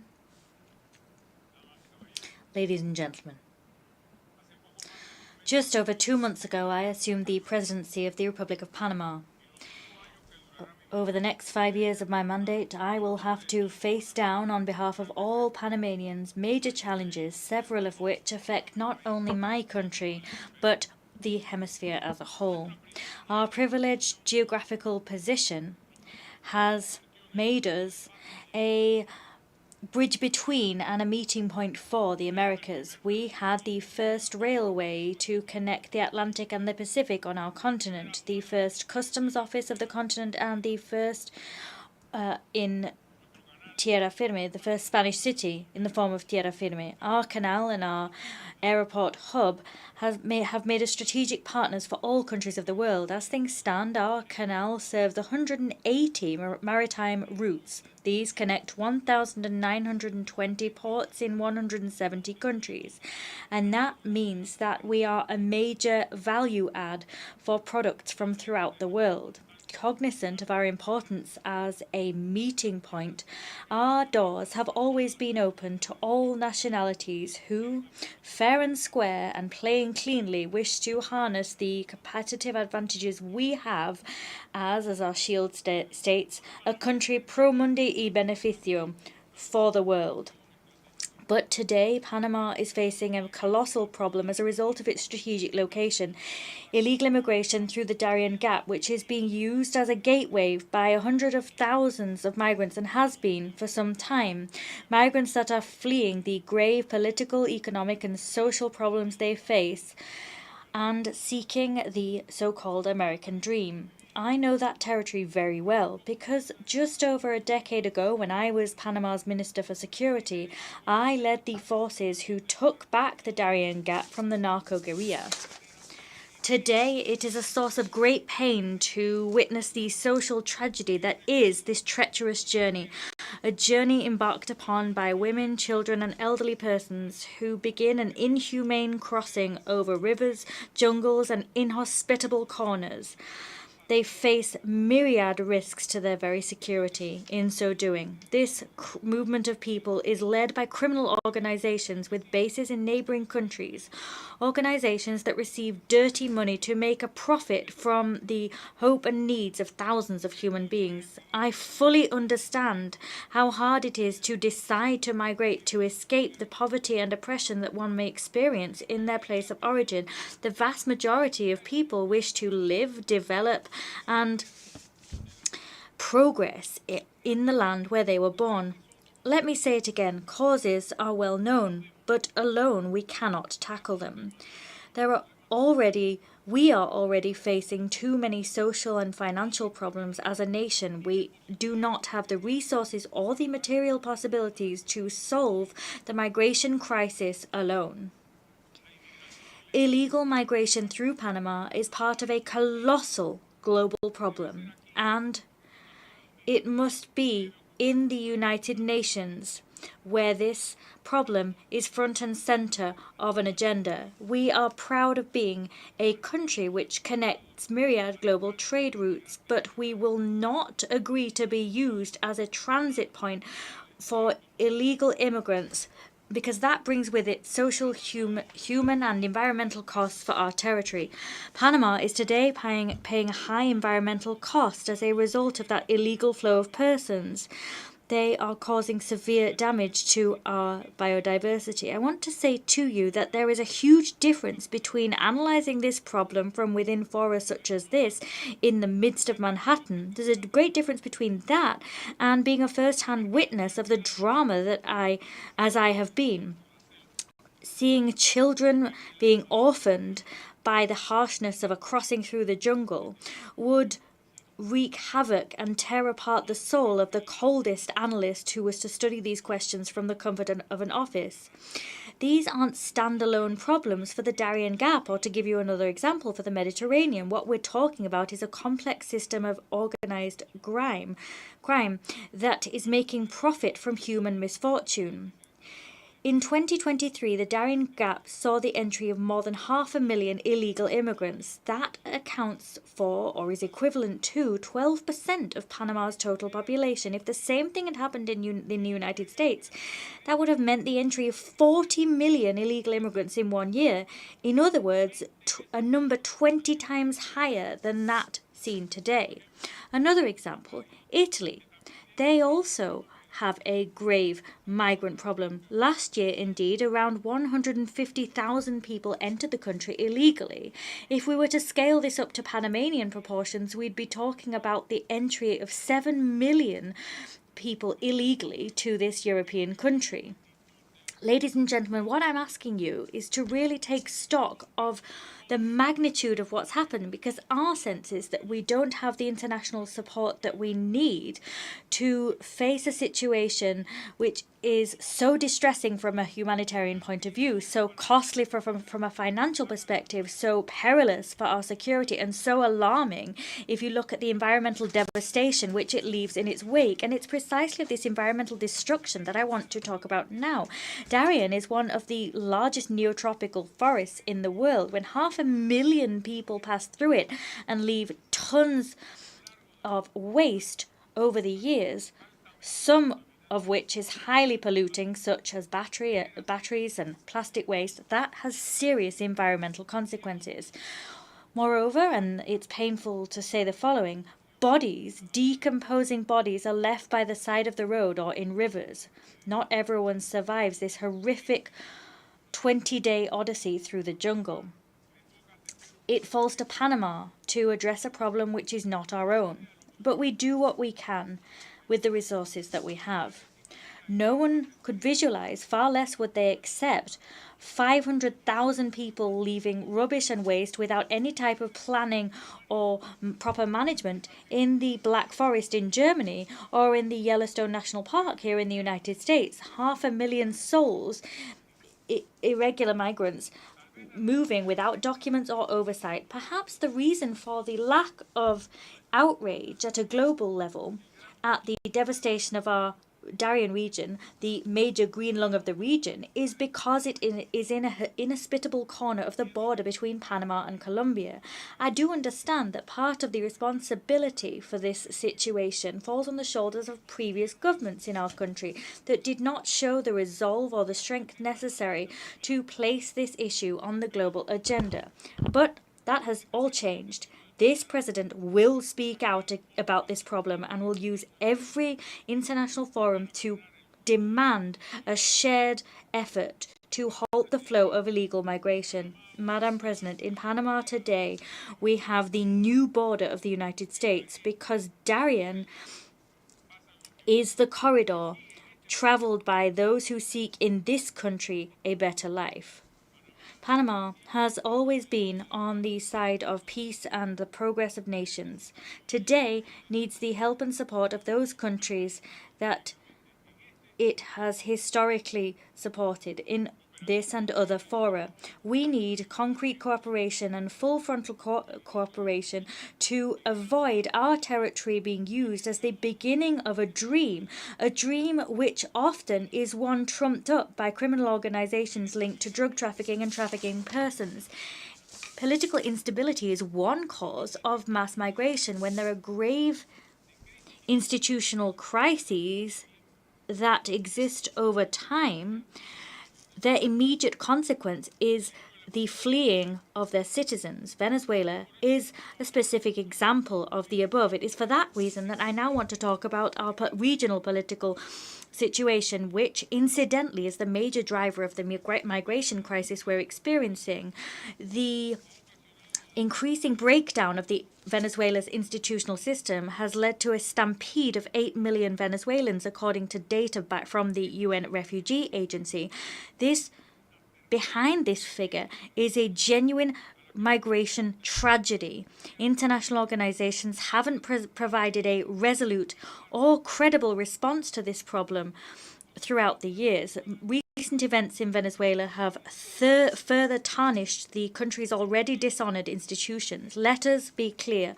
Awarding oneself a triumph without publishing vote counts is like wanting to win a trial without presenting any evidence.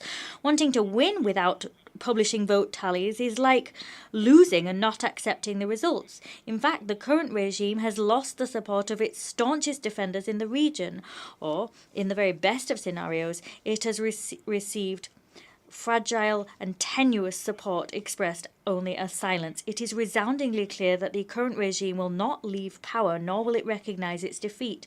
As such, I call upon the appropriate organizations to take resolute actions against the manifestly anti-democratic behaviors and attitudes seen. I want to emphasize here that this is not an ideological issue. We're not talking about a simple difference in schools of thought. What we're talking about is strictly heeding the people's will that is the mother of all wills. Panama is open to dialogue with the rest of countries, any country in which there is respect for the political and representational system arising from every country's national constitutions. I'm bringing up the Venezuelan issue here because it's very difficult for me to talk about health and the environment when 8 million of our neighbors have been forced to flee their home, fleeing the poverty, besetting a country that should have been an economic power. How can we talk about regional sustainable development as we witness this interminable political crisis face the whole continent? I can't look at everything through a rose-tinted lens in my speech when what we have is the spilt crimson blood of immigrants risking their lives in our jungle pursuing a dream of liberty. As they move through the Darien Gap, they contaminate the region, leaving a trail of destruction and desolation in their wake, and it's up to us to pick up, repair, and pay for all of that. If you really care about sustainable development, I ask you as member states to staunchly defend the environment and establish precise mechanisms to redress the damage that has occurred in the Darien Gap. I'm talking not only about the environmental damage, but I'm also asking you to tackle the causes that led to that led to this migration, such as the self-proclaimed triumph of the current Venezuelan regime. As a third point, I want to talk about the unjust discriminatory lists that my country has been placed upon, lists that are cobbled together by tyrannies and which put us together with tyrannies that have committed the worst atrocities. We are put on lists with countries that don't open their doors to the world, that don't respect democracy, that foster terrorism. We don't agree to being part of these lists that are drawn up by the private interests of nations that themselves can't succeed in being competitive or attractive to their fellow citizens. Panama will not allow this affront, far less after all the efforts we've made. We've made significant reforms to our financial and legal systems in recent years to meet the most stringent standards of transparency and prevention of money laundering and other organised crime. But that hasn't been enough. Our nation has demonstrated its readiness to work with international organisations, and we've signed many tax information exchange treaties with myriad countries. That wasn't enough either. As a consequence, the measures that we've been forced to take whilst waved in front of us has been the false promise of being delisted. These measures have been catastrophic for our economies. And yet we still haven't been able to get ourselves removed from these reckless lists. Panama is not a tax haven, nothing like it. The people that are tax havens are those other jurisdictions allied with the countries that promote these lists. Those countries are analysed and measured by different standards to those used for my country. It's quite paradoxical, but the nations that approved Panama's inclusion on these lists use our canal. They participate in public tenders, they make money from consultancy services, and they lobby their businesses to get juicy contracts in our country. This president has taken the firm decision to not allow the businesses of countries that endorse these lists to participate in international tenders. Neither will those very same countries benefit from our vote in international fora. At the same time they point their finger at us, they've enjoyed benefits and have not suffered any restrictive measures. The aim of their bias is to ensure that despicable stigma continues to hover over Panama that is a responsible country when it comes to financial fair play. I want the best for my beloved Panama. I didn't accede to the presidency to make other countries feel good. I did so to meet my country's demands. Talking of lists, I want to tell you that Panama is one of the countries in the world that is carbon negative. In other words, we remove more carbon dioxide from the atmosphere than the CO2 we emit. But this glittering status has brought us no benefit whatsoever. Vast swathes, of our territory is protected, and that brings with it major challenges in terms of achieving genuine development. Today, countries that utterly destroyed their biodiversity for the sake of development force other developing countries to abide by standards of environmental care that they dismissed. This produces an imbalance in terms of opportunities for progress. On the one hand, we're forced to maintain our forests in a primary state, and on the other hand, fingers are pointed to us and we're placed on lists which make it difficult for investment to arrive and which stymie the development of a globally competitive financial system. We do not accept the rules of this game. I want to reiterate the message I delivered when I assumed the presidency. I said there and I'll say now, Panama is an ally of good causes, and we will no longer allow fingers to be pointed at us unjustly in such a way that harms our economic capacity, our prestige, and in a way that besmirches the very image of our country. I'd like to say to you what an honour it is for the Panamanian people to become non-permanent members of the Security Council, as we will do in January this year. That will be the 6th time in history. That accolade is the fruit of sustained work over time. We've been given that seat because of our country's work to fight against terrorism, to fight trafficking in persons, and to fight drug trafficking. Panama contributes to peace and concord between peoples. I am sorry for hammering home this point again and again and again, but all of this is completely impossible to reconcile with the aforementioned list. We can't accept that a country whose conduct is unimpeachable and a country that works in favour of peace, freedom and international security be lumped together and tarred with the same brush with those who do quite the opposite. We're placed on arbitrary lists that don't tally with reality. All of that is genuinely unacceptable. We'll continue fighting peacefully and doggedly to put an end to this unnecessary and discriminatory harassment at the hands of countries that would never abide by the same conditions we are forced to. To conclude, I'd like to say that we'll continue building a country that is at the service of humankind. We'll care for our biodiversity in the face of adversity. We'll defend our democracy in spite of concrete threats today hovering over our region. Panama will continue connecting global trade, fighting for freedom, being a part of the world, and calling for the respect that we give and the respect that we deserve as an upstanding nation. We are a noble working people and we'll fight every day to make this world a better place to live. Distinguished members of this organization, Madam President, on behalf of Panama and all of the Panamanian people, many thanks for this opportunity.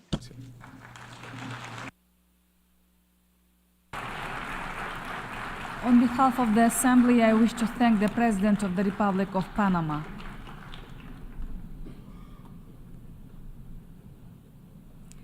The Assembly will hear an address by His Excellency Faure Essazimna Nasingbe, President of the Togolese Republic. I request protocol to escort His Excellency and invite him to address the Assembly.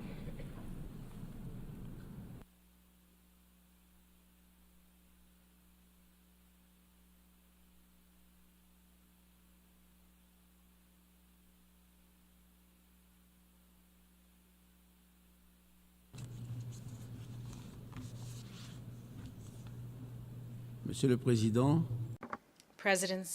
President, Excellencies, Heads of State and Government, Secretary General of the United Nations, distinguished guests, ladies and gentlemen, the history of the United Nations is one of trust in collective responses to the most serious crises.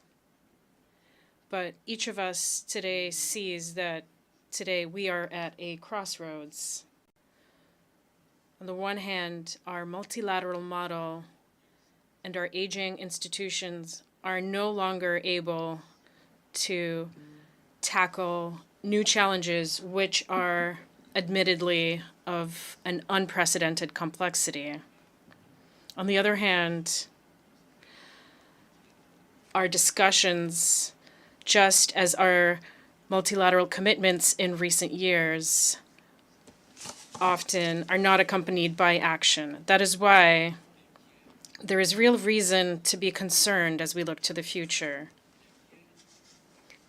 Concerned for the future of our planet, which is ravaged by complex crises. Concerned for the future of our youth, given the challenges that young people will inherit. And of course, I refer first and foremost to environmental challenges. And finally, concerned about the future of our institutions, which are not adapted to current realities and which no longer fulfill their promises. We have no choice. We cannot persist with our systems that no longer deliver on their promises and no longer reflect the realities of our world. We must begin a profound transformation. That is why I stand before you today with a clear conviction and vision for the future. My conviction is that another way is possible, a way forward where international cooperation is revitalized, is more inclusive and more respectful. And my vision is one of Africa that fully assumes its role as a strategic partner in building new rules for global governance. My first observation is that my country, Togo, looks to the future with hope and determination. In Togo, we are working on a type of development that will be sustainable but also equitable and inclusive.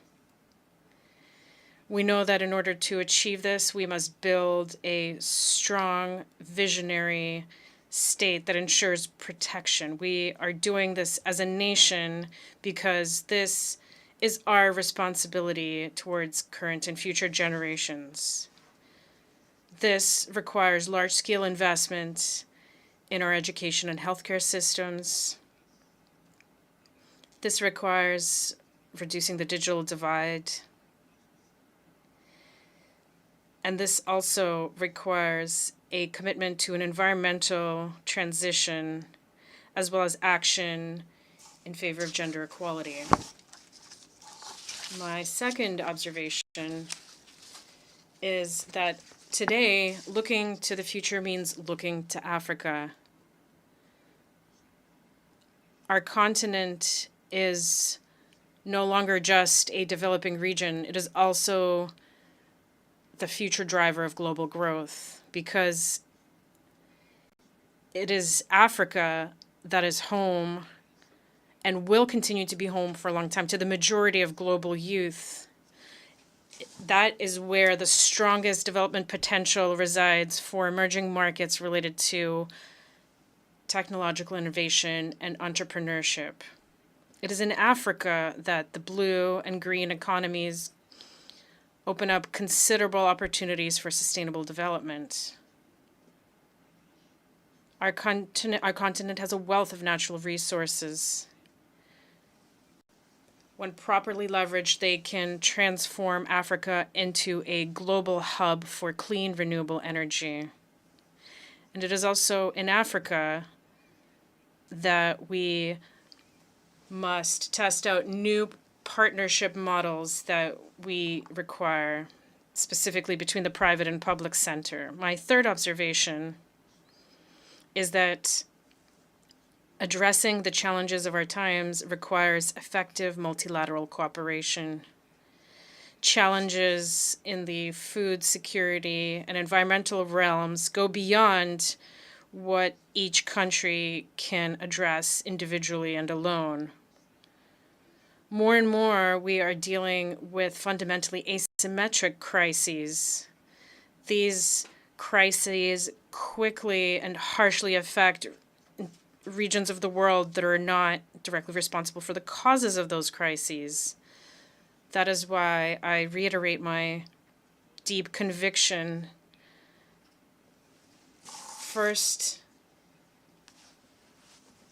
given these global threats, the only way to ensure a better future for current and future generations is to take collective and coordinated action, action by states, and this action, this collective action, must be carried out as part of revitalized global political frameworks. This is in particular true for our efforts when it comes to climate adaptation and resilience. Africa is a region that is one of the most vulnerable to the impacts of climate change. Even though Africa as a continent contributes the least to greenhouse gas emissions, the harmful impact of climate change seen in Africa in terms of food security and the migration challenges that this causes cannot be underestimated. If we do nothing, the issue of the environment will lead to major waves of migration towards the north, which is clearly something that is a common concern. But this need for collective action is also true when it comes to the challenge of peace and security. And that challenge is also a burden that can no longer be carried by Africans alone. In Western Africa, we face the persistent threat of terrorism. In my view, the answer to this requires a combination of inclusive dialogue, security reform, and economic development initiatives that would address and eradicate the root causes of violence. But we cannot tackle all of these challenges alone. Multilateral cooperation is necessary in order to face this collective threat. We all know that development, the climate transition, and security have all become issues that need to be tackled in a multilateral manner. But to do this, we must first refashion our model for international cooperation. And this brings me to my last observation. We cannot strengthen international cooperation without a new model for partnerships that is more equitable and more respectful towards African states. We urgently need to rethink our model of multilateralism in order to rebalance efforts in the context of international cooperation. And in that context, our continent, Africa, deserves particular attention. First of all, there needs to be more respect, dignity for African states on the international stage. It is time to recognize that we are strategic actors in our own right, capable of making a major contribution to global efforts towards peace, sustainable development, and human dignity. Respect for human dignity is not only a principle that must guide our daily actions within our borders. The respect for and dignity of our peoples must be recognized through their representation and the elevation of their voice, which must be heard and respected in international fora. And finally, we require a new model of international cooperation that is more broadly based on localization. Externally imposed so-called universal solutions can, it is true, have some advantages, but they do not always work. Despite the efforts made in recent years, international aid often remains disconnected from the needs and the capacities of the populations that receive this aid. Localization must be a major commitment to recognize local expertise while allowing states to play their rightful role in defining priorities and implementing programs. Togo is resolved to play a leading role in this transformation, and I call on all international stakeholders to support a more equitable and respectful cooperation. Excellencies, ladies and gentlemen, Africa is ready. It is ready to play its rightful role on the international stage, but it seeks to be respected, listened to, and supported in its efforts in an equitable way. Together, let us work on building a world where each nation and each individual can live in dignity, in harmony with others and with our planet. I thank you. On behalf of the Assembly, I wish to thank the President of the Togolese Republic. The Assembly will hear an address by His Excellency Bassirou Diomaye Diakhar Faye, President of the Republic of Senegal. I request protocol to escort His Excellency and invite him to address the Assembly.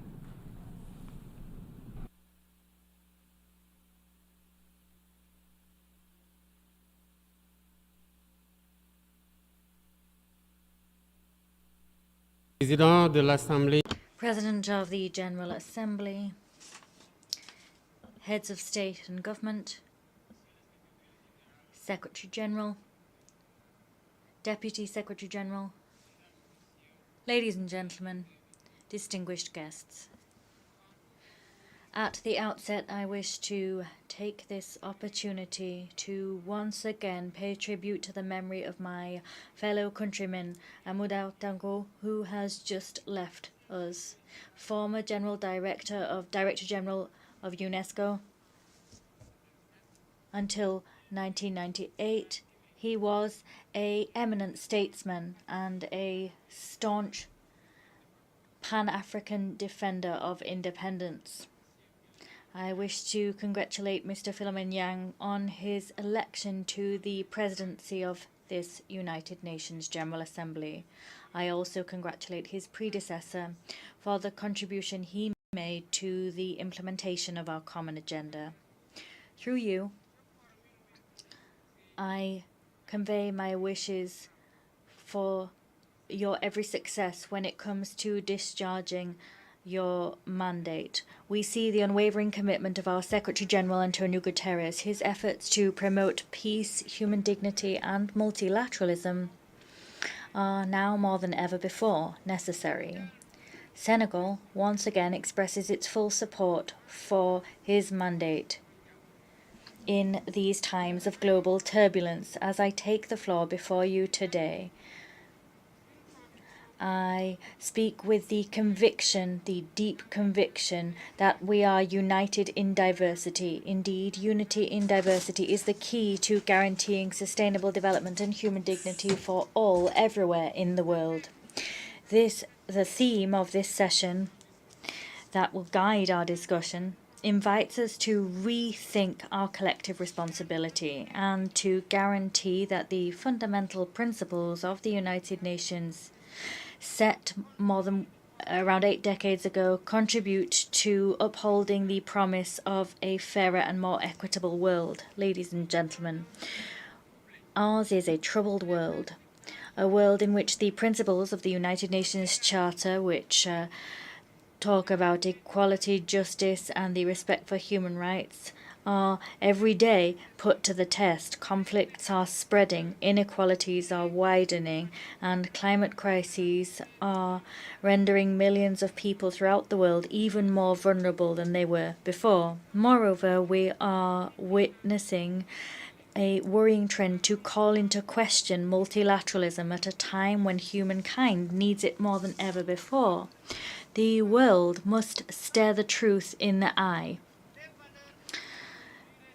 The ideals that we swore to defend are being trampled upon in all 4 corners of the globe, whether we're talking about Gaza, Tel Aviv, Dakar, or elsewhere.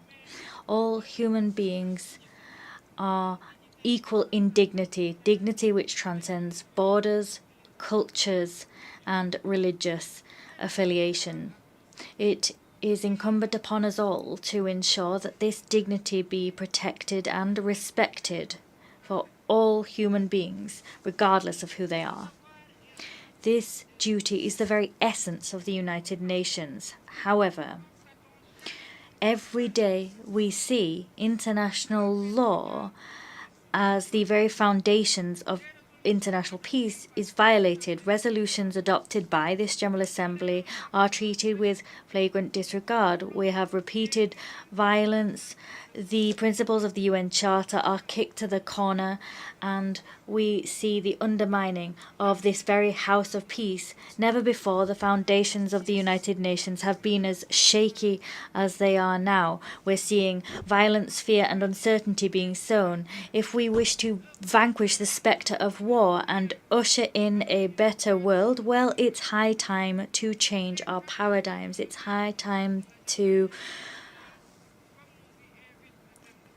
put human beings at the heart of our international agenda, as we're invited to do by the theme of this session. President, ladies and gentlemen, we no longer wish to stand idly by and watch the tragedy in the Sahel play out. Terrorist groups there are sowing terrorism. They're pillaging, they're killing innocent civilians.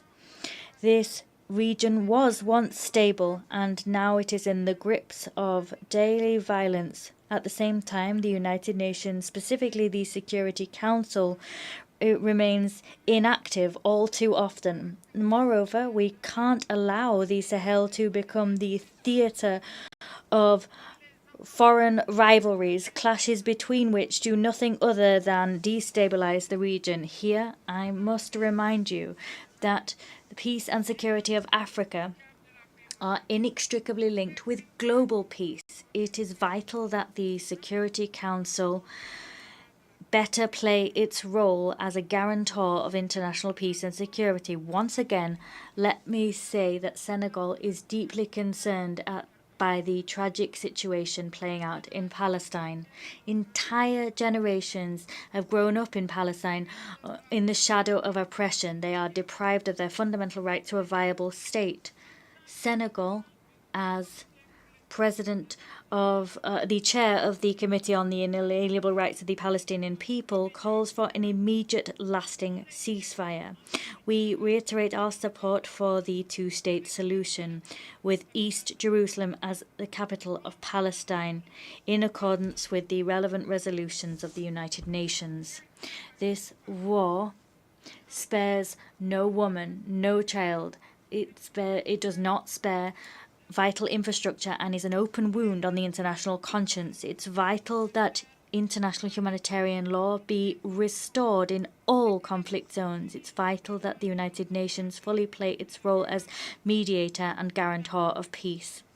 Ladies and gentlemen, peace is not simply the absence of war. Peace is also every human being having the possibility of living in dignity, the possibility to feed themselves, have accommodation, get an education, and to receive healthcare. And yet, today, more than 750 million people are going hungry, and 1 million every day live in abject poverty. These figures are drawing the world ever further away from achieving the SDGs set for 2030. We can no longer allow mechanisms for global governance continue to reproduce these inequalities. It's high time to do away with a dog-eat-dog world and to build a new global contract based on solidarity and cooperation.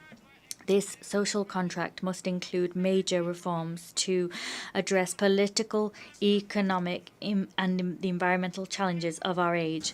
Firstly, it's vital that we safeguard and strengthen multilateralism as the unique framework within which we can achieve and protect international peace and security. Doing that involves an urgent reform of global institutions, namely the Security Council, the IMF, the World Bank, so that these institutions become more inclusive and reflect the economic and geopolitical realities of our time. The African continent in particular must have a more meaningful place in these decision-making bodies. Secondly, it's high time to repair the economic injustices which hinder the development of many countries in the global south: illegal trade, tax evasion, illicit financial flows, and abusive tax systems harm developing countries, namely in Africa. These injustices must be corrected in order to allow all countries to fully participate in global trade and to benefit from economic growth. Third, it is vital that we resolutely work to tackle climate change. We must do that by respecting the principle of common but differentiated responsibility. The industrialized country historically responsible for mass greenhouse gas emissions must step up their efforts to finance a just and equitable energy transition which does not penalize developing nations. We must, as an absolute imperative, protect our planet without sacrificing the rights of the most vulnerable nations to continue their development. Fourthly, we must thwart any attempts to impose unilateral ways of existing and civilizational models. Since its independence, Senegal has staunchly defended the equal dignity of cultures and civilizations. This diversity must continue to be the cornerstone of the peaceful coexistence between peoples. No nation should impose on others its practices or its values as universal. The respect for difference is the very foundation of peace and stability throughout the world. Ladies and gentlemen, Senegal is staunchly committed on this path. We've chosen to build a state wholly focused on sustainable development with ambitious initiatives in terms of clean energy, food sovereignty, and transparent governance. However, we know that to be successful in those endeavours, we need collective action and international solidarity. No country, however powerful it may be, can alone address the challenges threatening humankind. As such, we must act together, united in our diversity, to usher in a future in which human dignity is protected, where justice prevails, and where prosperity is shared. It is through cooperation and mutual respect that we will overcome the crises shaking the very foundations of our world. I thank you. On behalf of the Assembly, I wish to thank the President of the Republic of Senegal.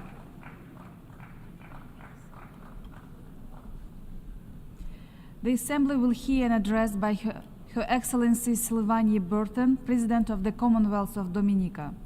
I request protocol to escort Her Excellency and invite her to address the Assembly.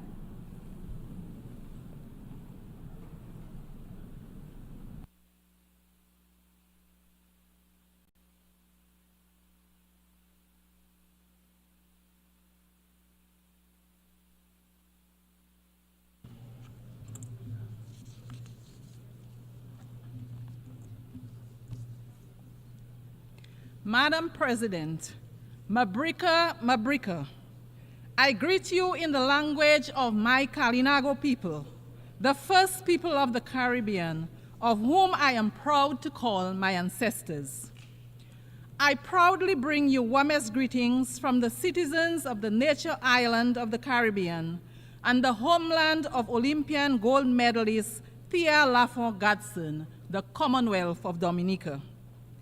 It is an extraordinary honor to address this august body in my capacity as the first female president of the Commonwealth of Dominica and as the first president of indigenous descent. Madam President, our organization was born out of the need to enable dialogue and facilitate cooperation among its members to avoid international conflict.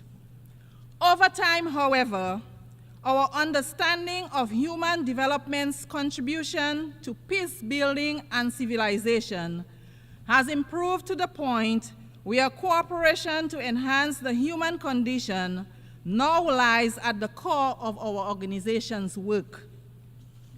Madam President, progress in many spheres of human endeavor is not equitable, and deliberate action is required to ensure that the most vulnerable among us, namely women, boys, girls, the physically challenged, and senior citizens, are brought from the shadows of neglect and into the light of opportunity.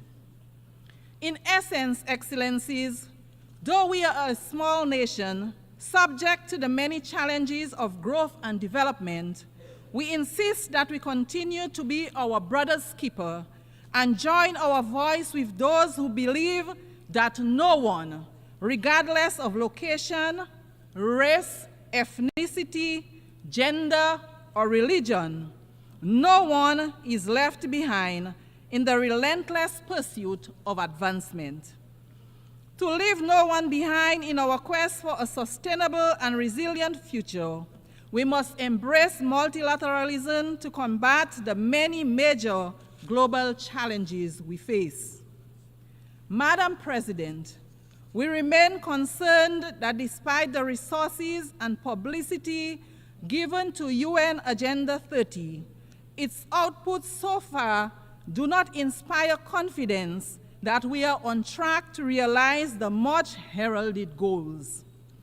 Alarmingly, the 2024 Sustainable Development Goals report indicates that far from building on the progress achieved during the first 5 years, and I quote, fully half of the 17 targets are showing minimal or moderate progress, while over 1/3 appear stalled or going in reverse. It is therefore the hope of my government and the Caribbean community, of which we are proud members, that this assembly will be known as the forum at which the United Nations family rededicated itself to ensuring that the SDGs remain central to our claim. that our civilizations are caring and progressive, and that our collective management, scientific and diplomatic capabilities will be assigned to ensuring that the well-being of the present and future generations is guaranteed. Madam President, for example, despite SDG 3, good health and well-being, the growing burden of non-communicable diseases, NCDs, is an urgent crisis that calls for unified and aggressive approach by all global leaders. The World Health Organization, WHO, concludes that NCDs such as cardiovascular disease, diabetes, hypertension, cancers, and chronic respiratory diseases account for 75% of all deaths worldwide. These diseases not only shorten individual lives, but also imperil the future of our societies, our economies, and our shared global development goals. The fight against NCDs is not one that any nation, particularly a nation as small as ours, can win alone. That fight requires strong leadership, innovative strategies, and collaboration at every level. In Dominica, we have made significant progress in enhancing our healthcare system to better meet the needs of those at risk or living with NCDs.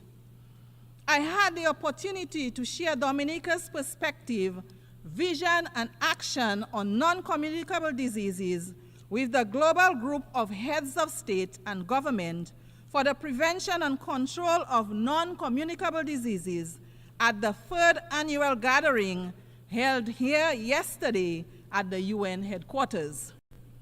Dominica is proud to play its part in this global effort, and we remain committed to working with international partners to share knowledge, resources, and best practices in the fight against NCDs. Madam President, we stand today at a critical juncture in human history. Climate change, as we know, is not just an environmental challenge. It is a threat to every aspect of life as we know it. For Dominica, as for many small island developing states, this is not a distant or abstract issue. It is a daily reality. We have said it time and time again. We see it so vividly year after year that our communities are on the front lines, facing intensified hurricanes, devastating floods, and prolonged droughts. We recall our own devastation in 2015 with Tropical Storm Erica, which wiped out 96% of Dominica's GDP. And then again in 2017, against the deadly Hurricane Maria, which destroyed over 225% of Dominica's GDP in a matter of hours, mere hours. That is why this year we watched in agony as Hurricane Beryl swept through the island states of St. Vincent and the Grenadines, Grenada, Barbados, and Jamaica. Madam President, these tragic occurrences embolden us to state firmly that the time for rhetoric has long passed. Business as usual simply will not suffice. We need urgent, bold, and decisive action to limit global warming to 1.5 degrees Celsius as science clearly dictates. But to do this, we must drastically reduce emissions, boldly honor financial commitments, and build critical resilience infrastructure in regions particularly vulnerable in relation to climate change. This is a moral imperative, a matter of the utmost urgency, a matter of climate justice. Our future depends on the decisions made in these halls. Excellencies, This assembly is meeting at a time when the Commonwealth of Dominica and the rest of the Caribbean direct our gaze to the east and on the storms and hurricanes that emerge in the Atlantic. There is no denial that climate change is happening. We see, indeed, we feel its disastrous impacts on a daily basis. Already, the warnings of weather scientists regarding global warming and the consequent increase in frequency and severity of storms have proved to be accurate. The government and people of Dominica stand in solidarity with our sister CARICOM nations and others adversely affected by this year's storms. Dominica, along with other Caribbean states, have already prioritized the development of national climate adaptation strategies, invested in resilient infrastructure and agriculture, invested in community education and in renewable energy.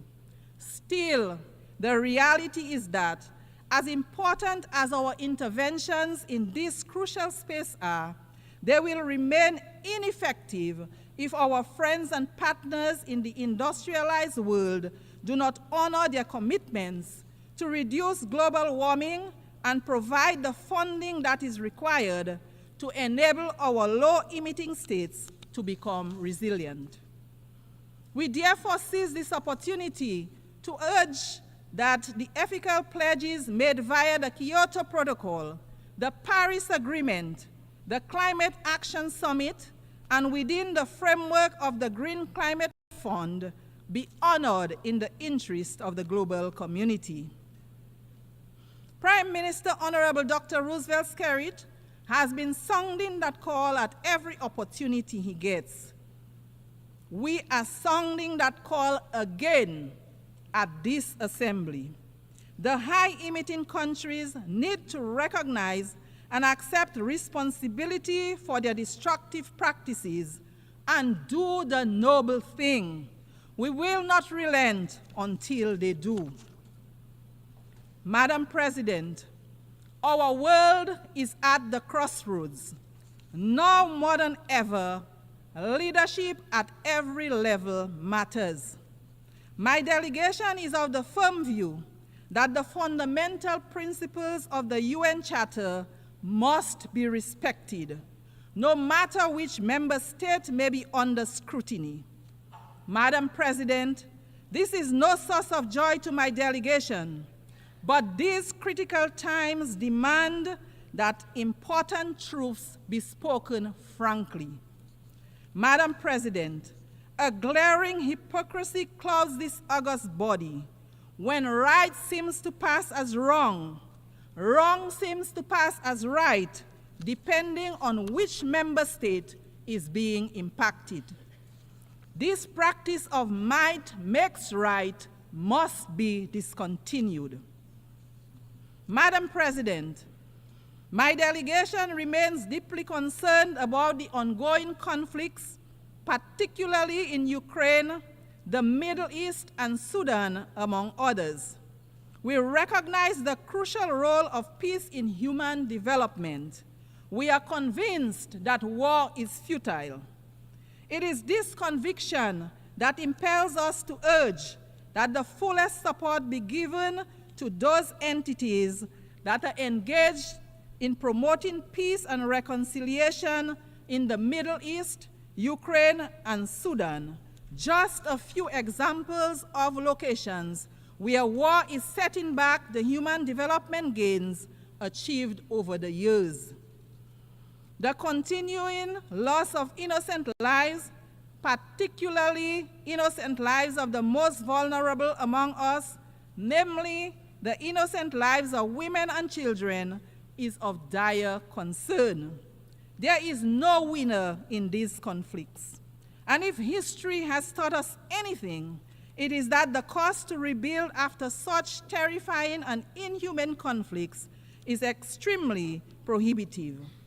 To this end, as long as these conflicts persist, my delegation will not cease to echo the call for an urgent end to these conflicts which have decimated the lives of so many innocent ones.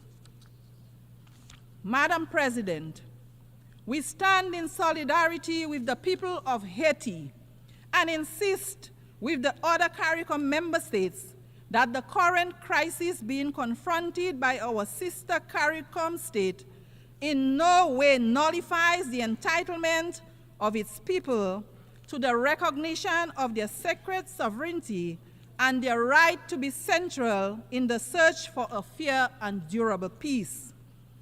The government of Dominica remains convinced that the present challenges faced by our sister CARICOM state are in part related to the glorious contribution Haiti made to the quest for justice and freedom in our region and the world. Indeed, the current complexion of this august body would have been unimaginable without the heroic struggles of the Haitian people. As such, the crisis in Haiti is much more than a Caribbean crisis, even if the solution is an obligation that all of the Caribbean states accept wholeheartedly. My delegation therefore unreservedly supports the position of CARICOM on the situation in Haiti, a position that rightly calls for a Haitian-led and owned transition process to bring across systematic changes to our fellow CARICOM member state. It is high time. The heroic sacrifices of Haitian blood and treasure that opened the door to the liberation of so many of our countries, making it possible for us to be members of this august body, deserve no less than the abundant peace and prosperity of the wonderful Haitian people. It is, Madam President, in this same spirit that we welcome the installation of the interim government under the leadership of Dr. Gary Conil and the swearing in of a new cabinet of ministers on June 12. This process of normalization of life for the people of Haiti has been nothing if not daunting. However, with the support of the international community, there is a glimmer of hope, the dawning of a new day as progress is being made. We remain ever optimistic that ordinary Haitian citizens will once again be able to live, work, and feel at peace in Haiti, an outcome they so richly deserve. Madam President, no mention of this glimmer of hope for the Haitian people would be complete without recognition of the strategic support of the Kenyan volunteers, who have played a major role in bringing the security situation under some measure of control. The Kenyan people standing so closely in the struggle for peace and prosperity with the Haitian people is as natural gets, because their stance echoes the ancestral and historical connections that we share, as well as the imposition history placed upon us to struggle for our liberation.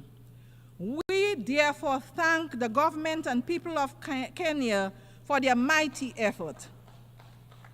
We thank also the United States of America and Canada for their generous support for the effort to stabilize Haiti. We also thank the other states which have made and pledged their support to Haiti towards the restoration of an environment conducive to peace and development. Recognition is also due to those who made material contributions to this effort. We urge member states who have pledged financial support to honor those pledges so that the humanitarian gaps can be closed and the food crisis can be resolved. The Haitian people, a people as heroic and resilient as people ever were, deserve better. It is our firm conviction that we in the international community have a responsibility to ensure that the living conditions of the Haitian people are brought to the natural standards of human dignity. Madam President, the Commonwealth of Dominica is keen to underscore its commitment to advocating for unity, justice, peace, and the sustainable human development that they foster. In this regard, we continue to urge that the long-running economic embargo against the people of Cuba be set aside. It hurts the people of Cuba as well as the image of its sponsors. The trade embargo imposed against our brothers and sisters in Cuba continues to be of great concern to us in the Caribbean. Its lifting grows increasingly urgent. Therefore, the Commonwealth of Dominica once again joins the voices of the overwhelming majority of members of this global organization to call for the immediate lifting of trade restrictions and export bans imposed on the good people of Cuba. They are unjustified, they are unjustifiable, they are antiquated, they belong to a bygone era. They should cease to exist. They fall, in our view, within the grand narrative of yet another Caribbean people's struggle for liberation. It is for these reasons that the government of Dominica strongly urges a radical reconsideration of these actions.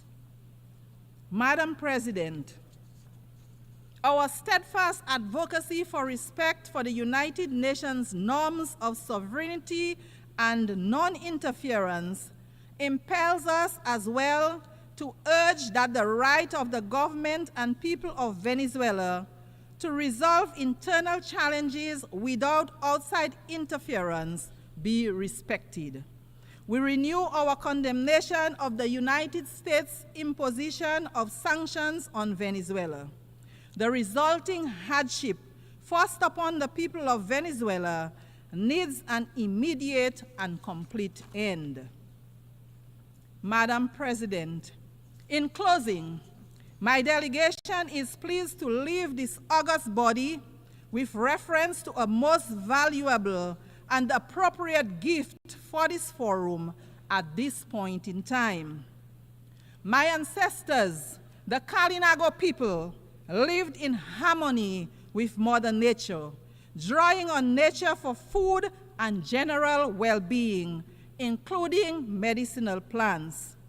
The benefits to a life in harmony with Mother Nature are many. Their impact on the environment was minimal. The benefits to human health were long, active lives with minimal burden of chronic diseases. My ancestors also lived a communal life marked by social cohesion. My delegation recommends this way of life of our Kalinago people to this body. Madam President, I wish Your Excellency and all the delegations participating in the 79th session every success in their deliberations. In the language of my Kalinago people, Ayahora, which means thank you. I thank you for the courtesy of your attention.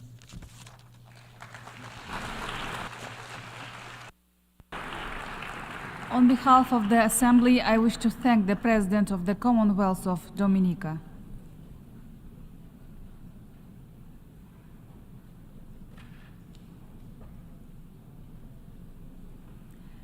The Assembly will hear an address by Her Excellency Hilda Heine, President of the Republic of the Marshall Islands. I request protocol to escort Her Excellency and invite her to address the Assembly.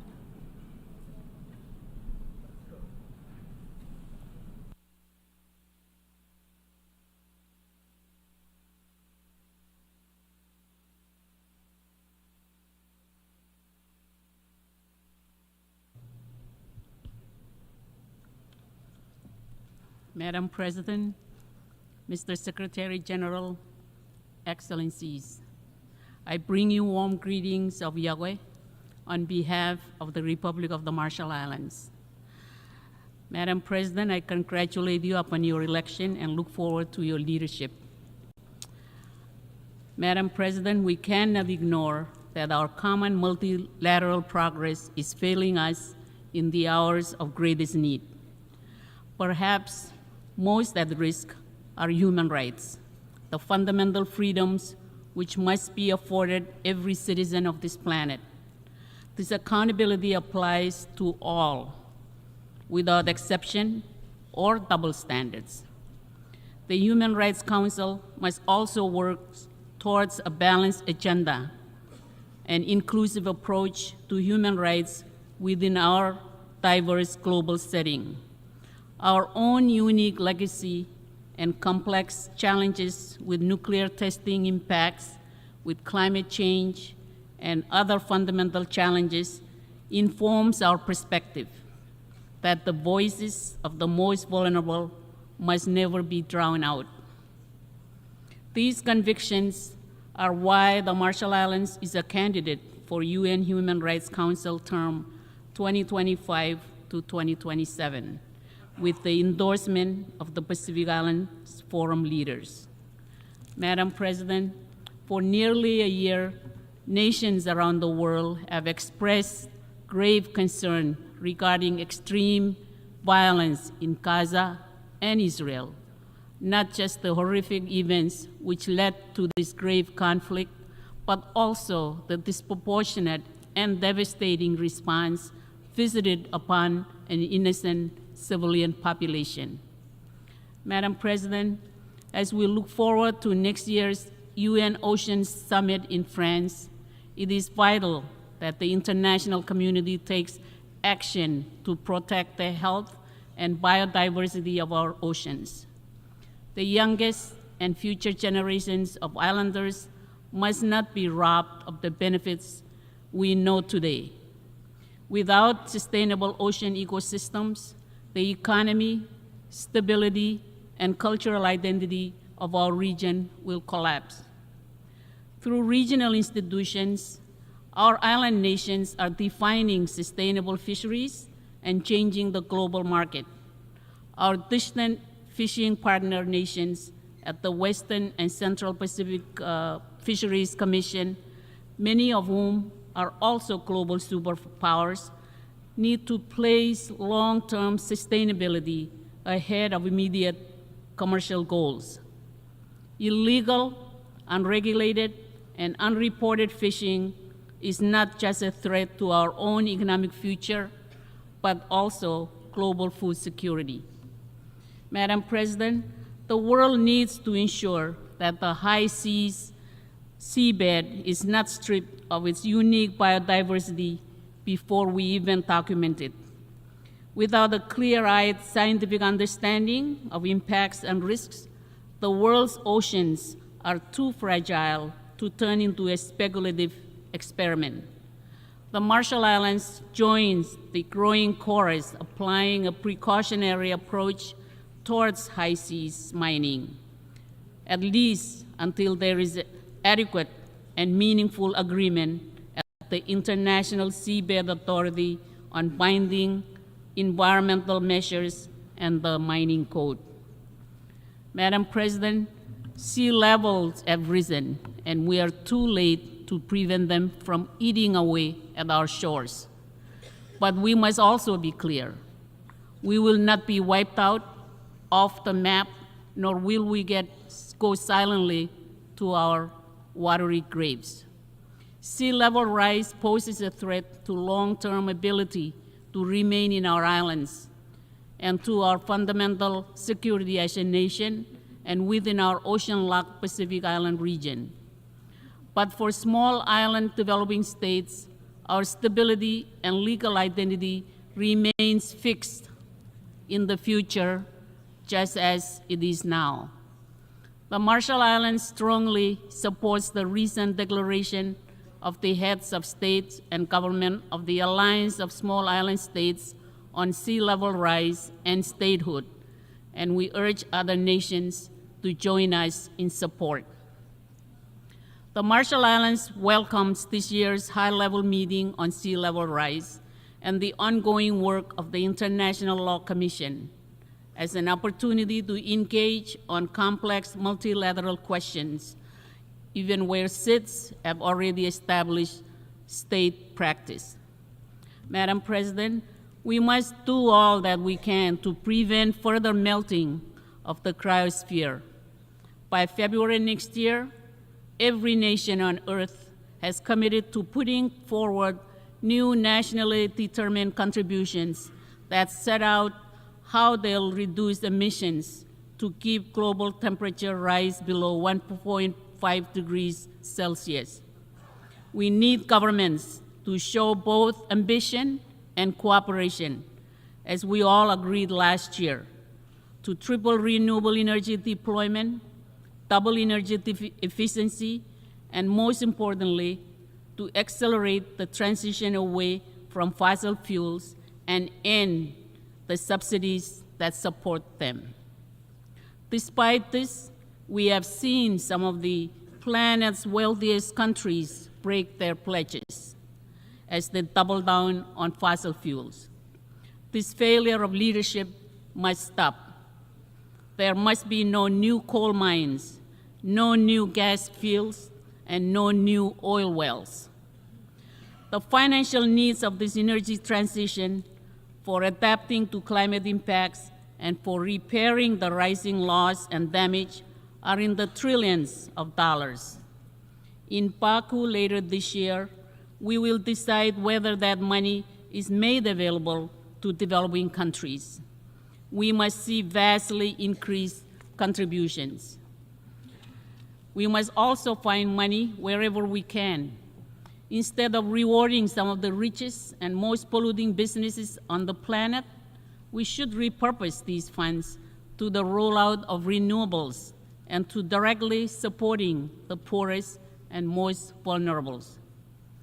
Right now in the IMO, Pacific Island negotiators are leading efforts to agree on a universal greenhouse gas levy, which gives the right incentive to drive decarbonization of the shipping industry and raises revenue in the billions, a portion of which should be used to address the climate impacts from shipping pollution and help build resilience in vulnerable countries. I urge every country to join us. The Marshall Islands emphasizes the importance of the advisory opinion from the International Tribunal for the Law of the Sea regarding the marine environment from climate-driven pollution. We look forward to the advisory opinion from the International Court of Justice regarding the climate obligation of states. Madam President, the Marshall Islands experienced 67 known atmospheric nuclear tests between 1946 and 1958, resulting in an ongoing legacy of death, illness, and contamination. The impacts are handed down generation to generation. These impacts continue to challenge our human rights. In our culture, our identity is our land. Testing impacts left behind deep scars, with communities remaining in exile from their home islands, billions of dollars in unmet adjudicated claims, and a social and environmental burden upon our youngest and future generations. To help ensure nuclear risk is eliminated, the Marshall Islands is working towards accession to the 1963 Partial Test Ban Treaty, as well as the Treaty of Rarotonga and its nuclear-free zone. Madam President, we did not choose this nuclear fate. It was chosen for us. UN Trusteeship Resolution 1082 and 1493 were adopted in 1954 and 1956, respectively, the petition of the Marshallese people. By doing so, all of us will begin the process of healing and to reestablish faith and trust in this institution. Madam President, our strong work on human rights and nuclear testing impacts is a fundamental and foundational effort to address transitional human rights, and we call attention to document HRC/57/77, the report of the UN High Commissioner for Human Rights on the nuclear legacy in the Marshall Islands and its human rights impacts. In particular, I emphasize my nation's unequivocal support for the High Commissioner's important conclusions and recommendations on further action for my own government, for the United States, and for the United Nations. Madam President, as a nuclear-affected state, we seek to work with other affected nations and peoples, including Kiribati, French Polynesia, Australia, Algeria, Kazakhstan, North Korea, and the Xinjiang province of mainland China, and within the United States. All should realize that the responsibility to fully address the harms resulting from the use, detonation, or testing of nuclear weapons lies, respectively, with the member states that have done so. This is the basis of UN General Assembly Resolution 78/240 on victim assistance and environmental remediation. And all must know that the scars upon our collective lands and peoples are firm lessons for nuclear weapons elimination. Madam President, the Marshall Islands welcomes this year's adoption of the Antigua and Barbuda Agenda for SIDS as a companion to the 2050 strategy for the Blue Pacific continent. It is vital that island-driven strategies are better addressed. We are particularly pleased to welcome the strong efforts of the new UN Multi-Country Office for the North Pacific in the Federated States of Micronesia, and we look forward to a groundbreaking ceremony for the new UN complex. Madam President, this year's Triennial Conference of Pacific Women hosted in the Marshall Islands demonstrated the region's continued commitment to advancing gender equality with a focus on the health of women and girls, gender-responsive climate justice, and gender-based violence to strengthen and uplift women and girls across the Pacific.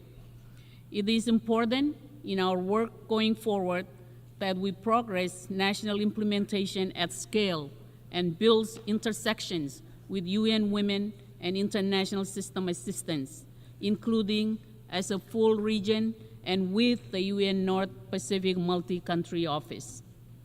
Madam President, we have long understood island-led security in our region, but for many, we are only starting to build formal security foundations at a time when full policy strength is needed to turn the Pacific Islands Forum Boyd Declaration on Regional Security into action.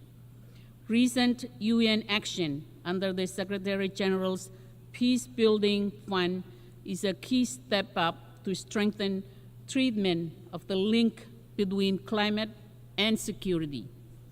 We now need to address with our own direct Pacific voices geopolitical tension to ensure that our democratic island priorities drive our future, free of external influence and coercion. Climate impacts pose a grave security challenge alone, but tackling them with core institutions under external stress, coupled with our underlying fragility, risks epic disaster. Madam President, Russia's continued aggression against Ukraine is a threat to basic democratic norms, human rights, and international accountability. As island democracies and as vulnerable nations in the shadow of changing geopolitics, the war in Ukraine is of great concern to the Pacific Islands, as though Eastern Europe was next door. Madam President, the Marshall Islands look forward to the upcoming high-level visit of the Pacific Islands Forum Troika Plus grouping to New Caledonia. In addition, we support ongoing forum engagement with Indonesia and West Papua to better understand stakeholders and to ensure human rights. Madam President, if we are truly serious that no one is left behind, the UN would not be blinded to Taiwan's efforts and partnership towards achievement of the SDGs. Only this independent, democratic government can represent its 23 million people. UN Resolution 2758 does not mention Taiwan and should not be used as a pretext to exclude Taiwan from participating meaningfully in the UN system. This resolution has been misused to threaten cross-strait and regional peace and security. This was never its original intent. It cannot serve as a sound basis to prohibit Taiwanese citizens and journalists from the UN premises. The UN Secretariat should maintain neutrality and should not be complicit in limiting media freedom. Madam President, as key risks worsen in and around the world, multilateralism must be strengthened. For small and vulnerable nations, the United Nations, despite all its faults, remains the only institution which offers us a vital platform to voice our concerns, issues, and at times seek shelter from the ravages of conflicts and climate change. The word multilateralism can be expressed in the Marshallese proverb, "Warin kangal," meaning the coral where all the fish congregate to seek shelter and feed. Let us all nourish and maintain it for ourselves and future generations. Mr. President, the United Nations is that very coral, Warin kangal. Let us leave no country behind. Thank you, and komoltada.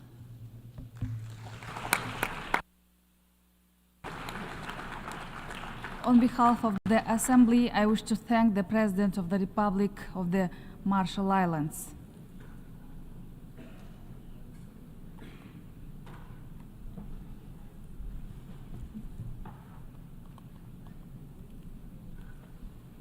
We shall now continue the general debate.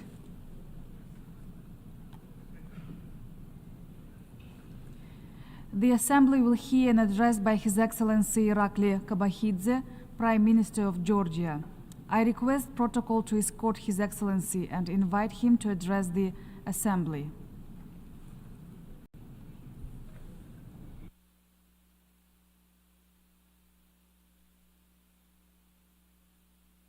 Madam President, Mr. Secretary General, esteemed colleagues, ladies and gentlemen, dear friends of my country, it's a great honor to be with you today to address so many different nations of the world. We are a government that believes Georgia inherently deserves to be a peaceful, stable, and developed country. With this in mind, over the last decade, we have ensured that Georgia develops along this trajectory. We have made some tough choices and were never afraid of the challenge. We never chose an easy path, and we always prioritized our nation and our people. As a result, we are reclaiming our nation's pride, the pride and dignity that a country with 3,000 years of history deserves. We gather here in times of unprecedented global challenges, when interlinking crises of escalating conflicts, climate change, and rising humanitarian needs remain complex. These challenges require bold actions. Georgia has never been afraid of bold actions. The last couple of years have been difficult for our region. While we should be concentrating on global challenges such as development and problem solving, the ongoing war in Ukraine has caused an unprecedented level of uncertainty and a humanitarian crisis. I would like to underline once again Georgia's support for the sovereignty and territorial integrity of Ukraine within its internationally recognized borders remains firm and unwavering. Understanding the first-hand importance of peace, we have led the effort to transform our immediate South Caucasus region from a region of conflicts into a region of opportunities. We welcome the process of peaceful settlement between Armenia and Azerbaijan, and in particular, the efforts aimed at normalizing relations with neighboring countries. We have been and are willing to provide a regional cooperation format that will support collaboration and trust building between countries to make sure differences are left in the past and that we move forward together to capitalize on all the resources and advantages our region has to offer the world. Georgia's strategic location, serving as a natural bridge between Europe and Asia, makes Georgia the shortest route between East and West. With our sea access and strong relations with China, as well as Central Asian countries, Georgia is a key player in the regional and broader Eurasian context. We are a hub not only for the exchange of goods, but also for energy transit and much more. Georgia ensures that 7 landlocked countries of the South Caucasus and Central Asia are connected with the rest of the world via our port infrastructure, which we are committed to further developing with the soon to commence Anaklia deep sea port construction. If you look at the political map, Georgia is the single safest and most reliable transit route to ensure the timely and efficient movement of goods and services. Our commitment to maintaining and enhancing our role as a reliable transit corridor ensures we are able to support our strategic partners in Europe with their energy security needs. By diversifying supply routes and investing in robust infrastructure, Georgia can offer additional predictability in east-west connectivity, especially within the framework of the Middle Corridor initiative. As we all know, the last couple of years have brought significant challenges. Despite these multiple tests, Georgia has demonstrated a remarkable resilience to such external shocks. Our average annual economic growth since 2021 has been 9.7%. Thanks to strong macroeconomic fundamentals and fiscal discipline, the government debt and the fiscal deficit declined to 39.3% and 2.5% respectively. Additionally, Georgia has maintained one of the lowest regional inflation rates, further showcasing its economic stability. Despite significant economic improvement and cutting the poverty rate in half over the last 10 years, further reducing poverty and inequality is at the heart of Georgia's socioeconomic development agenda. In 2023, the employment rate showed significant improvement, coinciding with an increase in the labor force participation rate. The positive trend continued in the first half of 2024 as well, when the unemployment rate decreased to a record low of 13.7%. Georgia's effective performance is duly reflected in international rankings from the world's most reputable agencies. The Global Competitiveness Survey by the World Economic Forum ranks Georgia 20th in the world and 11th in Europe in terms of corruption control, while in terms of rule of law, Georgia ranks 29th in the world and 14th in Europe. The International Budget Partnerships Open Budget Survey ranks Georgia as #1 in terms of budget transparency globally. Transparency in the Time of War by the European Research Center for Anti-Corruption and State Building placed Georgia 17th in its 2023 ranking, ahead of 15 EU member states and 4 G7 states. Additionally, Georgia is the 25th freest economy in the world, according to Fraser Institute's Economic Freedom of the World Report, once again ahead of many leading economies. The Heritage Foundation's Index of Economic Freedom ranked Georgia 19th in Europe and 32nd globally, once again ahead of many EU countries. According to the OECD FDI Regulatory Restrictiveness Index, Georgia ranked 8th among more than 80 countries as one of the most open economies in the world in terms of attracting investments. That's the reason why Georgia's FDI to GDP ratio is one of the highest among peer countries. FDI in 2023 amounted to $1.9 billion USD, representing 6.2% of GDP.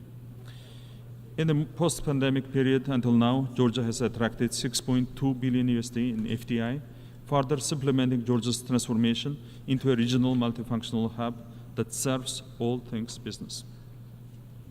Even though we hosted more than 7 million tourists last year, showing a strong bounce back in post-COVID recovery, Georgia still maintains one of the lowest crime rates globally.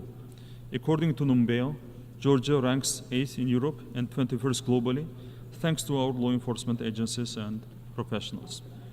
Despite the fact that 20% of our territories are under illegal occupation, we continue to thrive, continue to grow, and continue to make sure that our children live in a better, stronger, and more dignified Georgia.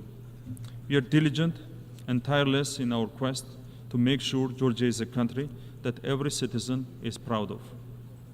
I want to use this opportunity to address our people on the other side of occupation line, in the Abkhazia and Tskhin Valley regions. Whatever actions we take are done to help our people so that one day, with our children, we can live together in one happy, united, and developed Georgia. On this side of the occupation line, we will always meet you with an open heart. We have to rebuild all the broken bridges in our country.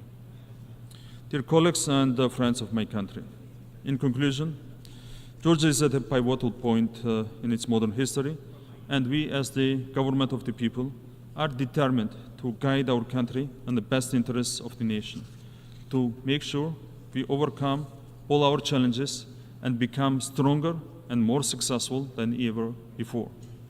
We are optimistic that Georgia's desire to become a full-fledged member of the European Union will be achieved by 2013. As we look ahead to the future with a commitment to shaping a prosperous community together with our allies and partners, our united efforts will persist in supporting peace-building measures and sustainable development. In doing so, we will advance human dignity not only for the citizens of Georgia today, but also for the well-being of all future generations to come. Thank you very much. On behalf of the Assembly, I wish to thank the Prime Minister of Georgia.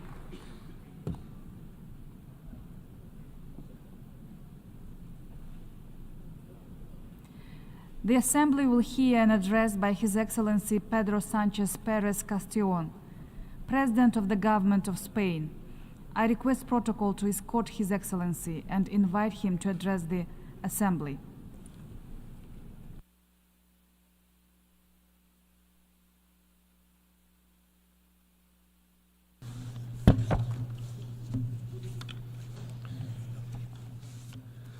Señora Presidenta. Madam President, heads of state and government, ambassadors, delegates. I'm speaking to you on behalf of a country committed to the values which this institution embodies and committed to an international rules-based order, one based on the norms and principles enshrined in the United Nations Charter. A country, Spain, which believes in international accountability mechanisms. A country which fights against impunity, prompted to do so by our first-hand experience and our history. We are a country that defends institutions such as the ICJ and the ICC, both crucial for the guarantee of peace, security, justice, and the reparation of victims. Ultimately, a country whose practice and conduct is guided by a crucial maxim, and that is the value of coherence. That maxim has compelled us to take the same stance on Ukraine, Gaza, and on any other place. We defend peace, human rights, and an international rules-based order. In the face of the doubters, we respond by placing greater trust in multilateralism. This very same multilateral system is one which the world built brick by brick on the ashes of barbarism, is today withstanding great pressure which is dealing a heavy blow to three key ambitions for the progress of nations: peace, democracy, and development. These are three aspirations: peace, democracy, and development, which cannot be achieved in isolation. One cannot be achieved without the other two. Peace is incompatible with tyranny. Democracy needs to provide well-being and development in order to earn legitimacy for what it is, the most advanced form of social and political organization that man has ever created. Peace without democracy is the peace of jails, prisons. Democracy without development and progress is a precursor to autocracy, as clearly evidenced by a past rich in lessons that we must never forget. Consequently, working actively for peace, the first of these three aspirations, is today much more than a moral imperative. It is, instead, an existential need. For the first time, ladies and gentlemen, in 2 decades, the number of conflicts in the world is growing. The number of countries involved in wars outside of their borders is growing, rising to levels not seen since 1945. We're seeing an increase in the number of victims, the wounded, the maimed, and in the number of displaced persons. Also growing is the economic impact of violence.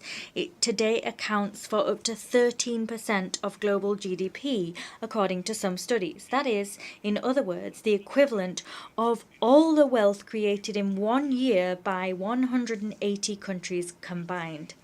These figures are not only the expression of a major collective failure, as they do, but they are the symptom also of a global illness which is eating away at the foundations of a multilateral system and an international order based on principles and norms. These are principles which until just a short time ago seemed inviolable: the respect for sovereignty, political independence, and the territorial integrity of countries.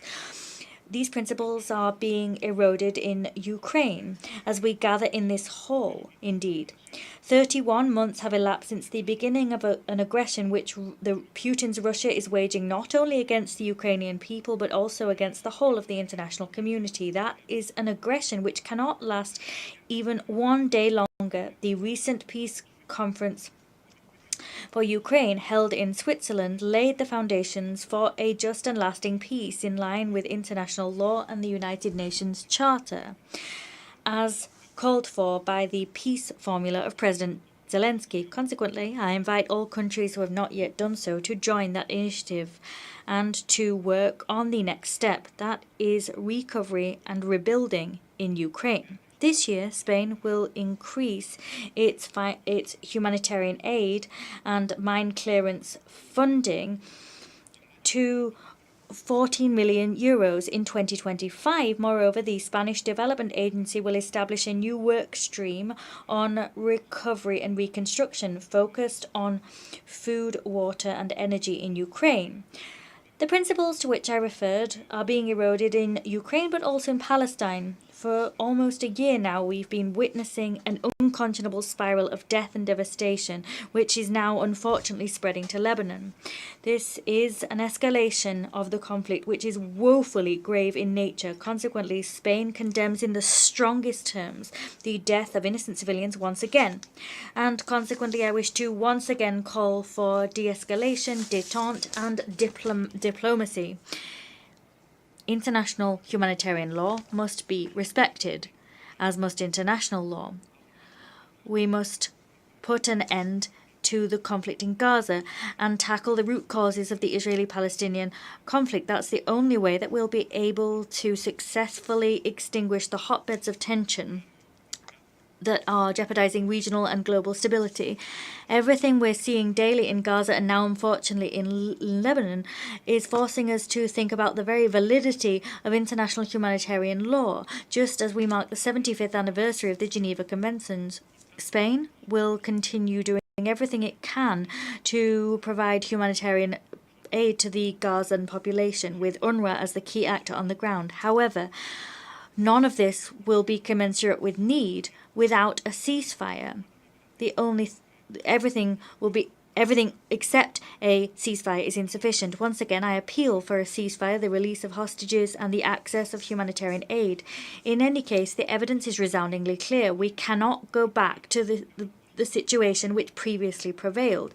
It is imperative and urgent to apply a two-state solution for Israel and Palestine to coexist side by side in peace and security. That is the only possible solution to a conflict which has already dragged on for decades and which has claimed so many innocent lives. Moreover, the advisory opinion of the International Court of Justice, requested, moreover, by this General Assembly of the United Nations, has ruled that the occupation of Palestinian territories is illegal. What we're seeing is an occupation which must immediately stop. The time has come to work on the stabilization phase. That is the sole responsibility of the Palestinian Authority. Spain is committed to the PA and determined to increase that support. Ladies and gentlemen, as you will be well aware, Spain took the decision to recognize the State of Palestine on the 28th of May. That was a decision supported by the overwhelming majority of Spanish society, and one whose only aim is to further the quest for peace in the region, a desire which has long been held. In 1949, a Spanish man, Pablo de Escalate, was the first representative of the UN mediator in Palestine. Today, it continues to be moving to read his notes about that mission, which are full of bitterness in the face of the catastrophe that he senses was around the corner. Pablo Azcárate, was a man in exile, a Spanish Republican, that the dictator prevented from returning to his homeland. It is perhaps for that reason that he empathized so much with the suffering of that land, and his name deserves to ring out loud and clear 75 years since those events. This year, before the end of this year, Spain and Palestine will hold the first intergovernmental meeting to broaden and deepen our bilateral relationship. I also want to underscore the importance of the recent meeting in Madrid of the Euro-Arab Islamic Group to catalyze the peace process and to allow the two-state solution to come to fruition. It is urgent that we convene the peace conferences with the parties in the international community. This is an initiative supported by more than 90 countries, and that is a peace conference which will allow us to revive the spirit of dialogue which prevailed in Madrid in the beginning of the 1990s, when the Israelis and Palestinians sat around the same table to negotiate. At such a complex juncture, I wish to reaffirm Spain's unconditional support for and commitment to peace. Demonstration of that commitment is the 670 Spanish troops deployed in UNIFIL under the command of a Spanish general. The work of peacekeeping missions is key in many arenas, such as in the Western Sahara. We will continue to support the special envoy of the United Secretary General to achieve a mutually acceptable solution which abides by law and which exists within the UN framework. But it's clear that beyond peacekeeping missions, we must tackle the underlying causes of conflict, as indicated by the new agenda for peace championed by the Secretary General. We resolutely support that agenda. With that in mind, the Indo-Pacific has become a center of gravity, and we must all contribute to maintaining peace in that region.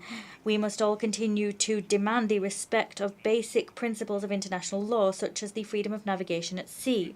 Spain is willing to collaborate to the work of partners to maintain stability and security. Ladies and gentlemen, while this turbulent landscape could cause us to lose heart, we can look at some projects, such as the European project, as an example of hope. No one would have imagined that in only a few decades we'd have seen such radical change in Europe's geopolitical landscape. Consequently, as part of the European Union, Spain is committed to that agenda for peace.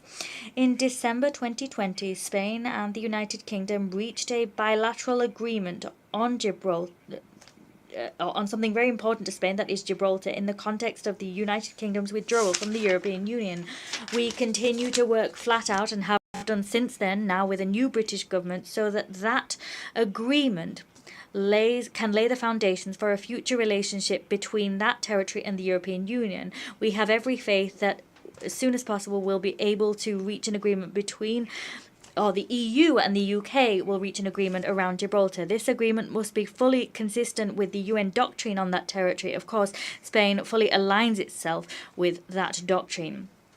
Any agreement reached must be fully consistent with my country's legal position regarding the sovereignty and jurisdiction where Gibraltar is concerned. We must work to develop a prosperous area of social and economic development which encompasses Gibraltar in its entirety, including the Campo de Gibraltar. Together with the threats to peace, the world is facing a real risk of democracy being dismantled. And this brings me to the second aspiration that I want to touch upon. Rights that we thought acquired are today being called into question or undone. A reactionary global agenda is paving the way towards heated mistrust in institutions, polarization, and demands for the return of an invented past, as false as their proclamations. Democracy is waging a battle for its very survival. Let's be clear. We cannot give ground to our enemies. Democracy cannot. Democracy cannot hope to win this battle with its hands tied, because let's be clear, we're facing people who have no scruples. They are activists of lies. They are spreaders of fake news and hatred, and they're ready to tear societies in two to impose their regressive agenda. We must raise a shield to protect democratic institutions from those who deliberately seek to undermine them. We can no longer simply evoke the moral superiority of democracy. We need to correct mistakes, work on internal rejuvenation of democracies, and of course, strengthen transparency and accountability of our democracies. We must also work to ensure that our citizens feel that democracy is close to them, something that belongs to them, that it is something alive, something living. With that in mind, Spain will champion that vision via our co-chairmanship of the Open Government Partnership that will hold its 9th Global Summit next year in Vitoria-Gasteiz. Against the backdrop to which I've referred, I think that the relationship between the EU and Latin America and the Caribbean becomes newly meaningful. These are two regions called upon to work together with a shared vision of the world. The unfortunate situation in Venezuela after the elections of the 28th of July is one of grave concern. I wish to once again reiterate Spain's unstinting commitment to democracy and the defence of human rights in that country. I wish to condemn any detention of or threat against political leaders. It is vital that the will of the Venezuelan people be respected. There must be a recount of votes in absolute transparency. This recount must be verified. I am convinced that we need more common arenas for dialogue. As such, Spain supports the holding of the next Ibero-American Summit in November in Cuenca in Ecuador, and we will host the Ibero-American Summit in 2026. We will continue also to practice a feminist foreign policy. We'll do that to remain coherent and consistent with our past, because above all, to talk of feminism is to talk of human rights. Today I wish to say loud and clear that the time has come. The time to act is now. Both the Secretary General and the presidency of this assembly, when new people are appointed to these posts, those people must finally be women. Spain supports and will firmly support the idea of men and women taking turns at the helm of this organization, and will work to put an end to a situation which is quite simply unacceptable. For peace and democracy to prevail, it is vital, ladies and gentlemen, to heed the third aspiration that I want to talk about, and that is the sustainable development agenda. Democracy and peace gain legitimacy by their results. They gain legitimacy from their ability to provide well-being, to fight against inequalities in all their forms, and their ability to champion social justice, to promote the dignity of human beings. But it's not just a question of covering current material needs. It's also about doing that without compromising the ability of future generations to meet their own needs. It's about safeguarding the future of our children, and it's about linking development and sustainability and seeing that as an existential need, not simply a moral imperative. imperative. I'm not going to issue a fatalistic speech about the climate emergency. We are all well aware of the impact on migratory flows and the cost of not acting where climate action is concerned, but I'm not going to succumb to the melancholy of those that say that our battle is a lost one. I won't do that. Science is the answer. Science that puts the human being at the heart of our concerns and its concerns, and it's science that today reminds us that there's only one alternative. We need to eliminate fossil fuels. There needs to be more renewable energies and more energy efficiency. If we follow this guide, not only is there light at the end of the tunnel, there are major opportunities for development and substantive improvements to global competitiveness. I know all of this from my own experience. More than half of the electrical energy produced by Spain last year came from renewable sources, and at this point in this year, this volume is already surpassing 60%. There's much, much more behind these figures than cheap, clean and affordable energy for millions of homes. There's also better and more employment in emerging sectors and more opportunities for territories that hitherto haven't had industry. That's why it's so important to strengthen international development financing so that we can turn it into an authentic lever for prosperity for countries in need. Spain is a country that knows that in order for its 48 million people to aspire to a better future, we have to work so that the 8 billion inhabitants of our globe also have a dignified life and a better future. We have platforms on which we can, or within which we can take action to achieve wholesale reform of IFIs and within which we can update them. And this goes for multilateral development banks, but we need to go further. We need to move towards more just and more inclusive mechanisms. We need to tackle the debt problem, mobilize more sources of financing, and ultimately guarantee more help for those that need it most. We must implement more effective, transparent and just tax policies which champion the mobilization of domestic resources, including a minimum global tax on major fortunes and the full implementation of the 2 pillars of the OECD and G20 on the taxation of multinationals as a basis for a future framework convention on tax cooperation. We will have an opportunity to make progress here at the 4th International Conference on Financing for Development that we have the great honour of hosting in Seville in June 2025. Of course, you're all invited. This is a key event, an opportunity to demonstrate that we're all able to update our multilateral system to ensure it can meet the challenges of the day. Seville will be a unique opportunity to expedite the achievement of the SDGs to which we are committed, that is fighting poverty, eradicating hunger, eradicating AIDS, or ending gender discrimination, among many other challenges. It might be difficult to believe, but today we continue to hear insane speeches which criticize such noble ends and see ideological diktats in agendas where there's nothing other than common sense and humankind. Discourses, speeches which criticize this clearly humane agenda that is Agenda 2030 and call it a concoction of global elites. That is the craziness of our times. We will be a rational voice and will work to ensure that the FFD negotiating process is transparent and inclusive and that it brings about tangible results. We have experience which shows us that reform is key. We've reformed our cooperation for development system, and today I wish to say to you that we intend to increase our contribution to the UN development system to the tune of 25% between 2025-2027. As part of this vision, Africa is a key partner for Spain, and my belief is that it should also occupy its rightful place in the international community. That is key.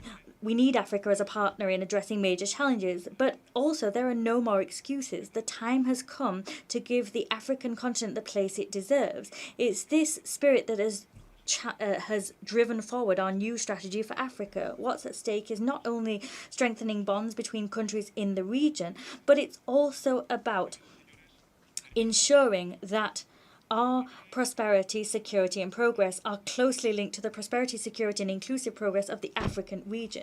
Humanity is facing many old challenges, such as those to which I've referred somewhat superficially. However, new challenges are emerging, such as those created by the expansion of AI. So often in the past, the emergence of disruptive progress creates fear and mistrust, and this isn't the first time this has happened. The discovery of writing, many said, would annihilate the acquisition of knowledge by memory. Many people said that the printing press would limit the depths in which we could think. Even electricity was seen as a silent assassin of peace in the home. All new disruptions feel somewhat overwhelming, but what makes a difference is our ability to take a firm hold of the reins of progress. We need to combine progress with unimpeachable ethical rectitude, and that will be vital as we move forward. A few days ago, we learned of the 7 key recommendations of the advisory body of the Secretary General for the Global Governance of AI. We must support these recommendations and continue with this joint effort to ensure that the decisions around AI do not remain in the hands of the few, and to ensure that the development of AI is done ethically and responsibly for the benefit of all of humankind. There are always harbingers of doom, but data tells us that we know how to control progress. And I want to share some data with you, ladies and gentlemen. In just over a century, child mortality has reduced from 50 to 4% across the globe. The number of university students has doubled in only 2 decades. The percentage of women holding seats in parliament now stands at 27%. That is double what it was in 1990. The world has doubled its installed solar capacity in only 4 years. At the same time, energy produced by fossil fuels is drastically reducing. Let us not accept that the dawn of a new era of violence and wars is inevitable. The future is a relatively recent conquest for humankind. Being able to look forwards, get priorities in order, and think about a future is a privilege that modernity has given us. Let us therefore honour our responsibilities by looking ahead without fear and with hope. Let us choose to recast multilateralism in such a way as to leave us with a much better future than that which we currently stand to leave our children. Let us confront this task with creativeness, audacity, with hope and ambition, the ambition that our age demands. Many thanks, ladies and gentlemen. On behalf of the Assembly, I wish to thank the President of the Government of Spain.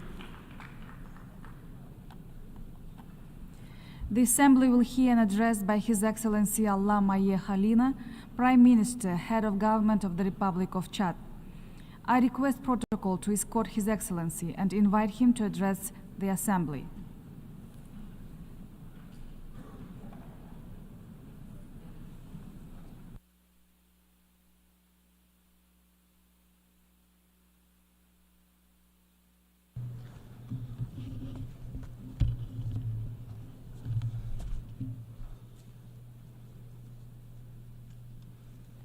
Madame la Présidente, Madam President, heads of state and heads of delegation, ladies and gentlemen, at the outset, on behalf of the President of the Republic of Chad, on behalf of my delegation, and in my personal capacity, I would like to convey my warm congratulations to Philemon Yang, former Prime Minister of the Republic of Cameroon, and congratulate him on his brilliant election to the presidency of the 79th session of the General Assembly. I wish him every success in his work and assure him of the support of my delegation throughout his mandate. I would also like to express our sincere gratitude and warm congratulations to Dennis Francis, outgoing President of the General Assembly, on the excellent work carried out throughout his term.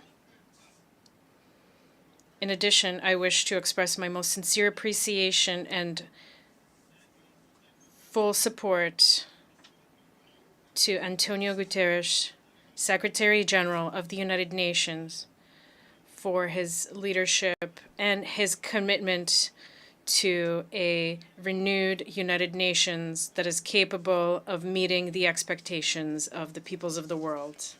Excellencies, ladies and gentlemen, the theme of this session, Unity and Diversity for the Advancement of Peace, Sustainable Development, and Human Dignity Everywhere and for Everyone, resonates deeply with the aspirations and challenges that we see in Chad, in Africa, and throughout the world.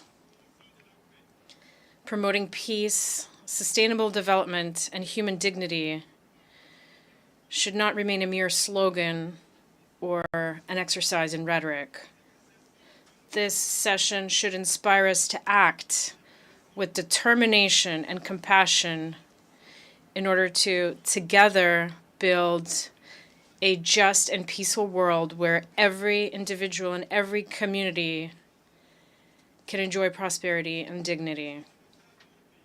For Chad, my country, as is the case for many countries in the Sahel, peace remains a major challenge. While we face challenges, it is essential to recognize the efforts being made by our states against terrorist groups whose origins and resources often remain unclear and who threaten our institutions, undermine our development efforts, and aggravate the hardship of our populations.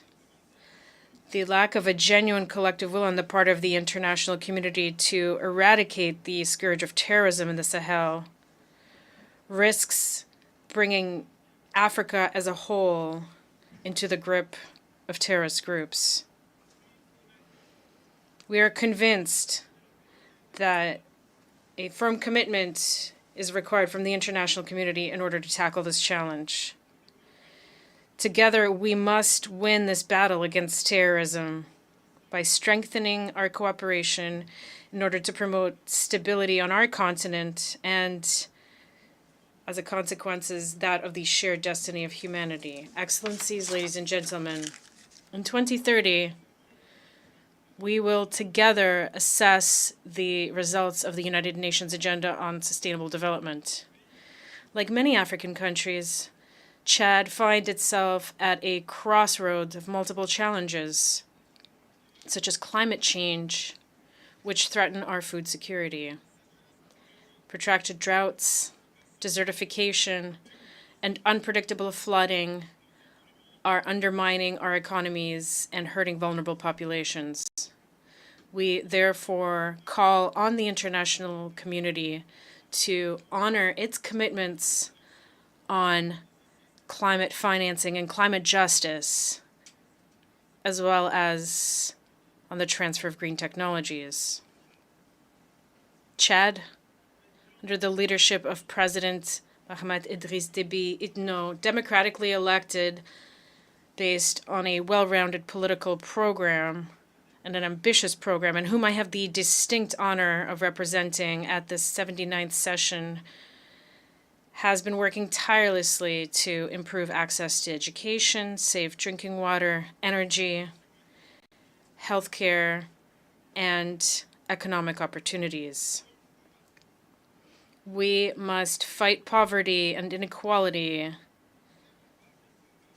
particularly gender-based inequality, by building a renewed global partnership that recognizes the specific needs of the least developed countries and ensures full inclusion. We ask for equitable access to vaccines, as well as to cutting-edge medical technologies, because healthcare and education are the foundations of human dignity. We are likewise determined to promote social inclusion, the empowerment of women and youth, and the protection of human rights. And the support of the international community is essential in this regard. Excellencies, ladies and gentlemen, the future that we are building today will shape the world that we wish to bequeath to future generations. In Chad, our young people comprising more than 65% of our population, are our greatest wealth. We are investing in their education and their participation in political life in order to prevent our youth from being instrumentalized by radicalism and violent extremism. In addition, we call on the United Nations to support an open labor market and to ensure an environment that allows young people to flourish, because the reason for the migration of African youth is the great divide that separates our states, even though we share a common destiny. Excellencies, ladies and gentlemen, in the context of our domestic policy, we are proud of our political transition culminating in free, democratic, and transparent elections, which have resulted in the election of the President of the Republic, Mahamat Idriss Déby Itno, to the presidency of our country for a term of 5 years on May 6th. This milestone reflects our commitment to a peaceful, democratic, and inclusive governance of our country, thus strengthening our democracy. Excellencies, ladies and gentlemen, climate change also represents a major global challenge, with devastating consequences for vulnerable regions such as the Sahel. The recent floods in my country, which have affected more than 1.5 million people, make this reality clear. Given the magnitude of this situation, we call for international solidarity in order to address this emergency. Meanwhile, our country is hosting more than 2 million refugees, which represents nearly 15% of our population. This is placing a heavy burden on our resources and exacerbating the humanitarian emergency. This figure is due to a massive influx of Sudanese refugees caused by the crisis in Sudan, in addition to the hundreds of thousands of refugees coming from other neighboring countries.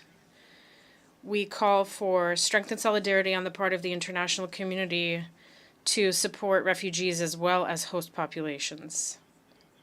Excellencies, ladies and gentlemen, the ongoing hostilities in Sudan are prolonging the suffering of civilian populations in Sudan and exacerbating the humanitarian situation both in combat zones as well as in neighboring countries such as Chad, which continue to see a daily influx of new refugees. Chad regrets that the numerous appeals for calls for a ceasefire have not been heeded by the warring parties. My country is deeply concerned by the continuation of clashes in Sudan, which further worsen the humanitarian situation as well as its repercussions for neighboring countries, including Chad. Chad once again reiterates its urgent call on the parties to the conflict to immediately cease hostilities and facilitate unhindered humanitarian access to the millions of victims of this fratricidal war, and we urge them to reestablish a political dialogue.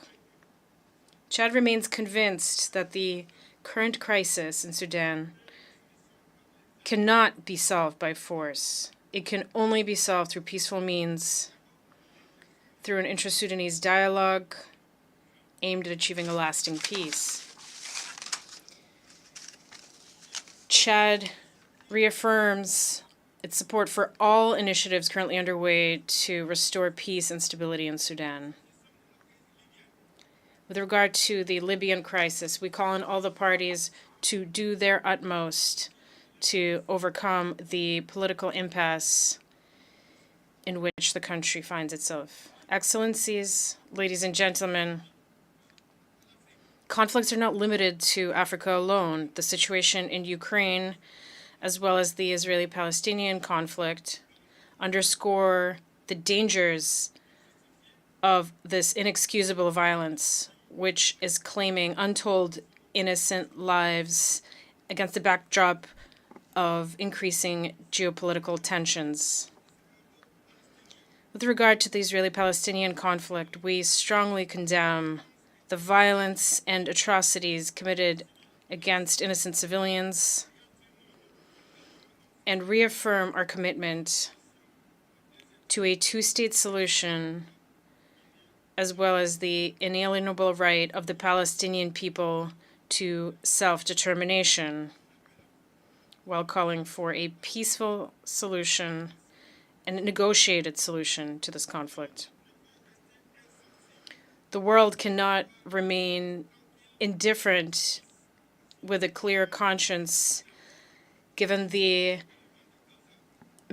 horrifying images that we see coming from Gaza and other areas of Palestine. This conflict has now spread to Lebanon, which is worsening the regional situation, and this escalation poses a serious threat to peace and stability, not only for the countries that are directly involved, but for the region as a whole as well.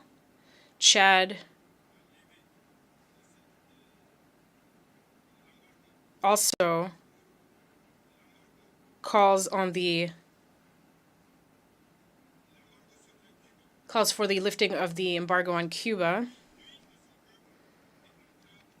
which harms the country's people and hinders its development. Excellencies, ladies and gentlemen, I reaffirm Chad's commitment to the common African position on the reform of the Security Council, as laid out in the Azulwini Consensus and the Sirte Declaration. We call on the sense of justice and solidarity of all nations to prevail in order to accelerate this much desired and eagerly awaited reform. Africa is asking for nothing more than the redress of a flagrant injustice dealt to an entire continent, a continent with more than 1 billion souls, a continent deprived of its legitimate place in global governance. Madam President, Excellencies, ladies and gentlemen, the path towards a future of peace, development, and human dignity is fraught with pitfalls. But it is our collective responsibility to follow that path. To conclude, Chad reiterates its commitment to the founding ideals and principles of the United Nations Charter and urges the international community to strengthen multilateralism in order to build a peaceful world, a world with greater justice, fairness, and solidarity. Thank you for your kind attention.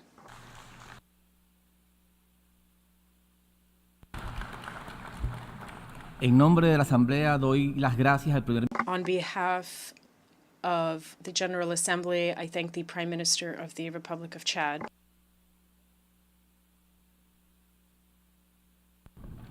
Doy ahora la palabra al excelente. I now give the floor to His Excellency Petr Pavel, Minister of Foreign Relations and Trade of Hungary.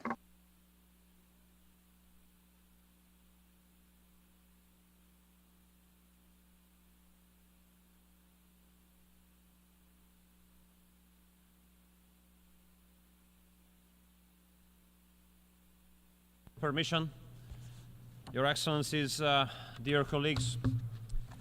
Unfortunately, I have to start by saying that we are living in the age of dangers. And 34 years ago, when we got rid of our communist oppressors and we shifted from a one-party dictatorship to parliamentary democracy, and we shifted from a planned communist economy to market economy, or 25 years ago when we joined NATO, or 21 years ago when we joined the European Union, we would not have thought that we will be faced once again with the phantom of Cold War. And similarly, a couple years ago, we would not have thought that war would return to Europe. And dear colleagues, Your Excellencies, nowadays this is the reality. We are faced with the phantom of the Cold War, and war returned to Europe.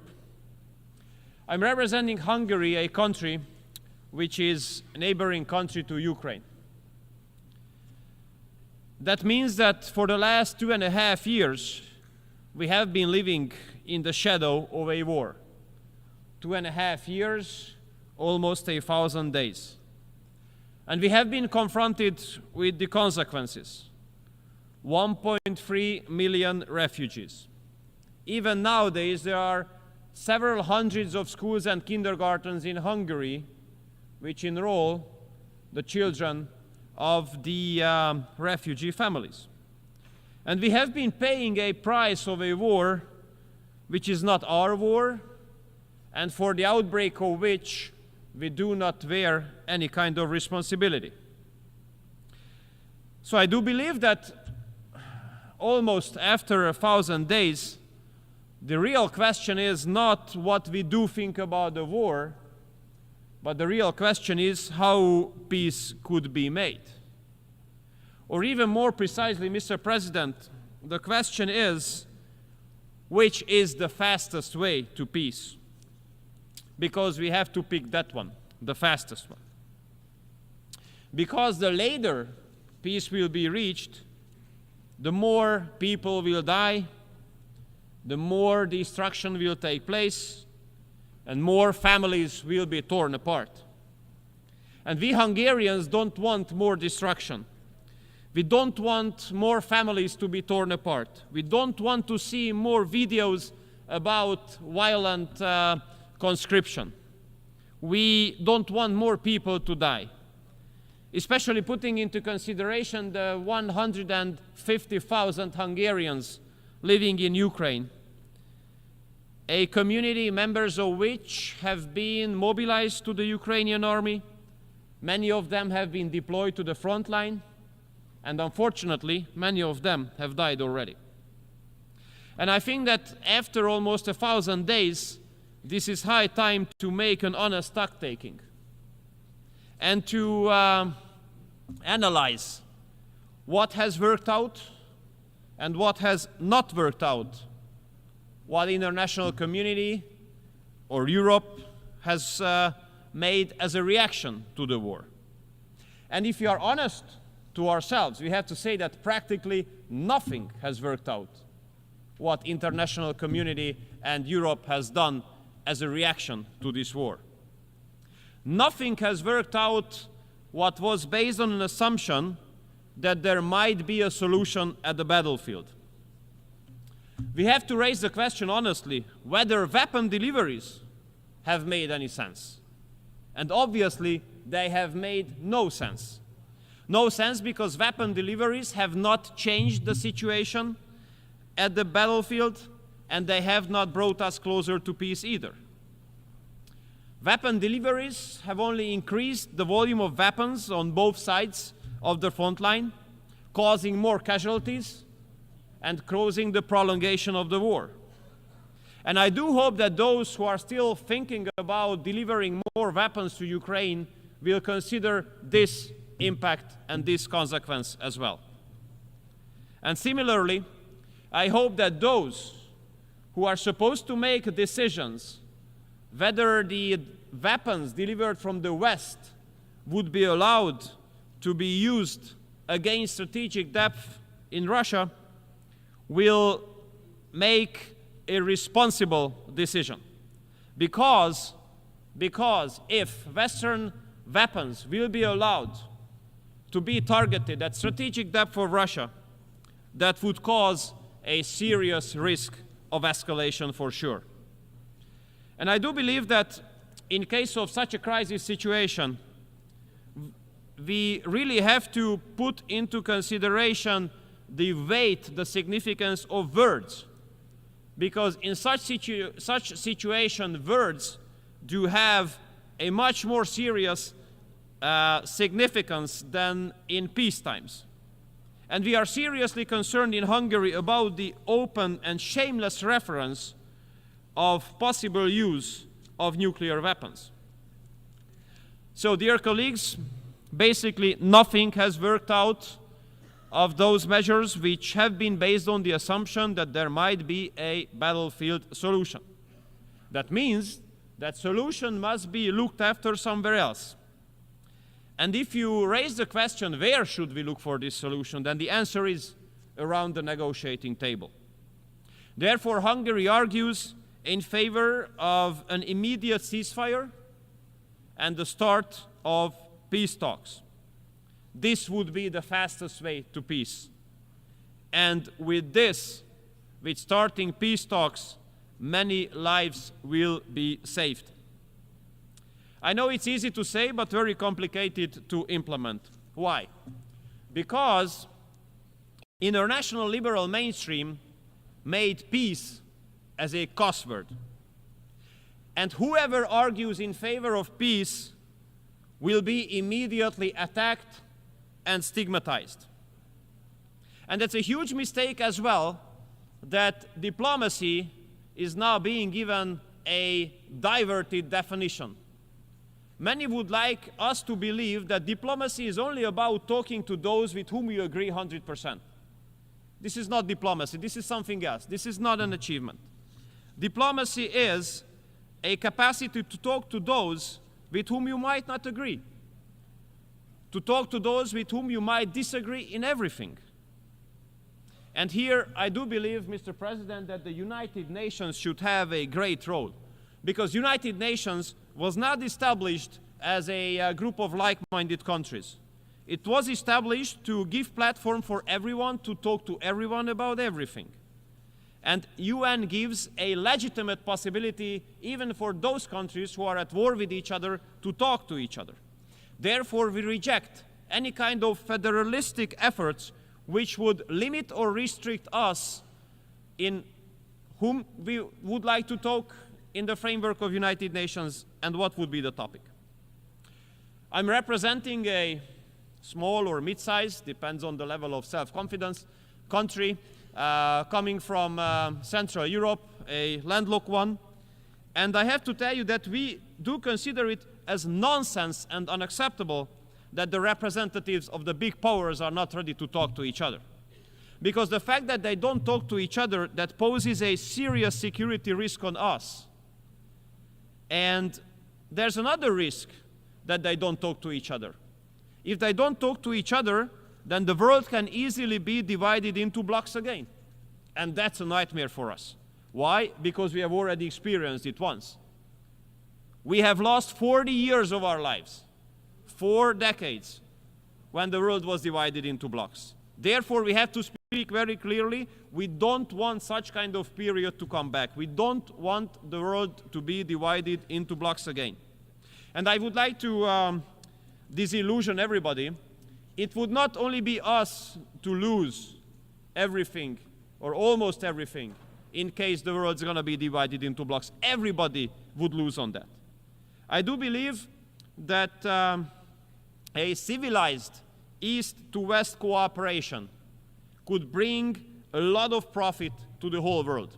Therefore, we Hungarians argue in favor of connectivity. We wish the next period, the next part of global history would be not about a new Cold War, but would be about connectivity.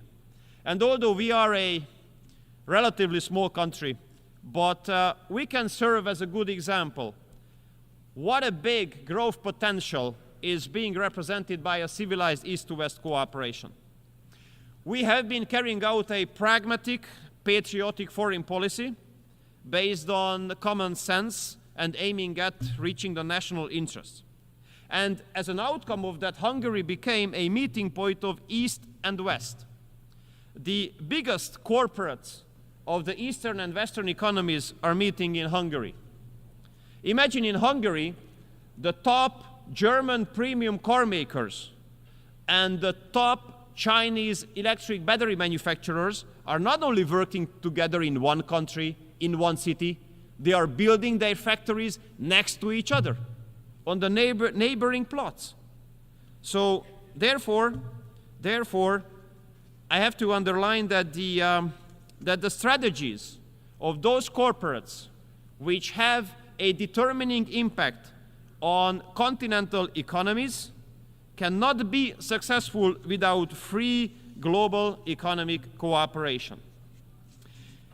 Dear colleagues, it has not been a long time ago that that time Federal Chancellor of Germany, was speaking about a economic and trade cooperation zone starting from Lisbon, ending at Vladivostok. And it has not been a long time ago that European political leaders spoke about Eurasian cooperation. Unfortunately, nowadays, we are far away. But it's not impossible to return there. But there's one very important major precondition. Global politics must change fundamentally. What would that mean? It means in our reading that global politics must come back to the basis of mutual respect. And dialogue and diplomacy must return as the major tools here. And this is absolutely not hopeless, because our experience here at the General Assembly, being convened in New York, our experiences do prove that the friends of peace are in majority in this chamber. And we Hungarians are proud to be part of this global majority for peace. And we are ready to support all global initiatives which are aiming at reaching peace. And we are ready to discuss all peace plans. And we consider it as unacceptable that some countries would like to give exclusivity to one or another peace plan, acting as if the other one would not exist. We absolutely want all peace plans to be discussed. And here I would like to commend the People's Republic of China and Brazil for putting together a plan. And we do hope that that plan will be on the agenda as well. Dear colleagues, if we could reach peace, it would not only save lives of the people, but would give a big support, a big help to many countries in the transatlantic community where I'm coming from, to get rid of the huge burden of hypocrisy. And I tell you why. Many Western colleagues of ours like to say that they got rid of the energy sources of Russia, for example. This is one of the biggest fake news ever, because the Western countries continued to do business with Russia just like others. They just simply deny it. If you look at the share of Russian gas in the LNG ports in western part of Europe, you might be surprised. Or if you have a look at the oil arriving to the western countries in Europe, where it comes from originally, you might be surprised as well. And if you look at who is the #1 uranium supplier of this very country, United States, you would be surprised as well. In order to avoid your homework to look for it, this is the Russian Federation.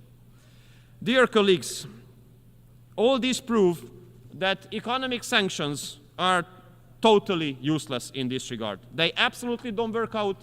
They put much more harm on some European economies than on the Russian economy. Many Western countries and Western economies do evade the sanctions. So I think it's no wonder that we cannot recall any successful sanction mechanism in history. These sanctions do not make any sense as well. Dear colleagues, the war in Ukraine puts a serious security risk on Europe. But this is not the only security risk there. We in Europe have been faced with massive waves of illegal migration. And unfortunately, Brussels made a huge mistake there, because they wanted to manage migration instead of stopping it. And this approach has encouraged a massive number of people to hit the road, to pay thousands of euros to smugglers, and take the life hazard to come to Europe. But we Hungarians, we do stick to our own right to make a decision on our own, whom we allow to enter the territory of our country and whom we are ready to live together. And I think, Mr. President, that UN is the best place to recall international law. International law speaks very clearly. Everyone who has to escape from his or her home has the right to stay temporarily on the territory of the first safe country, but not on the second, on the third, or the fourth one. Therefore, Hungary will continue to stop the flow of illegal migration on its border, through which basically we save Europe from further huge security-related challenges. And in the meantime, this is insane that while Hungary is protecting its border, has to pay a fine of multiple tens of hundreds of millions of euros because of complying with international law. So my summary goes as follows, Mr. President. In the last 10 years, Hungary has carried out a pragmatic, patriotic foreign policy strategy aiming at national interest and guaranteeing the security of our own citizens. And we will continue to do so, as we will continue to be always honest and open. And we will do always what we say, and we will always say what we think. It might be unusual nowadays. How it is possible? It is possible because there's an unusual political stability in Hungary, which is very unique in Europe. We have won all elections in the last 18 years, the one-party right-wing government. That means that people like what we are doing, they support what we are doing, and they give the approval to continue. And the government will continue. We will not have the intention to satisfy NGOs or external actors, but we will always have the intention to satisfy our own electorate, our own citizens, because we do believe that democracy is all about that, the people. Thank you so much for your kind attention.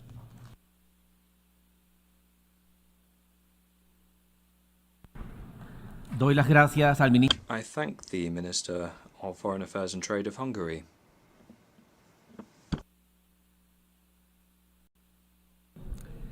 Doy ahora la palabra al...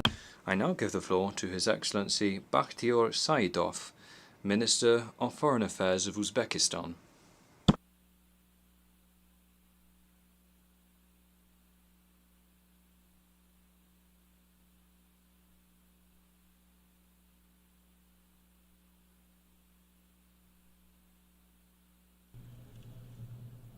Dear Mr. President, Your Excellencies, ladies and gentlemen.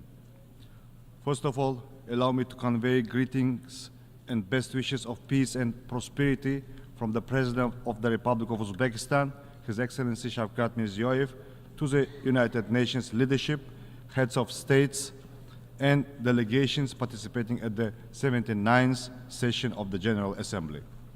Let me also express my sincere gratitude for the opportunity to address this esteemed assembly.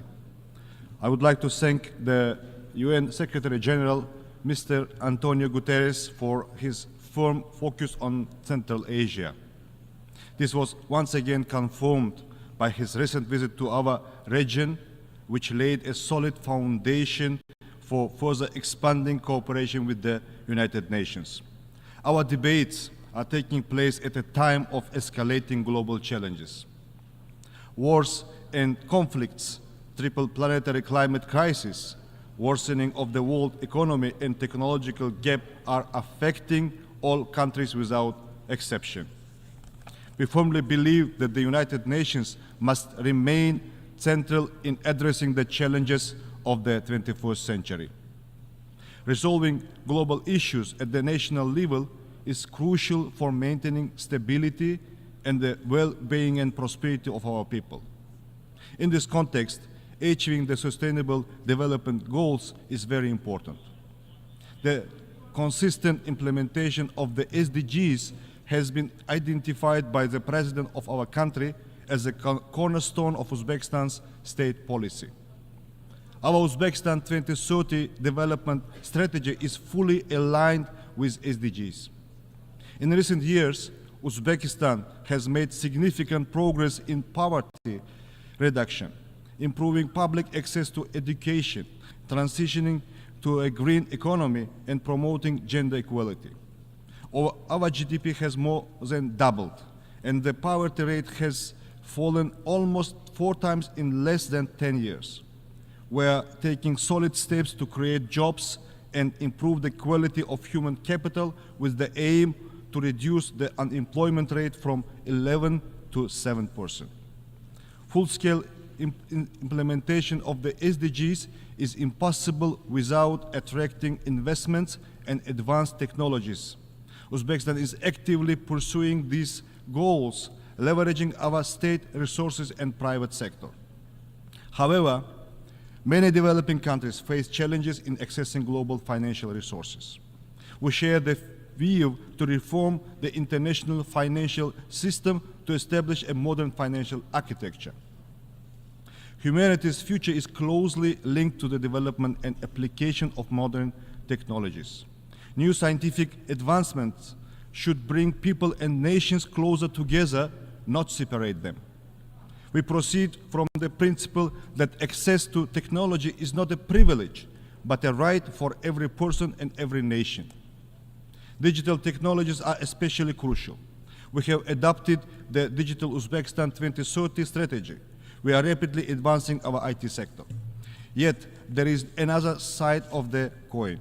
Rise of the digital technologies presents new challenges, particularly concerning the uncontrolled use of artificial intelligence. Based on this idea, at the previous session, Uzbekistan supported and co-sponsored UN General Assembly resolutions on utilizing safe artificial intelligence for sustainable development and strengthening international cooperation. We will continue to advocate for broad international collaboration to address these issues. Last year was one of the hottest in the history of meteorological observations. We have witnessed record-breaking heat and extreme cold conditions worldwide. This once again proves the growing urgency of the climate change problem. Central Asia is among the most exposed and vulnerable regions of the world climate change. The air temperature in Central Asia is rising faster than the global average. This creates a wide range of problems which pose serious risk to food and energy security. Thus, the level of the water availability per capita in Central Asia has halved over the past few decades. The Aral Sea disaster continues to have an extremely negative impact on the ecosystems of all states in the region. We call on the international donor community to expand projects in the Aral Sea region aimed at mitigating the devastating consequences of this disaster. The Aral Sea became the first region in the world to be granted by the UN the status of a zone of environmental innovation and technology. Our best experience could benefit other countries facing similar problems. Central Asian countries are unified on climate action. Last December, at the initiative of the President of Uzbekistan, the General Assembly by consensus adopted a resolution that Central Asia in the face of environmental problems, strengthening the regional solidarity for sustainable development and prosperity. We also developed a regional climate change adaptation strategy and established a climate council to create a national climate change program. At the same time, we are aware of the need for broad international cooperation to effectively overcome these challenges. In this regard, we propose to adopt the UN Resolution International Year of Land Restoration and Increasing Drought Resistance. Ladies and gentlemen, our updated constitution sets ambitious goals for building a welfare state. Uzbekistan is committed to enhancing social protection, improving service quality, and implementing international standards. For this purpose, we have established the Social Protection Agency. We plan to hold the World Conference on Social Protection in 2025, and we invite all UN member states to hit this important event. Empowering women and girls is a key component of our state policy. Uzbekistan has made notable progress in ensuring gender equality, ranking among the top 5 countries in this regard. The Asian Women's Forum, held in Samarkand in partnership with the UN Women, has become a crucial platform for dialogue on gender policy issues. We propose expanding this forum to a global women's forum and adopting the UN resolution on enhancing the social, economic, and political activities of Asian women. Youth represents our common future.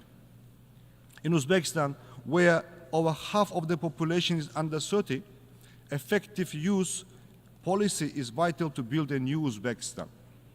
We are a global leader in implementing the UN Youth Strategy 2030. However, the rising radicalization and increased violence involving youth alarming.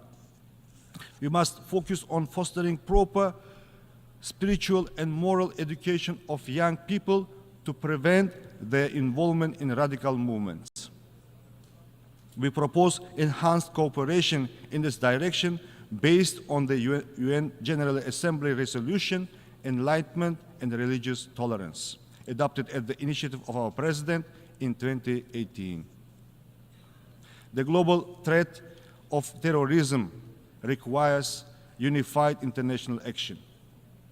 In the fight against this evil, there should be no place for selective approach and double standards. The Central Asian states maintain close cooperation in ensuring regional security. Together with the UN Counter-Terrorism Office, we have successfully launched the Regional Expert Council in Central Asia on rehabilitation and reintegration.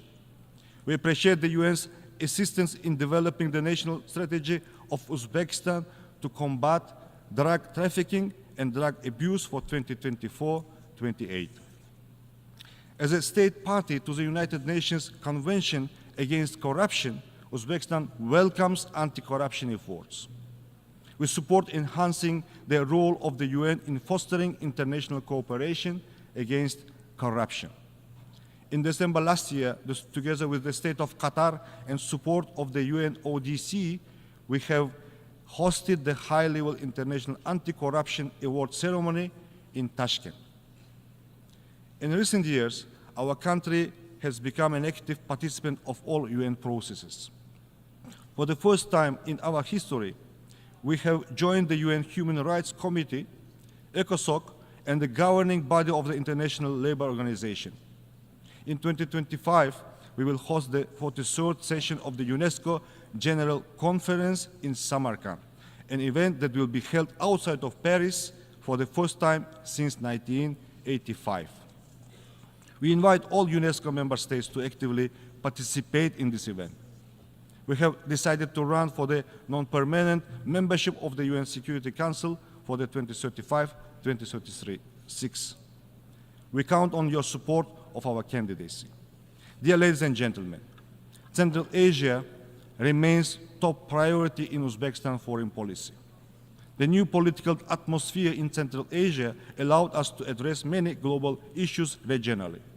We will continue to consolidate our efforts to transform the region into a zone of lasting peace, good neighborliness, stability, and dynamic development. Our region remains one of the least integrated economies in the world in terms of its transport and communication networks.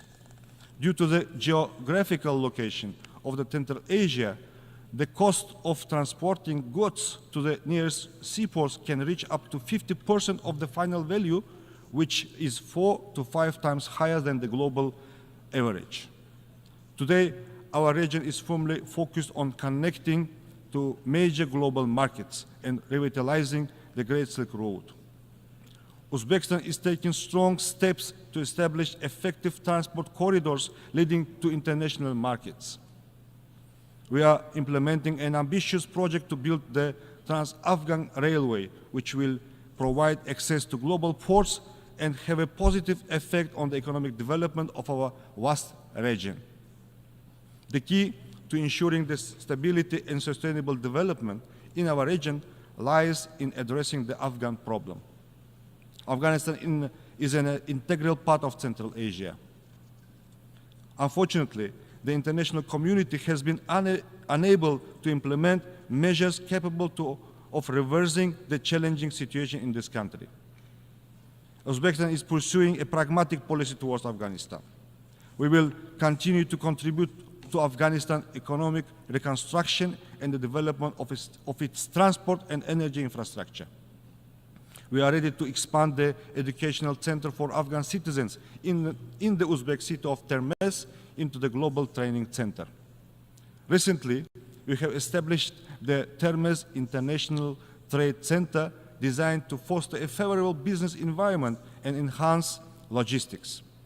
In order to achieve stability, it's crucial to uphold the UN's central role in resolving the Afghan issue and developing coordinated strategies to ensure sustainable development. Your Excellencies, in conclusion, I would like to once again emphasize that the challenges and threats we face today can only be addressed through comprehensive international efforts. Uzbekistan remains committed to actively participating in shaping the agenda for multilateral cooperation, achieving common goals, and supporting measures to reinforce the Central Asia role of the United Nations. I thank you for your attention.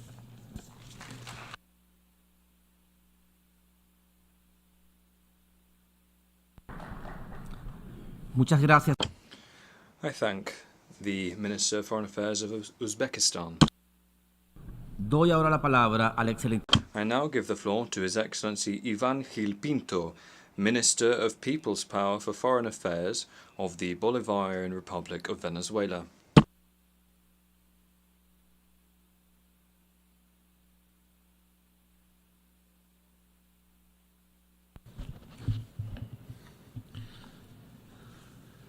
Distinguidas, distinguished heads of delegation, ministers, ambassadors, Mr. President.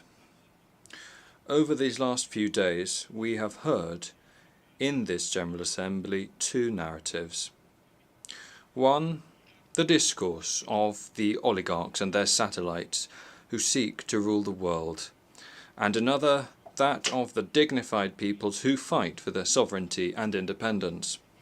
The oligarchs, led by the government of the United States of America, are attacking the Charter of the United Nations to destroy this organization from both outside and within, and have nearly achieved this already.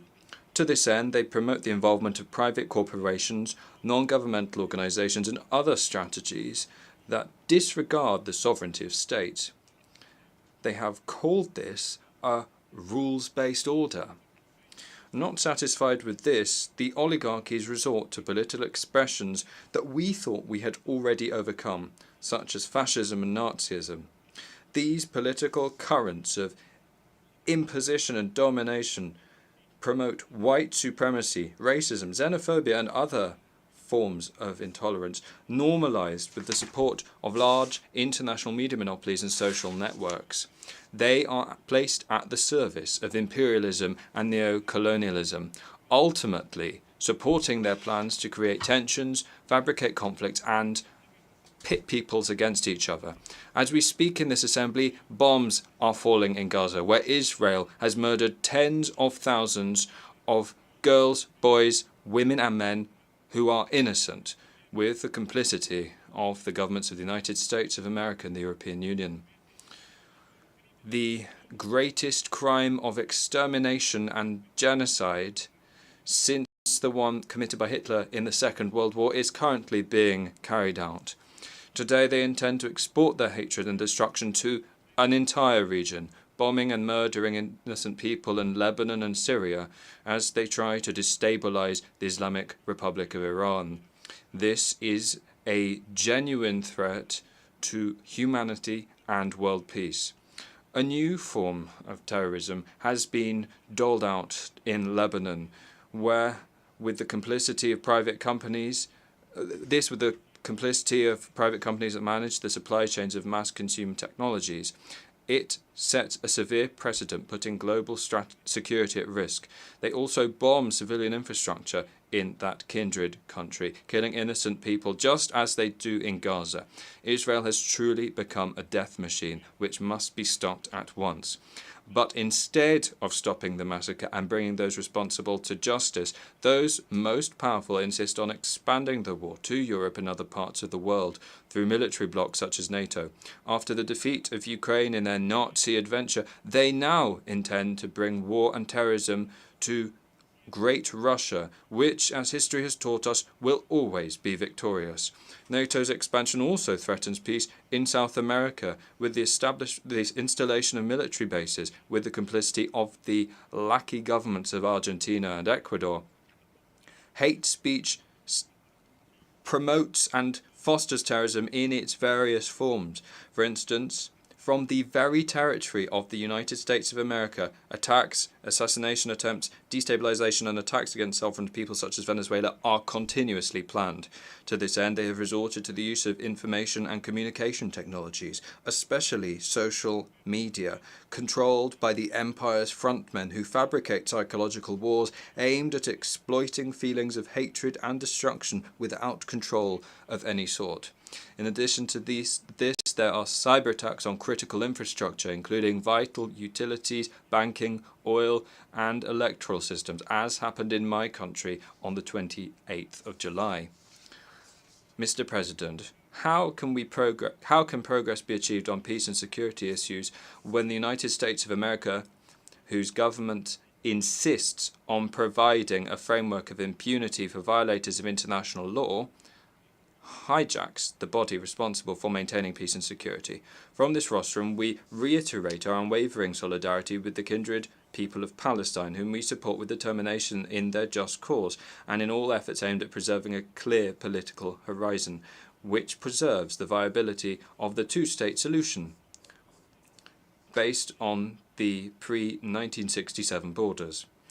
We welcome the fact that for the first time in the history of this Assembly, the delegation of Palestine sits with us as another state. Hoy más que nunca. Today, more than ever, it is urgent that we ensure their immediate, fully fledged membership of this organization. We also wonder how the decolonization agenda can be achieved if we insist on preserving a status quo that only benefits the occupying and administering powers. Our solidarity and firm support goes out to all peoples who are fighting for their inalienable right to self-determination, to achieve full independence and to be true masters of their own destiny, their lands and their resources. It is time that the yearning of freedom of our sisters and brothers in Western Sahara, Puerto Rico, New Caledonia, French Polynesia, Bonaire and so many other territories be finally realized. Venezuela has a profound anti-colonial vocation inherited from our independence struggle and the legacy of our liberator Simón Bolívar. Therefore, we embrace with determination all of these great causes, which we have historically assumed as our own.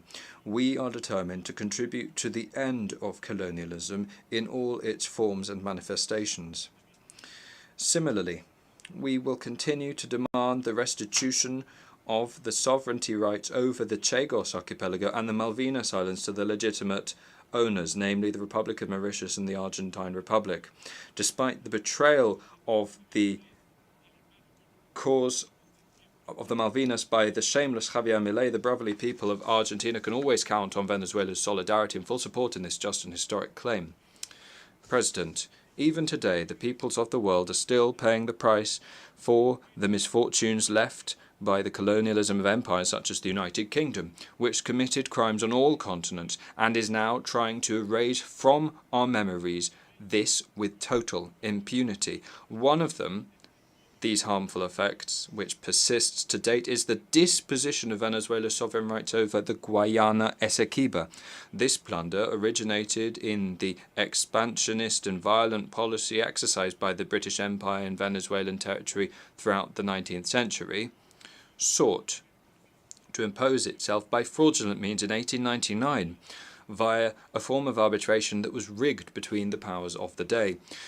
On the 3rd of December 2023, the Venezuelan people expressed themselves clearly and decisively in an advisory referendum, granting an unavoidable and clear mandate to the Venezuelan state to recover the Guayaba Essequiba, a territory that represents a sacred inheritance of the struggles of our liberators.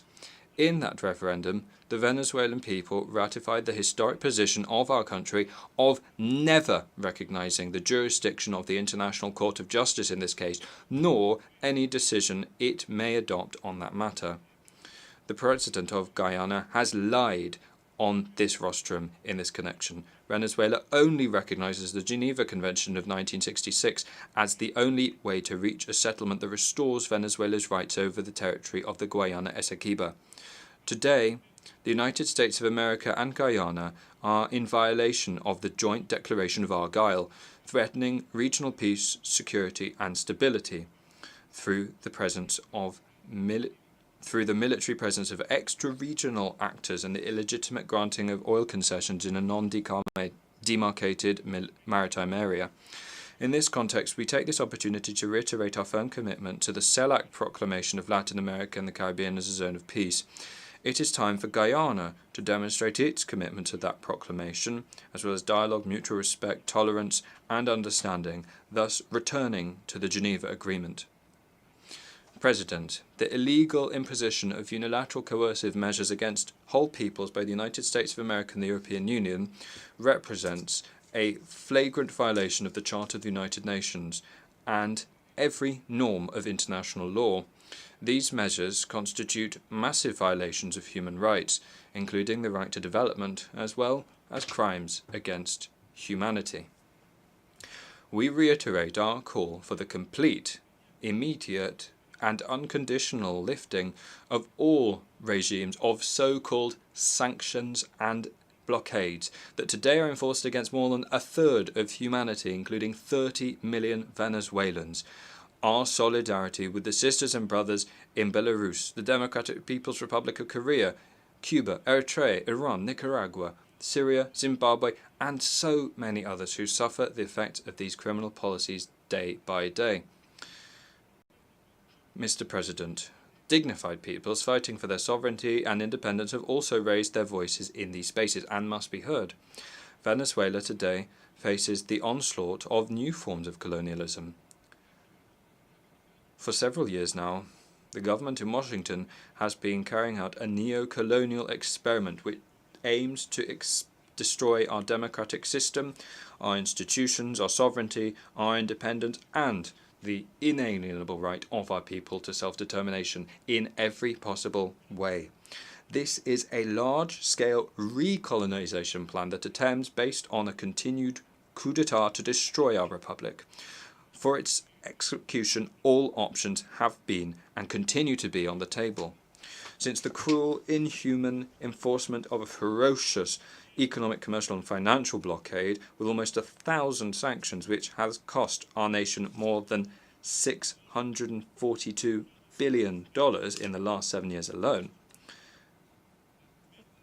to which we must add the losses of our state oil company, in Spanish known by the acronym PDVSA, amounting to $232 billion, and the theft of 31 tons of gold deposited in the Bank of England, as well as of other important assets owned by the Republic abroad. Not to mention the theft by Argentina and the Dominican Republic of aircraft in the service of the Venezuelan state. Venezuela is not the only one affected by this interventionism, which is deeply rooted in the colonialist tradition of the Monroe Doctrine, and which continues to cast a shadow over the expression of political independence on our continent. This is the case of brave Cuba and the blessed and always free Nicaragua. They also promote coup d'etat, as in Bolivia.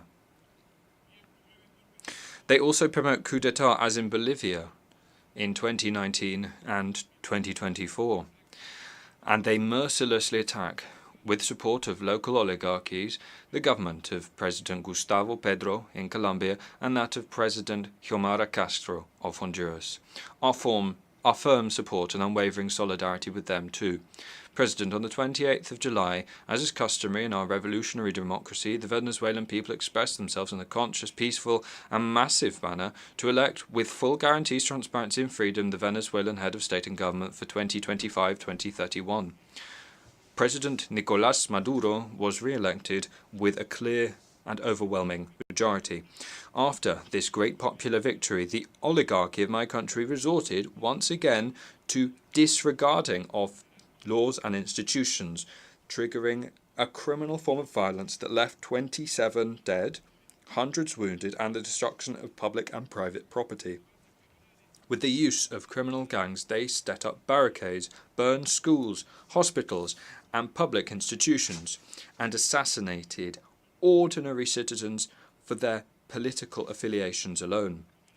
None of this will be reported in the mainstream media. Worse still, neither does the UN High Commissioner for Human Rights, who, despite having received all of these facts about the criminal acts and the responsible actions deployed by the Venezuelan state, has preferred to turn the victims into perpetrators and the perpetrators into victims.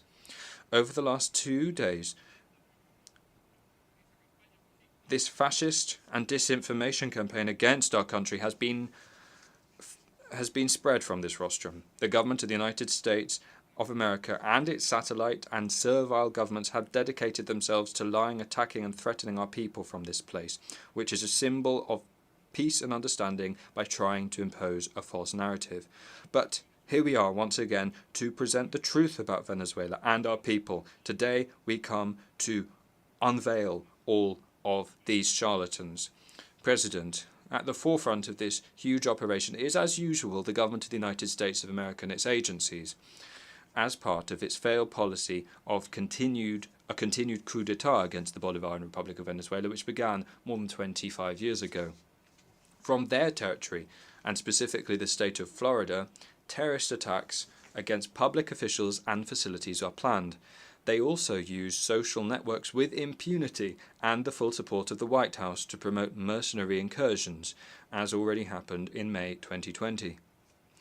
Although Washington denies involvement, this time they were caught red-handed. Investigations into the latest aggression plots have shown that several US and European mercenaries, including an active US military officer specializing in terrorist and destabilisation operations, were behind the post-electoral violence. These criminals have confessed that they intended to assassinate President Nicolás Maduro, the executive vice president, and other senior Venezuelan state officials, as well as attacking critical infrastructure services such as water and electricity. We inform you that all have been arrested, including 2 people linked to Spain's National Intelligence Center. In addition, more than 400 rifles of different types have also been seized, some of them produced for the exclusive use of the US Armed Forces. In the coming weeks, our government will present additional and much stronger evidence of what happened, which we are certain will shock the world. President, an additional phase of this criminal plan of aggression has been developed in recent days through another group of mercenaries who opened a website in this country to openly raise funds to attack Venezuela and carry out assassinations. This initiative has the backing of US government agencies, US Congress members and senators. The hypocritical oligarchic narrative does not condemn such an aberration.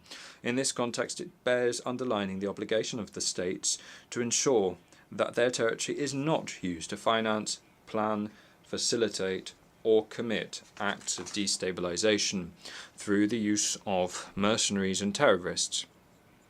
In this sense, we demand that the US government comply with its international obligations on this subject. We also have to emphasize that these terrorist plots, planned for months, took place at the very same time as the negotiations and signing of agreements between Venezuela and the United States of America in Doha in September last year. through which we sought to move towards a normalization phase of relations between the two nations. This is further proof that the empire's word and supposed goodwill cannot be trusted. The Venezuelan people demand the immediate fulfillment of all the commitments agreed in Doha, to lift all sanctions, unilateral coercive measures that illegally cast a shadow over our country, and we thank the government of the state of Qatar for its good offices as facilitator of these negotiations. Furthermore, and we have to say this, all of that is happening while the government of the United States of America, which promotes and finances criminal actions across the world, includes Cuba without any basis whatsoever on a spurious list of countries allegedly accused of sponsoring terrorism. We also demand an end to this attack against the homeland of Martí and Fidel, which further deepens the impact of the blockade. Mr. President, this new aggression against Venezuela that is still in full swing will have exactly the same destiny as all the previous ones, a resounding failure. Despite the psychological operations aimed at creating confusion, despite Washington's overt and covert operations within the framework of so-called maximum pressure, social peace reigns in Venezuela today. The plans to create violence have been overturned thanks to the determination of our people to defend their right to live in peace. Today, moreover, Venezuela has experienced growth that has allowed it to insert itself strongly into the world economy, contributing its strength to the production of energy, food, and basic goods and services. This success has been possible thanks to the determination of the Venezuelan people and the firm leadership that has managed to see down the blockade. Mr. President, at this juncture, our call to the free and peace-loving peoples of the world is to strengthen unity in the face of those who want to divide us in order to achieve their plans of neo-colonial domination. It is the time for the global South. It is the time for the longed-for new world order. It is time to consolidate this new multipolar and multi-centric world of peace and economic prosperity, free of hegemonies. It is time to rescue the founding principles contained in the UN Charter and to honour the promise that this organisation is at the service of we the peoples, as stated in its preamble.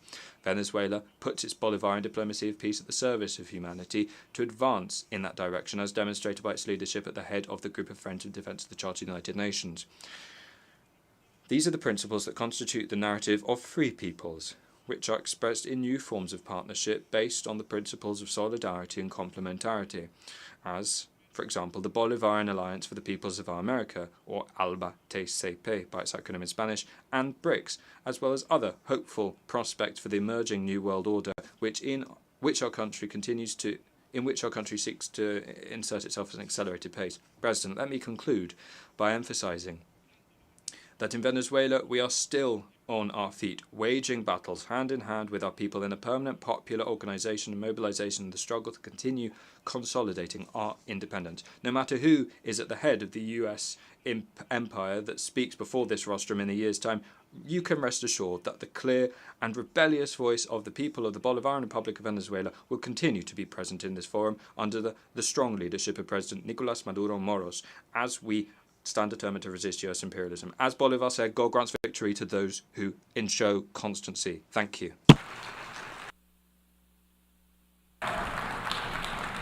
Muchas gracias al ministro. Thank you to the Minister of People's Power, Foreign Affairs of the Bolivarian Republic of Venezuela.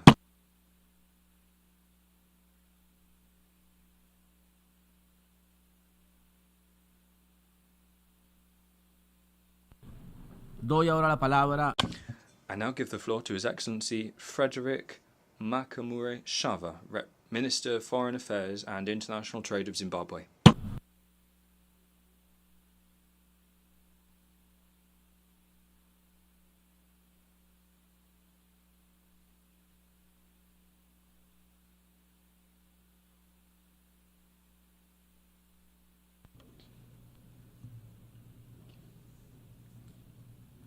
Your Excellency, Mr. Philemon Yang, President of the 79th session of the General Assembly, Your Excellency, Mr. Antonio Guterres, Secretary General of the United Nations, Your Majesties, Your Excellencies, Heads of State and Government, distinguished delegates.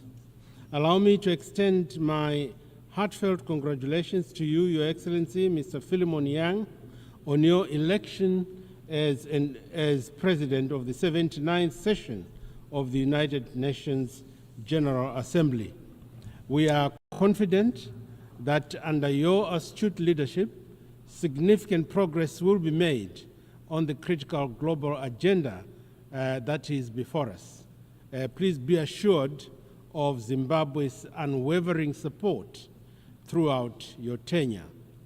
I would also like to pay tribute to your predecessor, Ambassador Denis Francis, for his exemplary stewardship of the 78th session of the General Assembly.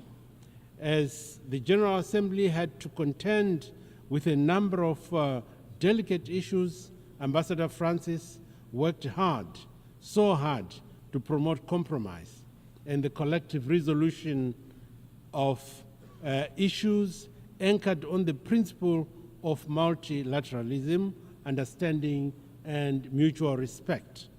Mr. President, in an increasingly polarized and insecure world, dialogue and diplomacy are indispensable.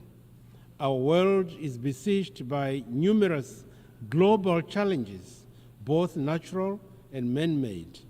The interconnectedness of our world means that events in one region inevitably affect others. In this regard, the theme of this session, therefore, and I quote, "Leaving no one behind, acting together for the advancement of peace, sustainable development, and human dignity for present and future generations," unquote, is so relevant and timely. The theme is a reminder of our shared responsibility to build a world that is inclusive, a world that is just and sustainable. It is through collective action, grounded in solidarity and mutual respect, that we can advance peace, foster sustainability, and strengthen multilateralism, as well as uphold human dignity. In this spirit of unity, we must prioritize the most vulnerable and marginalized populations, ensuring that no one and no place is left behind in our pursuit for progress. Sustainable development cannot be achieved without peace, and peace cannot be sustained without addressing the root cause of conflict, chief among them poverty, inequality, intolerance, scarcity exacerbated by climate change, and unwanted and unwarranted external interference in internal affairs of some states. By investing in education, healthcare, and sustainable economic opportunities, we can create resilient societies that empower individuals and communities to thrive. To attain this, we should commit to a renewed sense of global partnership, where every nation, large and small, continues to and benefits from our collective efforts. Mr. President, as the 2030 deadline for the Sustainable Development Agenda goals, SDGs, approaches, the global community is at a crossroads and needs to make a critical choice on how to advance these ambitions and ambitious targets. Climate change, geopolitical conflicts, and economic disparities continue to pose substantial barriers to the achievement of the 2030 agenda. It is therefore essential to accelerate action, enhance funding, and foster innovative solutions. The next 6 years are pivotal if achieving the SDGs is to remain within reach. Zimbabwe fully supports the proposed SDG stimulus so as to reinvigorate the implementation of these crucial goals that we set for ourselves. In this regard, the just held Summit of the Future was an opportunity and indeed an opportune moment for the international community to come together to forge robust frameworks and innovative strategies to address the complex and interwoven challenges we face. We must leverage this moment to reaffirm our commitment to multilateralism, sustainable development, and the principles enshrined in the United Nations Charter. It is imperative, therefore, that we adopt a holistic approach that integrates economic, social, and environmental dimensions, ensuring that we are all inclusive as we navigate the path towards a more resilient and equitable world. The devastating impact of climate change is our common challenge that requires collective action to enable vulnerable communities to adapt while at the same time mitigating the impact. Our SADC region has been affected by the El Nino-induced drought that has created a serious food and nutrition security. In that context, the SADC heads of states and government launched an international humanitarian appeal amounting to US $5.8 billion at the end of May 2024. That figure will go up as more countries of the region complete their own national assessments. The overreaching and overarching objective is to meet the immediate needs occasioned by the El Nino-induced drought, while at the same time building resilience for future shocks, including through the establishment of early warning systems. Excellencies, I wish to reiterate our steadfast commitment to the 2030 Agenda for Sustainable Development, spearheaded by our transformative Vision 2030. This national blueprint sets forth our aspirations to propel Zimbabwe to upper middle income status by the year 2030, focusing on robust economic growth, sustainable development, and holistic societal transformation. Our strategic thrust encompasses substantial investments in critical sectors that include infrastructure development, education, modern heritage-based education 5.0, model healthcare, and modernized agriculture, pivotal for ensuring the inclusive prosperity across all strata of our society.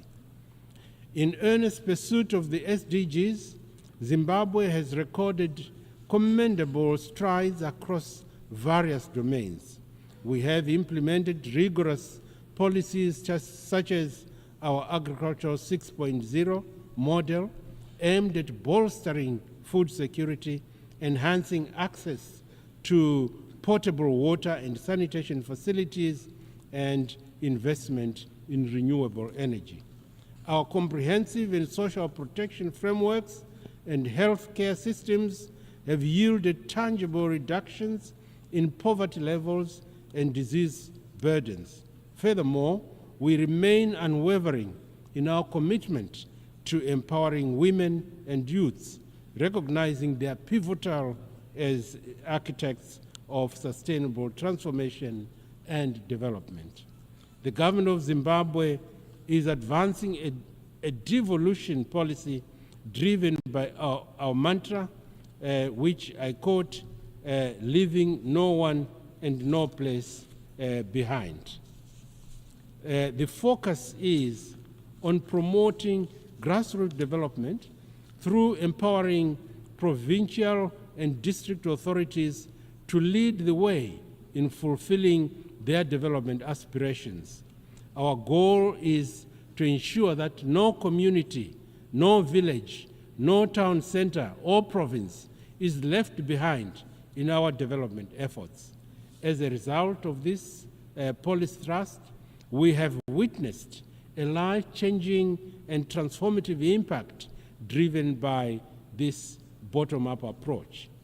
Our valiant developmental efforts notwithstanding, Zimbabwe is confronted by formidable challenges in its quest to attain the SDGs. The adverse impact of the punitive, illegal, unilateral sanctions, compounded by the exigencies of climate change, present real threats and barriers to our development strategy. In this regard, we call upon all those that have maintained illegal and unjustified sanctions on Zimbabwe to remove these unwarranted measures immediately and unconditionally to allow us to continue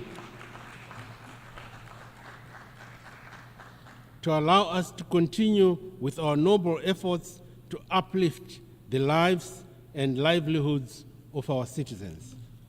And in the same spirit, Zimbabwe stands in solidarity with the government and people of Cuba in their struggle against the harsh economic, commercial, and financial blockades.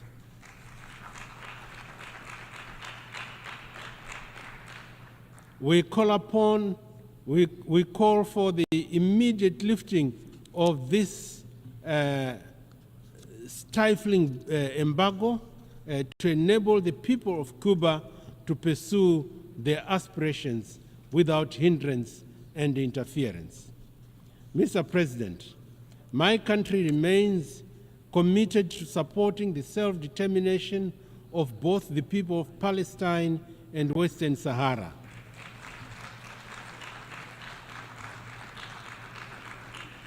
The time for mere rhetoric has long passed. The international community cannot continue to turn a blind eye or be numb to the systematic injustices and suffering of the Palestinian people. We call upon the Security Council to fulfill its mandate by implementing robust measures that ensure the protection of civilians, the upholding of international law, and the facilitation of a just and lasting peace. Most importantly, we need to continue supporting efforts towards a two-state solution which will help resolve the question of Palestine and the resultant peace and security challenges in the Middle East. In the SADC region, we are working tirelessly towards the achievement of peace and security in Eastern Democratic Republic of the Congo, DRC, and in the Cabo Delgado province of Mozambique. Excellencies, the international financial architecture as it stands today is an anachronistic construct that no longer meets the needs of the global community, particularly those of developing nations. Our economies, which are the livelihood of the global market, are disproportionately affected by the rigid and often inequitable policies imposed by dominant financial institutions. The current system, steeped in historical power imbalances, has failed to provide the necessary flexibility and support required for sustainable development.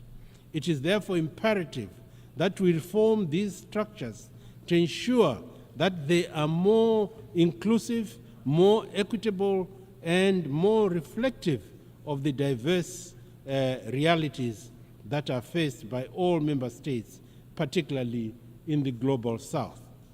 In a world facing all manners of insecurities, the current paralysis of the Security Council on crucial topics is unconscionable, as it negates its very important existence.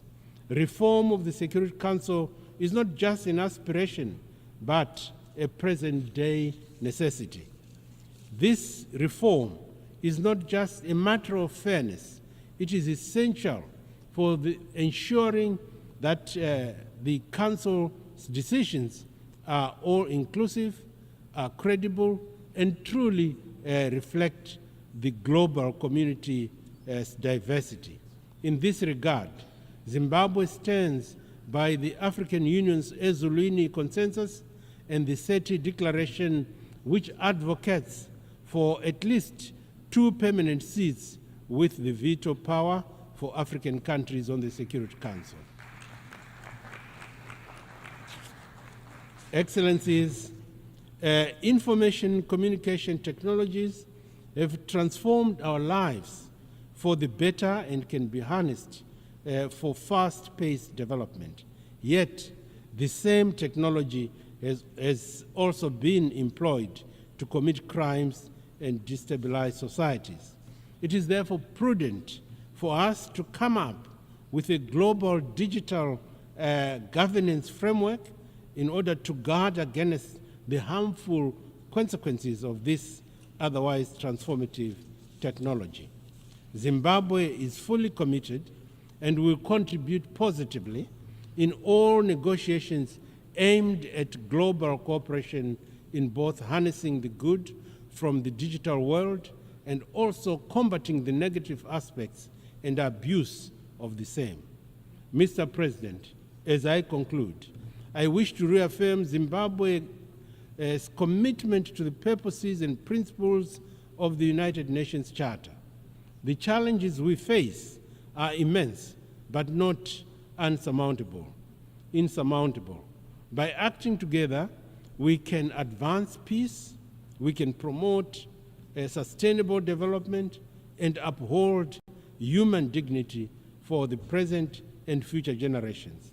Zimbabwe stands ready to collaborate with all member states to ensure that our shared aspirations for a better world are realized. Let us work in unison, guided by the spirit of multilateralism, solidarity, and mutual respect in order to address the pressing issues of our time and to build a more inclusive and just and sustainable future.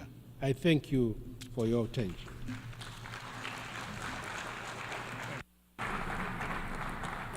Muchísimas gracias al I thank the Minister of Foreign Affairs and International Trade of Zimbabwe. Doy ahora la palabra. I now give the floor to His Excellency Ramadan Abdallah Mohamed Gok, Minister of Foreign Affairs and International Cooperation in the revitalized transitional government of national unity of South Sudan.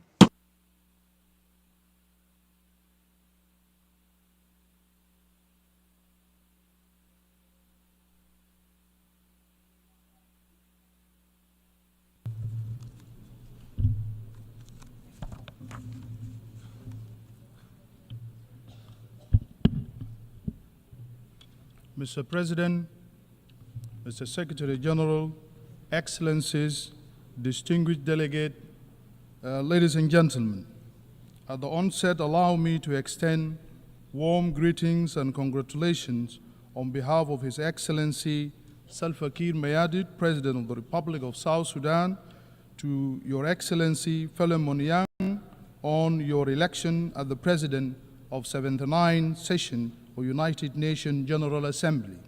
His Excellency President Salva Kiir Mayardit, President of the Republic of South Sudan, would have loved to be here, but could not due to competing demands back home. Republic of South Sudan stand ready to support you during your tenure as at the helm of the General Assembly. Allow me also to warmly bid farewell to His Excellency Ambassador Dennis, who was the President of the 78th Session of the General Assembly of United Nations for his stellar work in service of the ideals of the UN Charter, We are especially grateful for his proactive leadership as illustrated by goodwill visit to the Republic of South Sudan in June this year, which he undertook in support of the ongoing efforts to consolidate peace, security, and development in our country. Mr. President, the theme of the 79 sessions, leaving no one behind, acting together for the advancements of peace, sustainable development, and human dignity for present and future generations, speak directly to the present state of global affairs. The ideals and values envisioned in the UN Charter are as important, relevant, and crucial now as they were at the founding of this noble organization on October 24, 1945. They remain essential to addressing serious global challenges from conflict, nationalism, geopolitical competition, food insecurity, climate shock, natural disasters, pandemic, and threat to the international peace and security. Mr. President, distinguished delegate, the revitalized government of national unity in the Republic of South Sudan, as repeatedly stated by the President of the Republic of South Sudan, His Excellency President Salva Kiir Mayardit, is fully committed to consolidating peace in our country. The implementation of the revitalized peace agreement on the resolution of the conflict in the Republic of South Sudan is primary vehicle for ensuring peace and stability in our country. Thus far, we have made tangible progress in our quest for durable peace and political stability in the country, but we have been constrained by resource challenges to fully meet key benchmarks of the agreement. Nonetheless, all the signatories to the peace accord remain steadfast in consolidating the gains made so far in the form of relative stability and joining hands to complete the rest of the outstanding elements. This unity of purpose was illustrated in the recent endorsement by the Cabinet, the Revitalized Joint Monitoring and Evaluation Commission, the RJMEC, and the Revitalized National Legislature of 24 month of extension of the transitional period, paving the way for the organization of free and fair general election that will be conducted in the Republic of South Sudan by the end of December 2026. The decision to postpone the elections, as previously scheduled for, was justified by the fact that essential security sector mechanisms and election-related institutions require more time to fulfill their mandate. Mobilization of funds to complete these important tasks that are critical to the conduct of free, fair, and credible election in the Republic of South Sudan also demands more time. Most importantly, the process of constitution making covers a series of activities and require an adequate time frame for effective consultation with all stakeholders to ensure that a broadly accepted constitution is adopted in South Sudan. We therefore call on the United Nations and the broader international community to join us in ensuring that this new roadmap for peaceful transition in South Sudan is met by availing the required financial and technical support for the process. Furthermore, I am pleased to report that the revitalized government is currently engaged in robust and promising negotiation with the All-Out Group through the Tumaini Initiative under the auspices of the government of the Republic of Kenya to address all grievances and guarantee the return of those opposition leaders to the Republic of South Sudan. Mr. President, distinguished delegates, over the last year, the conflict in Sudan is a country neighboring to South Sudan, has created one of the worst humanitarian crises in the world. As stated by the United Nations and other United Nations agencies, as an immediate neighbor, we have been impacted by this conflict with about over 800,000 refugees and returnees crossing our borders on a daily basis, coming to South Sudan, fleeing from the war and settling in South Sudan. While we profoundly appreciate the efforts of the United Nations and humanitarian agencies working to elevate the suffering of the victims of this conflict, we strongly encourage support for the IGAD Peace Initiative to bring about peace to Sudan. Furthermore, we also believe that the international community's support for the victim of the war remain inadequate and unresponsive to the impact on the host communities that are also grappling with serious humanitarian challenges. Therefore, we are calling on the international community to expand their support and closely engage with the government of the Republic of South Sudan to mitigate and navigate impact of war on all victims. Mr. President, distinguished delegates, it's worth mentioning that the conflict in the Republic of Sudan has also directly impacted the economic situation in the Republic of South Sudan, with oil production significantly reduced since April this year, given the fact that our economy is entirely reliant on revenues that we collect from the sale of our oil that pass through Port Sudan. We urge the international community to double its efforts toward resolving the conflict in Sudan. We further call for more solidarity with South Sudan as it struggles to overcome and withstand the dire economic impact created by the conflict in neighboring Sudan. Mr. President, in the last 70 years, 500 million people in Africa also have been affected by the impact of the climate change. As a result, South Sudan battled and suffered from devastating impact of the flood and the drought. Millions of people have been displaced and many lives have been lost due to the flood and the drought. Therefore, there is a need to scale up adaptation action and support to ensure an adequate response in context of the climate crisis. Moreover, we strongly urge developed countries to exercise greater leadership by expanding their financial contribution to the required global mitigation and adaptation interventions, as trillions of dollars are needed annually to tackle the crisis, restore trust in multilateral system. Mr. President, South Sudan recently conducted its first voluntary national review on the Sustainable Development Goals, SDGs, and the recommendation emerging from the findings are informing our immediate interventions. Moreover, our revised national development strategy and annual budget are crafted around a commitment to the SDGs. Furthermore, the Ministry of Finance and Economic Planning and the National Bureau of Statistics, with support from the UN agencies and our development partners, are working to strengthen the capacity of the national statistical system to collect quality and analyze timely and reliable data. The government is actively mobilizing resources to conduct the national population and housing census, thus ensuring evidence-based planning and delivering of essential services to the people. As South Sudan capacitates its statistical system and bolsters its analytical capabilities, the government is using the multidimensional poverty index measuring to guide related policies, designing multi-faceted intervention to improve the life of the disadvantaged group and track progress. Mr. President, in recognition of the role of the women in public life in South Sudan, I am delighted to report to the Assembly that South Sudan is making great strides and improvement in gender equality.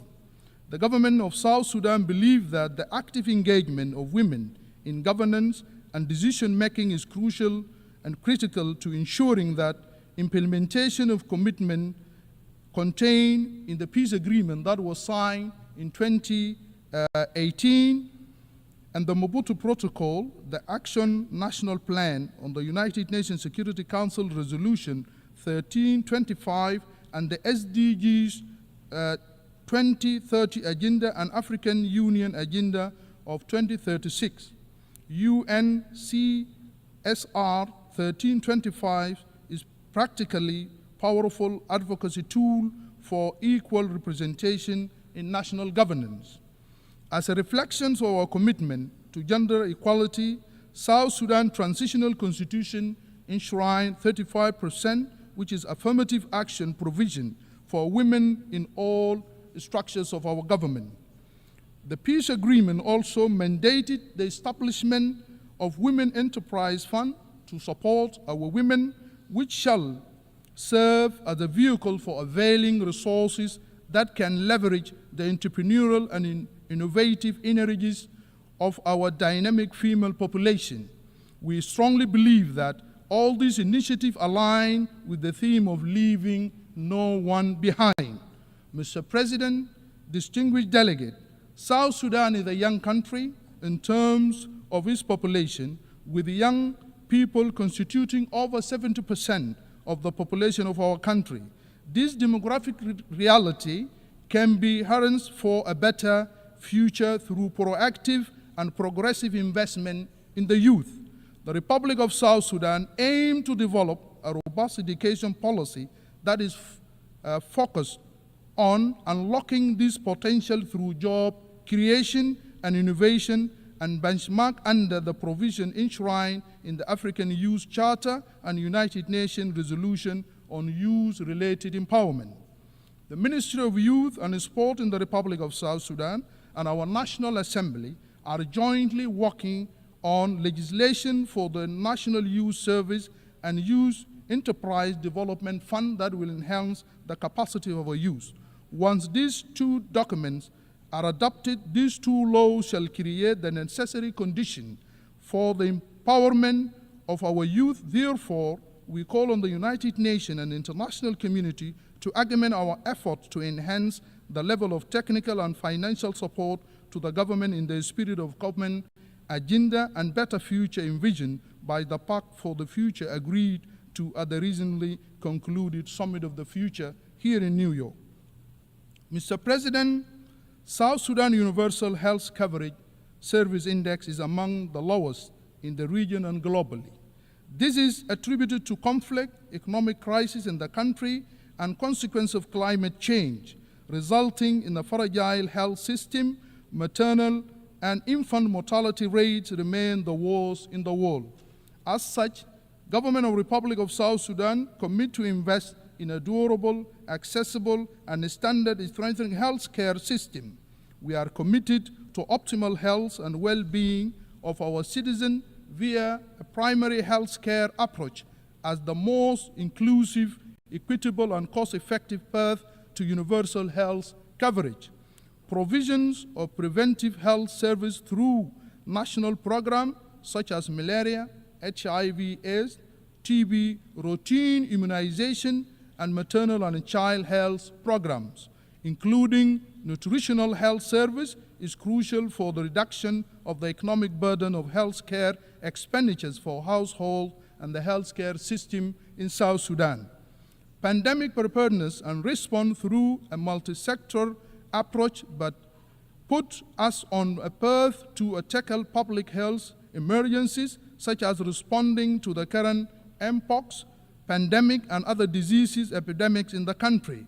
Most importantly, our commitment to address the burden of both infectious disease and rising burden of non-communicable disease as we aim at reducing mortality rate remains our top priority. Succeeding to achieve all the above will promote sustainable development goals of health target of 2030, which will enhance the strategies for Africa we want by 2063.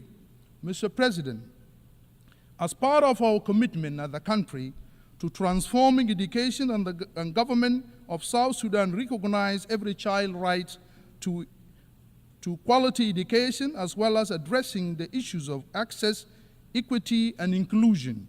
Based on this premise, the government commitment has been translated into several actions or interventions.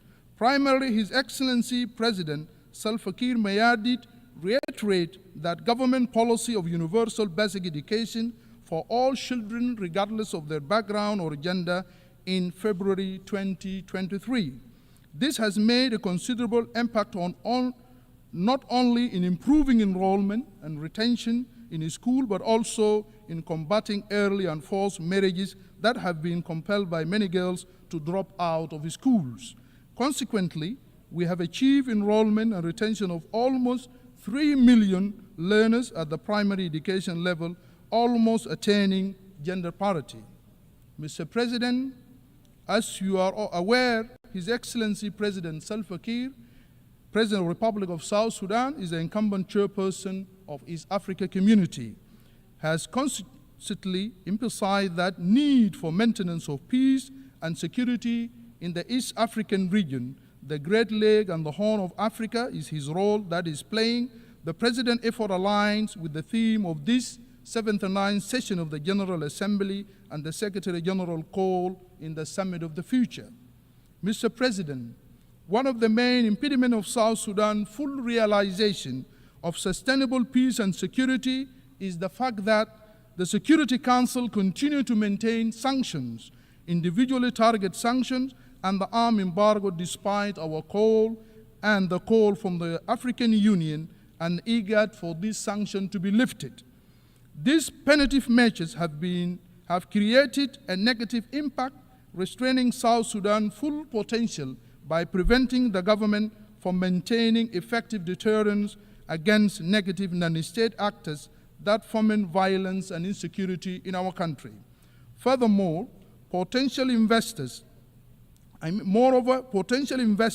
in various sectors believe that South Sudan is under broad sanction and as a result refrain from investing in our country. As a country, we have experienced relative peace and stability for the last 6 years, and continued imposition of these punitive measures is not reflective of the progress we have made so far. Mr. President, for any meaningful peace and security to prevail in the world, we urgently call for reform of the Security Council to be fit for purpose in today's global dynamic and realities. The United Nations has been an integral element in this effort, but it has to evolve in its processes and structures to more optimally address contemporary problems. It is in this context that we join the call for expansion of the UN Security Council to incorporate the voice of the African people in an equitable way that reflects the continent's weight and relevance in maintaining of global peace and order and security. Therefore, I want to hereby state that South Sudan supports the African position and equivocally that most optimal way to restructure the Security Council. The reform proposal announced recently, which grants Africa 2 permanent seats at the Security Council without veto powers, is counterproductive and falls short of the spirit of inclusive and equitable global governance that we have been calling for. This only exacerbates that current inequalities and equities and fail to achieve the elusive consensus and cooperation required at the Security Council. South Sudan therefore called for a text-based negotiation which is more viable and will lead to the Security Council with enhanced credibility and acceptance. Mr. President, in conclusion, I wish to reiterate that our appreciation for your leadership of this 79th session of the United Nations General Assembly, as well as express our commitment to advancement of peace, sustainable development, and human dignity for present and future generations. I thank you. Muchísimas gracias al ministro de Relaciones. I thank the Minister of Foreign Affairs and International Cooperation of the revitalized Transitional Government of National Unity of South Sudan. I now give the floor to Her Excellency Celinda Sosa Lunda, Minister for Foreign Affairs of the Plurinational State of Bolivia.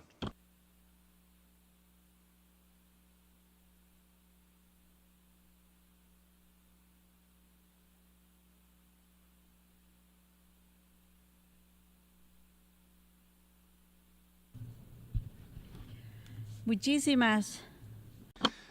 Thank you very much indeed. I am delighted to participate at the 29th session of the General Assembly I'd like to greet the Vice President, and at the start of my statement I would also like to greet the President of the General Assembly, Mr. Philemon Yang, as well as my brother, Secretary General Antonio Guterres, and all delegations here present. President, distinguished colleagues, today we are meeting at a challenging moment for humankind. We are facing not one but many challenges which threaten our present and the future of generations yet to come. Climate change, inequalities, pandemics, geopolitical crises, and the democracy crisis, all of these are mutually self-reinforcing, worsening vulnerabilities and posing challenges which require urgent and coordinated solutions. We must do so collectively. The global economy today is becoming fragmented. The model of accumulating capital based on the hoarding of wealth in the hands of but a few. We have seen a rise in poverty, marginalization, and social instability in many places the world over. Meanwhile, financial markets continue to generate huge profits for the 1% of the global elite. Millions of people struggle to access the most basic resources. This crisis isn't only economic, it is also an ethical and social one. It highlights the deep structural rifts in the capitalist system and prioritizes profit over life and welfare and Mother Earth. Wars, the production of weapons, enormous military expenditure, and the dissemination of weapons doesn't only take massive resources away from sustainable development, it also fuels conflicts, exacerbating the suffering of human beings. Billions of dollars are destined to the production of weapons, while millions of people go without access to basic services such as education, health, food, and water. Instead of finding solutions to common problems, it increases global instability and hinders the achievement of the Sustainable Development Goals. The environmental crisis is one of the greatest threats, and still our actions are falling short. Global warming, deforestation, pollution, and biodiversity loss are wreaking havoc on our ecosystems, but they also have a direct impact on the lives of millions of people via extreme phenomena such as droughts, floods, hurricanes, all of which are ever more intense and which affect local communities and indigenous peoples. President, the transformation of technologies, which is unprecedented with the development of new technologies and artificial intelligence, are forms of progress which are changing how we interact. Let us work to ensure that this is a good change. But this technological revolution also forces us to ask major questions about global governance.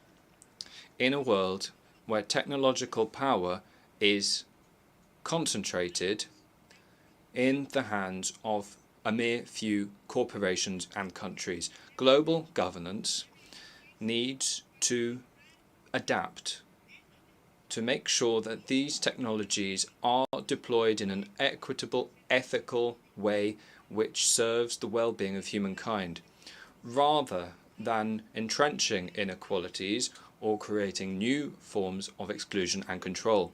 Brothers and sisters of the world, given this crisis, we must act decisively to collectively tackle the global challenges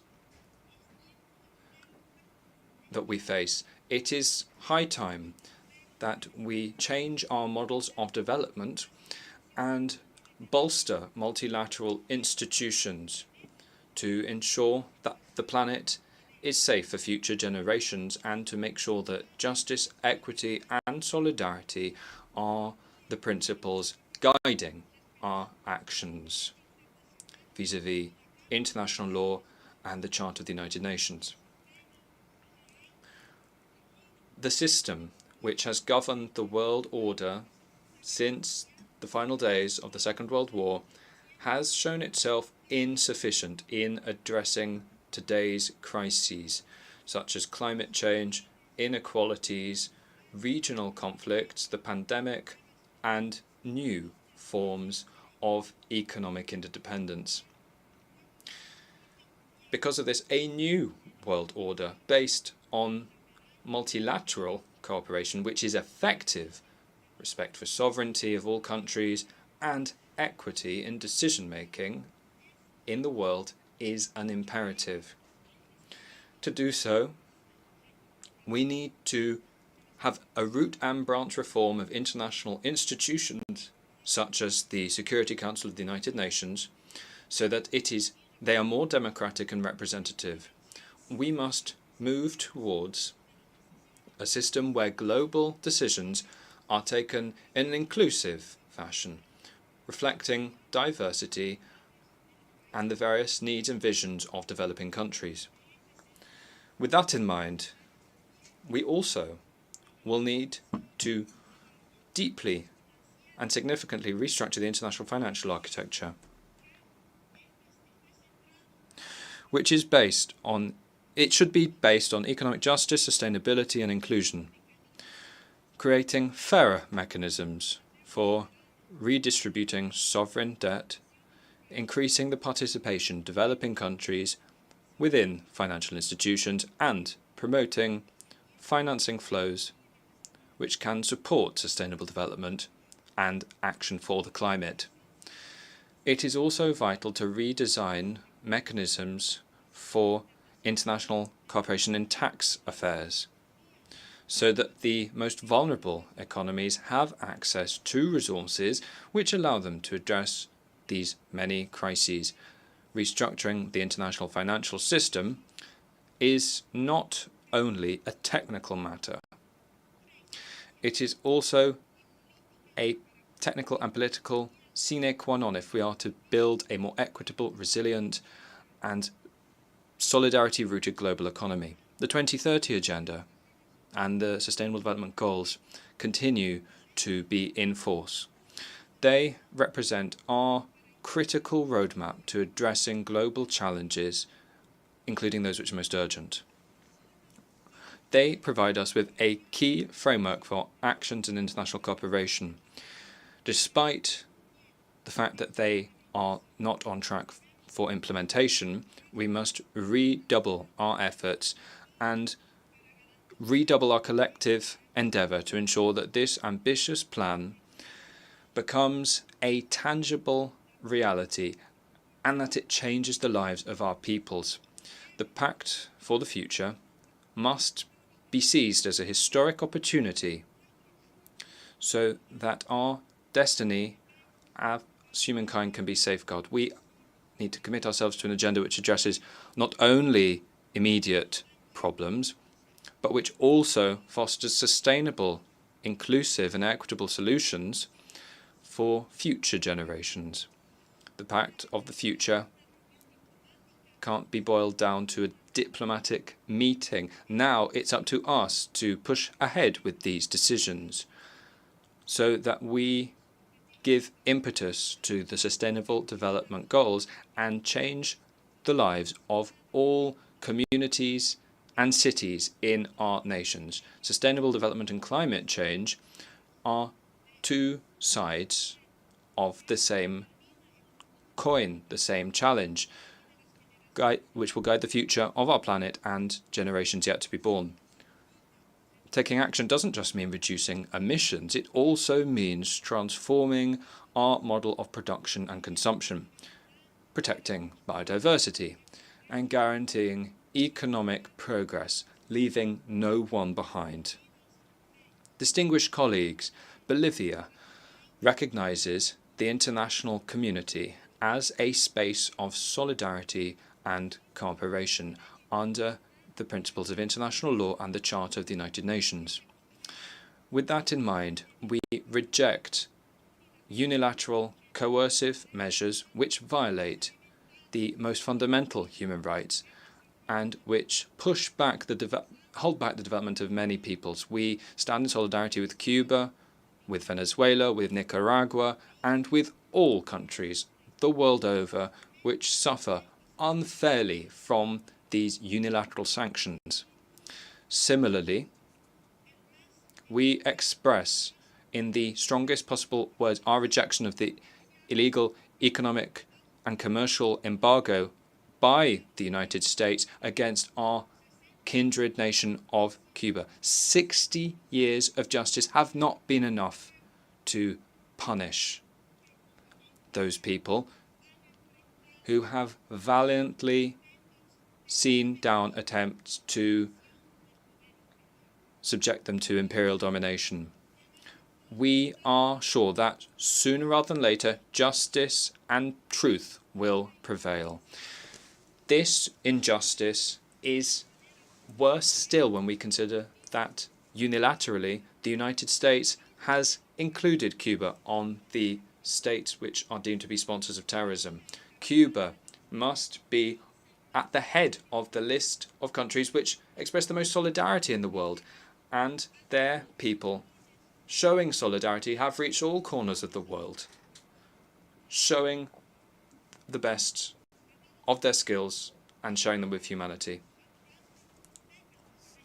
For decades, Palestine has suffered from a protracted conflict which has shaken regional stability, and they have asked for their dream of lasting peace. The occupation, forced expulsions and genocide have led the people of Palestine to face devastation and destruction, creating an open prison where thousands of people live, including mostly women and children. Peace and security in Palestine will not be achieved without a genuine commitment to human rights and an end to the genocide. Bolivia reiterates its full support to the exercise of self-determination and independence in Palestine within the 1967 borders, with East Jerusalem as its capital. We hope that soon they will be a fully fledged member country of the Assembly of the United Nations. Brothers and sisters of the world, before this assembly, I would like to reiterate Bolivia's commitment to the founding principles of the Charter of the United Nations and of international law. We see the UN as the highest multilateral organization created for humanity, development, peace, and security, not just within our borders, but also internationally.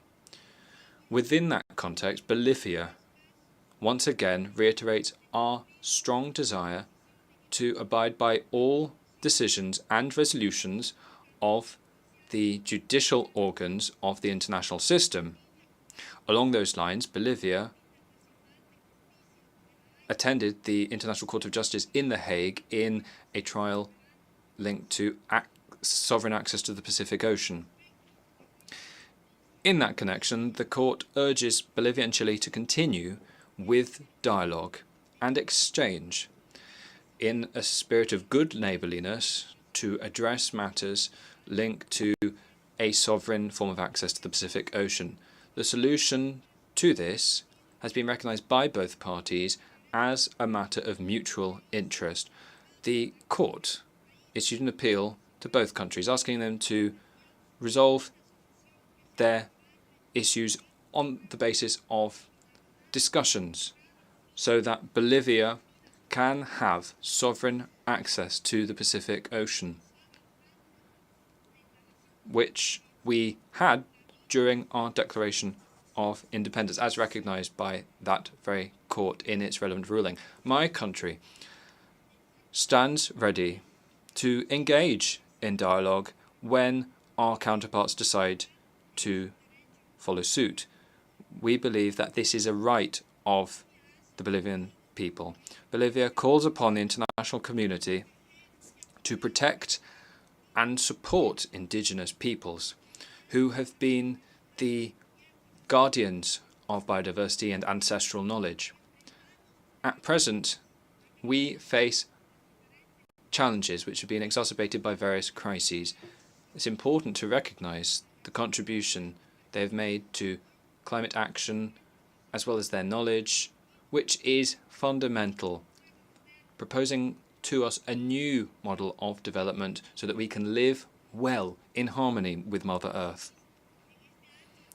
Similarly, within this chamber, allow me to share with you our concerns about the negative reputation enjoyed by the coca leaf, which to indigenous peoples represents part of our community and culture. Furthermore, we propose that we continue to make headway towards the promotion of gender equality policies and social policies with a focus on decolonization and ridding ourselves of the patriarchy.